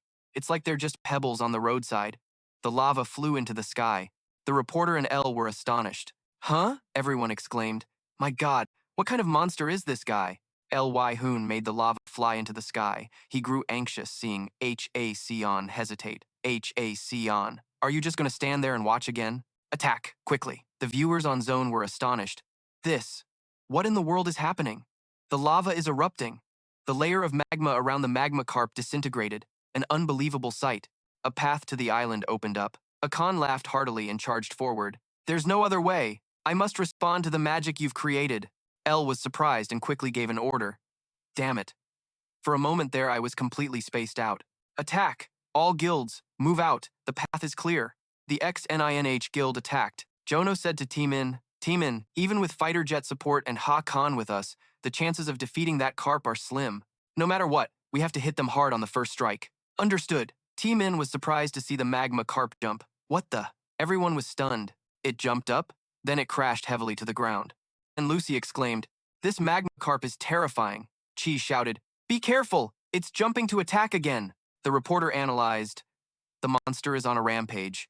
Approaching it this time won't be easy at all. This is truly a long and arduous battle. Elle wondered, what's this now? The lava transformed into long stone pillars. It pierced through the magma carp. Everyone was surprised. The lava turned to stone. C explained it was a change in its nature. Ben Lucy didn't understand and asked again.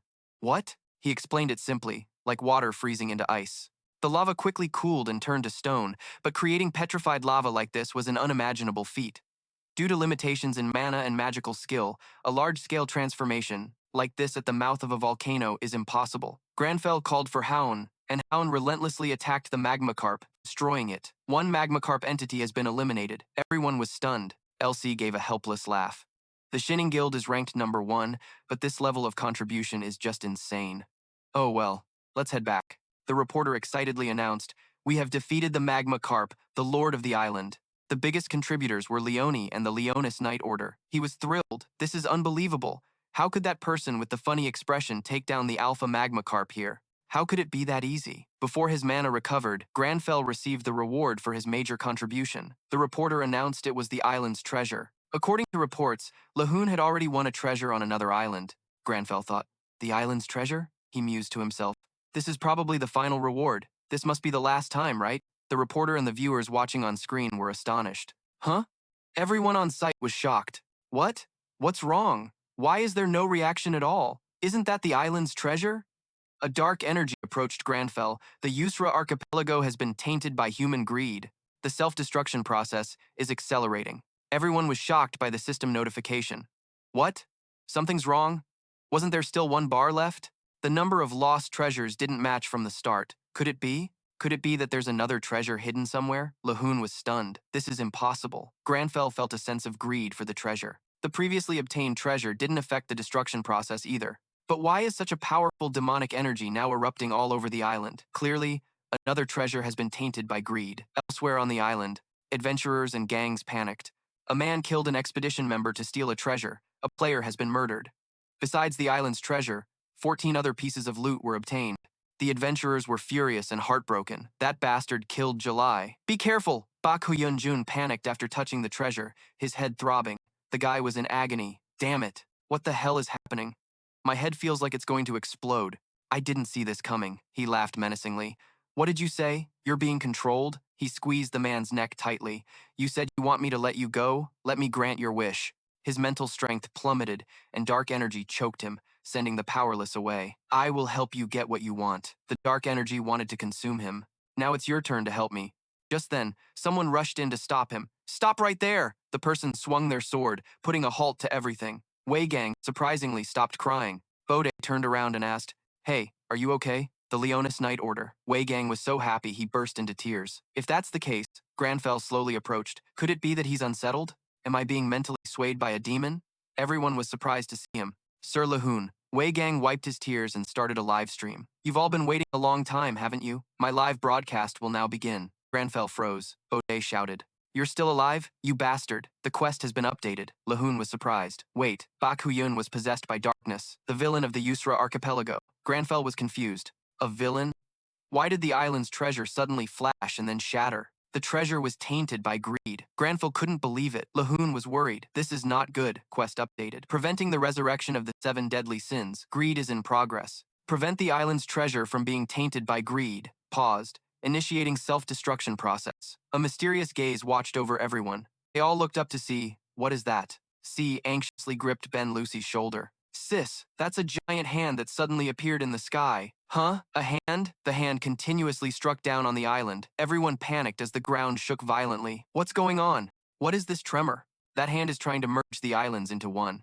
The reporters from afar were also amazed. The islands are merging into one. Isn't this a transformation? Moreover, after the islands merged, a magnificent golden castle gradually emerged in the center of the new island. Is that something? Heian was stunned when he saw the castle. How is this possible? As the castle rose from the ground, everyone realized it was a structure made of gold. The reporter exclaimed at its appearance. The Golden Castle, a castle made of gold, has appeared in the center of the newly merged island. People couldn't believe their eyes. Is that really gold? The whole thing? A castle made of gold. Is that the island's treasure? Even Lee Hoon was astonished. The Golden Castle, but then he remembered. Oh, that's the Castle of Greed, a castle where the demon of greed resides. The appearance of the castle gave Lee Hoon an uneasy feeling. It radiated a sinister aura that made you not want to get close. He thought to himself, the magic class quest has been suspended? Magic class quest, the dark curtain has been raised and the flames have begun to burn. The last demon hunter brings evil out of the shadows, investigating the terrible things of the Yusra archipelago, successfully preventing the resurrection of the 7 deadly sins, now in progress to stop the island's treasure from being tainted by greed. Paused. Has the mission failed? Suddenly Han shouted, something is approaching. From beneath the ground, hands suddenly shot up, horrifying everyone. All prepared for battle, Bode panicked. Shouted, watch your step. Everyone was horrified to see countless zombies rising from the ground. It was a horde of zombies. The reporter laughed mockingly. Well, from a golden castle, now zombies are rising. What's going to happen now? Please follow the TEP Museum channel for more details. BCHUY, Jun suddenly yelled. Damn it! He immediately scolded the reporter. This isn't a joke. The atmosphere right now is nothing to laugh about. The guy asked back, bewildered, what? Suddenly, he slammed his fist on the table, ran to Juno Diom's desk, and begged him to stop everything. We have to stop. Stop this atrocity, Senior. But Juno was busy on the phone and didn't answer. This is Juno Diom. Yes, I just checked the update on the island. BCHUY June screamed in panic. If this continues, everyone will die. Stop the invasion. We have to lock down the entire island. Look at the enemy's level. An announcement about the Golden Castle was updated. The zombies continuously emerging from the ground made Lee Hoon exclaim in shock. Heavens, the knights are trying to attack the zombies. This is insane. What's their level? Quest. Prevent the island's treasure from being tainted by greed is in progress. Quest. Suppress the soldiers and eliminate the incarnation of greed is in progress. Is our guild just going to get wiped out like this? I'm going to lose my mind. What should we do? People screamed in panic. Evacuate the non-combatants first. The expeditionary force, this way, run, let's retreat. Grandfell felt helpless facing this difficult quest. You're supposed to give us a mission that's actually possible to complete. The monster level is 500, and the boss level is 650. It's too hard. H.A. Khan commanded while fighting, Night Order, hold the line, and slowly retreat. In this situation, Grandfell suddenly called out to Hoon. He explained the reason for retreating. Ly Hoon, you saw the monsters leveling up. It's better to be careful. But Ha Khan was surprised by what Grandfell said. Are you serious? The Knight's Oath will become my sword. Is it still in effect? Somehow, he had to keep Ha Khan here. Ha Khan was astonished by his gaze and asked, that look in your eyes, are you planning to take on the boss? He confirmed. Yes, that's right. But H.A. Khan advised, the opponent is huge and high level. You could die. Grandfell was determined. There's no other choice. I have to charge forward. A nobleman cannot cowardly retreat in the face of hardship. Ha Khan's words made him realize something. He smiled. There's really no fear in your eyes, is there? Contrary to what HACON thought, Grandfell was actually terrified. With Ly Hoon by my side, a true nobleman, why should I be afraid? Ly Hoon wasn't sure if the man would help him, but he was going to. Yeah, Ha Khan commanded his team, the Lion Knights. He cheered them on. Let us fulfill our oath of honor. Let's help Ly Hoon defeat these demons in the name of the Lion Knights. For our honor. W Gang was surprised by the Night Order's intention. Huh? Are they planning to charge? The people watching on the screens were also stunned. In front of the Golden Castle, countless zombies appeared. Grandfell commanded the knights to charge forward and attack. BC High June ran to Juno, wanting him to see. Senior, take a look at this video. It looks like someone is trying to break into that castle, right? Juno was also astonished. What is this? Are they crazy? Didn't they see the monster level update history? The reporter continuously updated the battle. Player Ly Hoon and the Leonis Night Order. They are charging towards the zombies to advance on the Golden Castle. Will they be able to enter the castle? The viewers watching on screen are very interested. We will be inviting experts to hear their opinions. Let's switch to the Library Museum channel. Park Hyun's broadcast channel has a clearer view. The public also paid close attention to this information. The reporter relentlessly reported on Grandfell. The Hunter Association declared that the entire island needs to be quarantined and locked down. Grandfell watched the knights fight, thinking to himself, "Good, the Leonis knights are fighting exceptionally well. Just as expected of the continent's top knights, they always know how to act in any situation." He was recovering his mana, and the mana recovery was going smoothly. Watching the fierce battle, he thought that at this recovery rate, joining the fight for a bit would probably be fine. STR's teammate advised, "If we want to attack, we should go right now, to contribute a little." But calming down, he realized going there now would just be suicide. He thought they were too reckless. No guild would dare to participate in such a suicide mission. Looking at the dangerous situation, he thought they would probably fail soon and retreat miserably. The defeated zombies began to resurrect. Resurrection? Grandfell was confused. Damn it, my mana hasn't fully recovered yet. From a distance, a speck of light appeared, flying past and surprising everyone. Fred and Grandfell were stunned by the sight. Members of other guilds started to join the battle. Kimi wondered, "Huh?" Lucy's side was also surprised. The reporter announced, G and BER, two guilds. Their unexpected participation, G and Burke. They are entering the Golden Castle to support Lee Hoon. Teeman wondered, "What is it?" Lucy's side was annoyed. "What are you looking at?" C whispered some advice. "You should speak a little more softly." The reporter was surprised. Coincidentally, both guilds had attacked the rift together with player Lee Hoon. Lee Hoon thought happily, "Are they here to help?" But Grandfell said casually, "Help me. Oh, brave warriors." This terrified Lee Hoon. "What the? This madman is a great opportunity. This time, I'll be sure to leave an impression on Lee Hoon." He seriously agreed. Everyone staring at Grandfell made Lee Hoon a little scared. "Looks like they've gone berserk, huh?" But Grandfell was very calm. The reviving zombies drew everyone's attention. Enix Lauren noticed and shouted, "Those crazy things are reviving." Ben Lucy's subordinate attacked while complaining, "These zombies are such a pain." Tamin attacked while praying, "Priests, please grant us your blessings and protection. To completely destroy these zombies, we need God's blessing and protection." Lee Hoon was worried they would steal the credit. "Damn it, they're taking all the glory. It would be best if we could secure the buffs and beneficial effects for the Leon Knights first." Grandfell said to Ben Lucy, "The Leonis Knights also need blessings and protection." He acted as if it were a matter of course. "I have nothing to offer you, but please bless those brave warriors." Lee Hoon felt ashamed as the knights fought. A beam of light appeared in the sky. It was the group of priests coming to help. "Our nearby group of priests will support you. Don't worry, and continue to fight bravely. Lee Hoon, may God bless you." Their anti-zombie power skyrocketed. Ben Lucy shouted, "What the hell?" The reporter was delighted. "Great, we've made our mark," Kimi said, annoyed. "Yeah, we were about to do that too." After receiving the support, the knights fought with renewed vigor. "All right, this feels completely different now. Let's charge in and wipe them all out," Grandfell said arrogantly. "I won't forget this favor." Kimi smiled. "It was nothing." "Lee Hoon, do you need any more help?" He pointed to himself proudly. "Whether you need God's blessing or God's protection, just say the word, and our priests will join you." "This is enough for now," Grandfell said arrogantly. "Those brave warriors will now be able to fight with superior strength." This made Taemin freeze and enraged. "Lee Hoon, why didn't you ask him for more support?" Hakan took notice, and as he turned to look, a voice rang out. "Hakan, am I giving you a headache?" Hakan's eyes widened in astonishment as he wondered, "What is it this time? I don't believe in gods, but I suddenly saw someone familiar in that silhouette. What is this?" "Your Majesty," a dark power enveloped Hakan. Everyone was stunned by the sight. At the gate, someone shouted, "Danger! Everyone fall back! Get away!" Hakan was gradually being controlled by the dark power. So that's it. Everyone tried to wake him. "Hakan! Commander!" He was slowly being taken over. "I made a promise to His Majesty." Hakan recalled that before being transported here, His Majesty had received intelligence that the leader of the demon army had appeared in the Northwest Canyon. Remembering his time with His Majesty, "Then, Your Majesty, just give the order, and I shall carry out the mission immediately." The Emperor was silent. The Emperor was silent for a long time. Then he asked, "The Legion, Commander? You don't want thousands of soldiers to fall to the demons, do you, Your Majesty?" He turned his back as demons appeared, and adventurers vanished. He remembered the state of his country. Even the Magic Tower's investigation yielded no response. The people were afraid. How can this be? That's Imperial territory. A pillar of light appeared in the sky, and not even civilians could escape the disaster. Every night, I pleaded for God to answer. Hakan listened. Is this world truly ending?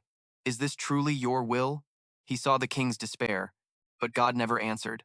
The sky was also gradually changing. Has God forgotten us too? The king asked Hakan. What do you think of this? What do you think, Hakan? Have we truly been abandoned by God? But he was calm. Your Majesty, the culprits behind all of this are the demons. God has not abandoned us. The demons are blocking our path to him. He declared forcefully.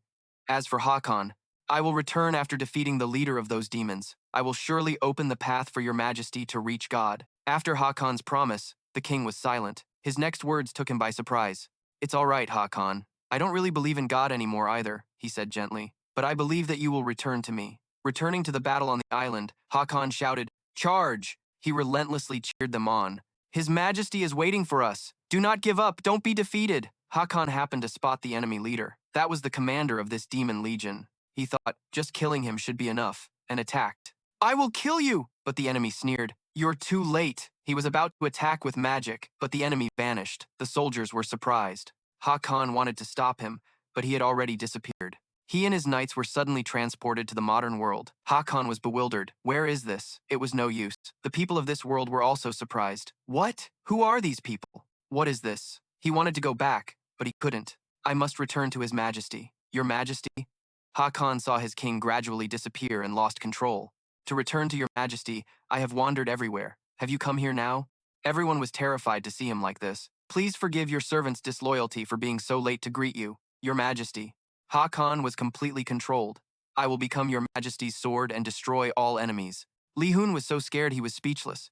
Hakan was about to attack everyone. Oh my god, how did it turn out like this? Bo Dai shouted, Captain, are you all right? Ben Lucy was astonished. What? Why is he suddenly acting like this? He's gone crazy. Kimi quickly stopped her. Sis, don't say such things. Lee Hoon was extremely worried. Damn it, of all the people to possess, they had to possess Hakan. Seeing Hakan being manipulated stunned Grandfell. Something unusual must be happening. Depending on the situation, mind control can sometimes be much more complex than a curse. Suddenly, Haken vanished and then lunged to attack Grandfell. Luckily, Taemin managed to block the blow, turning back as if seeking praise. Brother Lee Hoon, are you all right?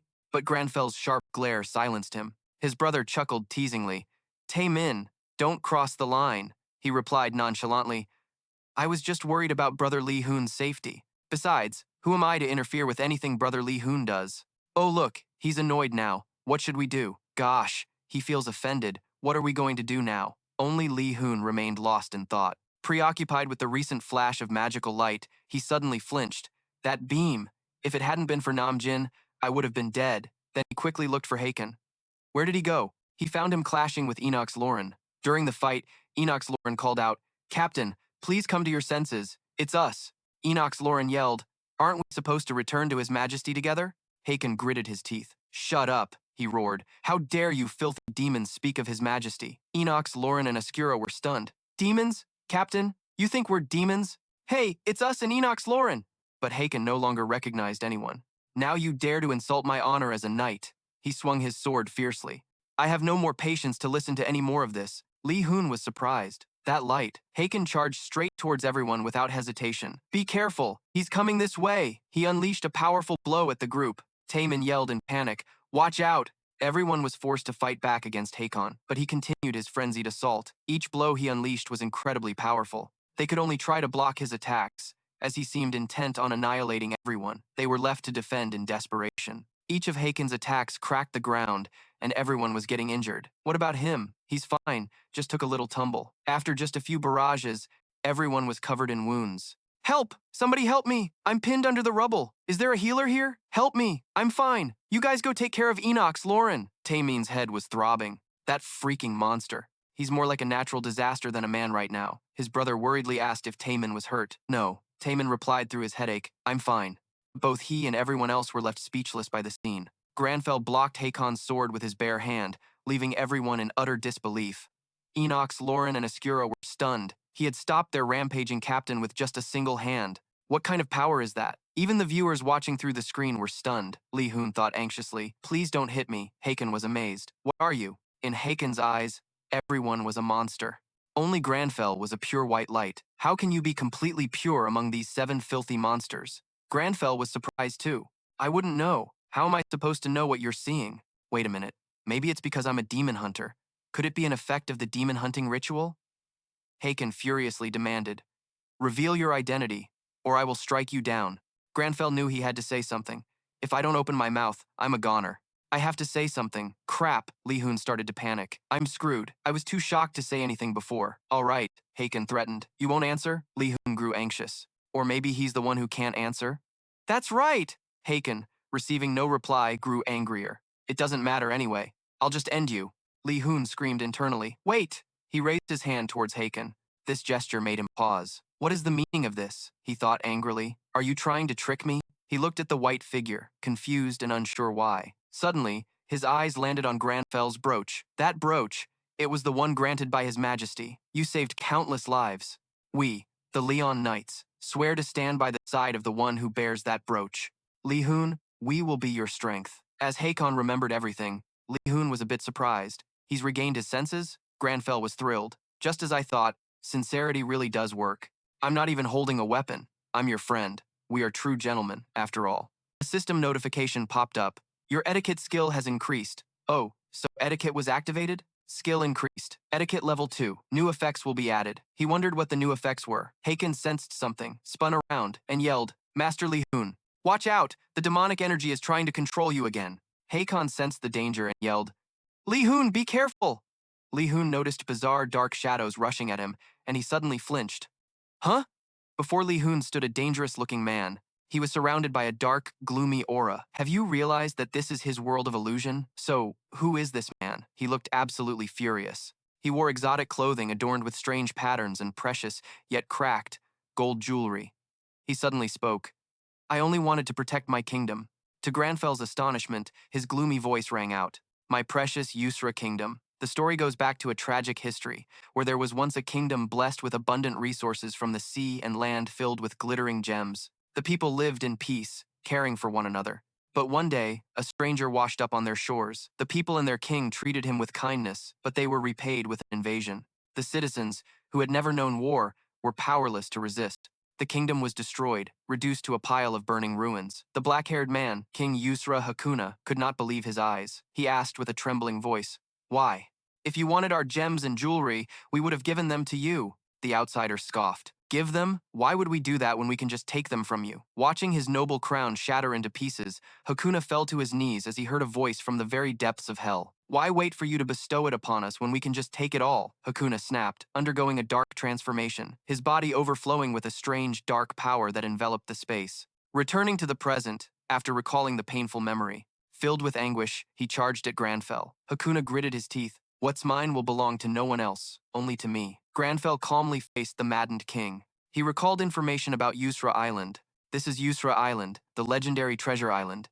It's rumored that priceless treasures are scattered across the island, causing many to flock here in search of them, shedding blood for those treasures. The crazed king declared, This island, this sea, this sky, it's not yours, it's all mine. Grandfell activated his noble mode, looking down on worldly wealth, and shouted, Shut up! The way you talk is irritating. So insolent. Hakuna was taken aback. What? Grandfell stated firmly. All wealth is fleeting. I will teach you that the moment you leave this world, the only thing you can take with you is the pride in your heart. Hakuna raged. What did you say? Lahoyon's eyes widened as he broke free from Hakuna's illusion.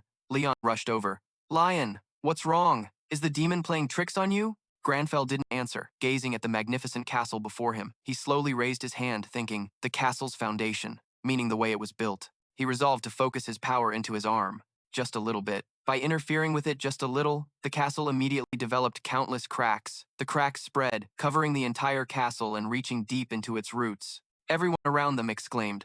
Y Gang and the Expedition Alliance couldn't believe their eyes. Oh my God! On the other side, the news director Akena and her reporter were stunned by the spectacular sight. They panicked. That castle wall. An unbelievable event was happening. The reporter narrated, the castle wall. Locke's voice rang out. Did it attract Demichi and Camila? A monster? From Thon, everything was being recorded, and the reporter exclaimed excitedly, the whole thing has collapsed. Lahoyon, exhausted, held his breath. Whoa, that magic power. Luckily, I wasn't exhausted by that action. I should rest a bit and then figure things out. But Grandfell growled. Get up. The other guy, Lahoyon, was startled. What? Grandfell shouted. Look! All that wealth, the soldiers who sacrificed themselves to protect you and that treasure, are now lying dead so miserably, and you call yourself an enlightened ruler? Hakuna went berserk, flames of fury erupting and engulfing his body. He was swallowed by an ugly black demon. He roared, You dare! The demon screamed at Grandfell, who stood coldly with his arms crossed. You dare to destroy my castle walls, my property? How can you not be guilty of greed, one of the 7 deadly sins, you foolish human? Countless streams of dark energy shot out from the demon, surrounding Grandfell and everyone else. He fumed. You foolish humans, I will devour you all. Tamine and Leone were enveloped by the dark energy. Tamine struggled. Damn it, this situation is intense. Leone was also suffering. Trying to endure it. Hurry! Activate the dark magic resistance effect. Suddenly, she froze. Her breathing seemingly stopped. I'm going crazy. I can't breathe. It's so uncomfortable. I can't take it anymore. The demon's voice echoed. Even you and your soldiers, I will turn all of you into the living dead to protect my treasure forever. That is the power of greed from the 7 deadly sins. Taemin trembled, looking at the great sword, his hand shaking as he gripped the hilt. No, if that happens, it would be better to kill myself than to suffer. At that moment, their judgment was clouded by greed. Grandfell shouted, That's enough! Everyone snapped out of the nightmare, not just the Night Squad but also the nearby guild, the Berserker Guild. All of them were stunned. They silently watched the silver-haired young man who had just awakened them from their foolish actions. Now facing a dangerous enemy, the demon of sin couldn't believe it, screaming, You! How the hell did you interfere with my mind? I am the embodiment of greed. One of the 7 deadly sins, Grandfell corrected him. No, you are not inherently evil, nor are you greedy. The demon was stunned. What? A system notification appeared. The sacrifice has been selected and the exorcism ritual skill has been activated. This skill prevents abnormal statuses for allies within range and forces the demon into an exorcism ritual. Grandfell, holding a brightly glowing orb, persuaded, Come to your senses. Last king of the Yusra kingdom. Countless beams of white light shot towards the demon, catching it off guard. Grandfell watched coldly, ignoring the cracking orb. It's time to correct the mistakes. The demon of greed scoffed. Don't try anything funny. This little trick of yours won't do anything to me. But it paused, realizing something. Deep in its mind, Hakuna reached out to touch the white light, his face filled with sorrow. Is this holy power? Stop it, please stop. The white light enveloped the demon, causing it infinite pain. It lamented, My castle has already fallen. Hakuna, the black demon shattered into 100 pieces. Dust and smoke flying everywhere. Witnessing the battle, the outcome was clear. Y-Gang was shocked by Grandfell's power. The reporter and director Akena were also astonished. She exclaimed, looking at the live stream. Everyone was surprised by Grandfell's terrifying skill. Watching Grandfell's majestic back on the live stream, the reporter excitedly said, What was that? He was ecstatic. That was a success. Someone emerged from the rubble of the castle. It was Hakuna in his original form. The reporter narrated, Le Hoyon's incredible achievements are being updated continuously. At the scene, Hakuna knelt before Grandfell, awakened from the nightmare, in disbelief. A moment ago, I clearly ended my own life along with that evil. Grandfell corrected him. No, you fought against it. Suddenly, a flood of lively comments made him pause. Everything is so chaotic. What is everyone talking about? Never mind, he thought. Time will tell. But what about the spoils of war? Why aren't there any? Spoils of war? Hakuna. I don't know how I even survived that, but thank you so much. A hidden quest notification appeared. Hidden quest, 9 seconds remaining, Grandfell. I was stunned. The time limit was running out fast. The system continued to display information about the hidden quest. It specified that the king, who had just attempted to take his own life along with the great sin, appeared to have lost all will to live. Make him remember that he is the king of the Yusra kingdom. Another reminder notification appeared. Give the crown to the king of the Yusra kingdom. Grandfell was a little flustered. What is this? A hidden quest is nice. But a crown? What crown? Where would I get a crown? Watching the relentless countdown, Lee Hoon frantically racked his brain. In that critical moment, he suddenly realized something important. Grandfell and Lee Hoon looked at the item window that popped up. Treasure of the Fallen Crown Island. This was the very item from that previous quest. Instantly, a beam of white light filled with mystical energy materialized in front of Grandfell and everyone. Both of them sighed in relief, feeling a heavy burden lifted. Meanwhile, the reporter was beyond excited. He observed the scene, where the other players and Hakuna were kneeling on one knee before Grandfell. He continued his commentary. Who is this man who appeared before the remnants of the Great Sin? Is he an incarnation of the Great Sin, or a different one altogether? Just as the reporter finished his sentence, the player Lee Hoon retrieved an item from his inventory. At the same time, Square and his 2 henchmen watched the live stream, completely stunned by the sight. He was trembling. It's a crown. As Grandfell took out the item, a brilliant white light flashed, slowly fading to reveal a crown. He presented it to its rightful owner, Hakuna. Hakuna was stunned, never imagining he would one day be reunited with his crown. His body began to emit a gentle blue light. He stared at his own hands in shock, his face a mask of disbelief. Instantly, Grandfell's quest completion notification popped up. Lee Hoon wiped away his sweat and sighed. I got this from that time I hunted the turtle, right? I thought it was just some miscellaneous high-grade item. Turns out it was needed for this quest. What a relief. The system continued with another notification for Grandfell. You have met the required conditions. The secret of the EUSRA archipelago has been revealed. This announcement took Grandfell by surprise. Simultaneously, not just Grandfell, but every other player received the same notification.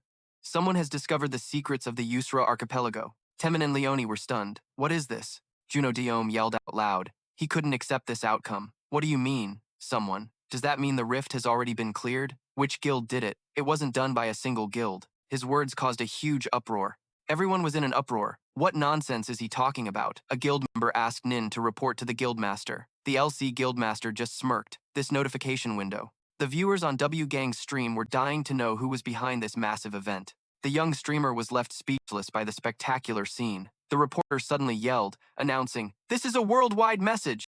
Similar messages were being sent out to all players worldwide simultaneously. At that moment, the person at the center of the story was enveloped in blue light emanating from Hakuna. He struggled to process what was happening. Huh? What are they talking about? It's too bright. Are they talking about me when they say, someone discovered the secrets? The ground began to split apart, cracks spreading in every direction as a powerful blue light burst forth from the earth, brilliantly illuminating the entire island. Boulders crumbled and debris rained down, creating a scene of utter destruction. The Knightly Order stood stunned at the sight, their minds completely blank. An ancient kingdom from long ago had appeared. What is happening? Hakuna was dazed. The ruins were underground. It was unbelievable. This is the kingdom of Great Yusra. From the wreckage, a magnificent golden palace emerged, sparkling in the middle of the green forest. It was the palace of the Golden Sun Kingdom, a kingdom of wealth and peace. A new notification appeared. New region discovered, the Yusra Kingdom. The director of the Akena news agency was dumbfounded. Hey, what is happening? The reporter, captivated by the beautiful scenery, was jolted back to reality. Hakuna, Grandfell, and the others had appeared on the grounds of the new palace. With his keen journalistic instincts, the director sensed the drama unfolding and knew a secret was about to be revealed. He urged his reporter, "Hey, you idiot, forget the scenery shots. Film this, now." The reporter replied helplessly, "But it's not letting me." The director lost his patience. "Then just grab the camera and run over there yourself." "Damn it, move it." The reporter reluctantly obeyed. "Yes, sir." Grandfell maintained a stoic expression through all the chaos. But internally, Lee Hoon was in turmoil. He stared, stunned, at Hakuna floating like a god, his mind screaming. What is happening? Suddenly, Hakuna knelt before Grandfell and slowly introduced himself. "I am Hakuna, the last king of the Yusra Kingdom." At the same time, a notification popped up. Grandfell has become the benefactor of the Yusra Kingdom. His relationship and influence with the Yusra Kingdom have reached the maximum level, and the authority trait within the Yusra Kingdom has been activated for all to witness. Hakuna expressed his gratitude. "My deepest thanks to my benefactor and the benefactor of this kingdom." Timon stared blankly at the man. "Is this the King of Yusra?" A female member of the Burke Guild noticed something else. "Wow, he's so hot. Maybe I should try to seduce him?" Leone shot her a glare. "Shut it. What are you talking about?" Everyone on site was shocked by this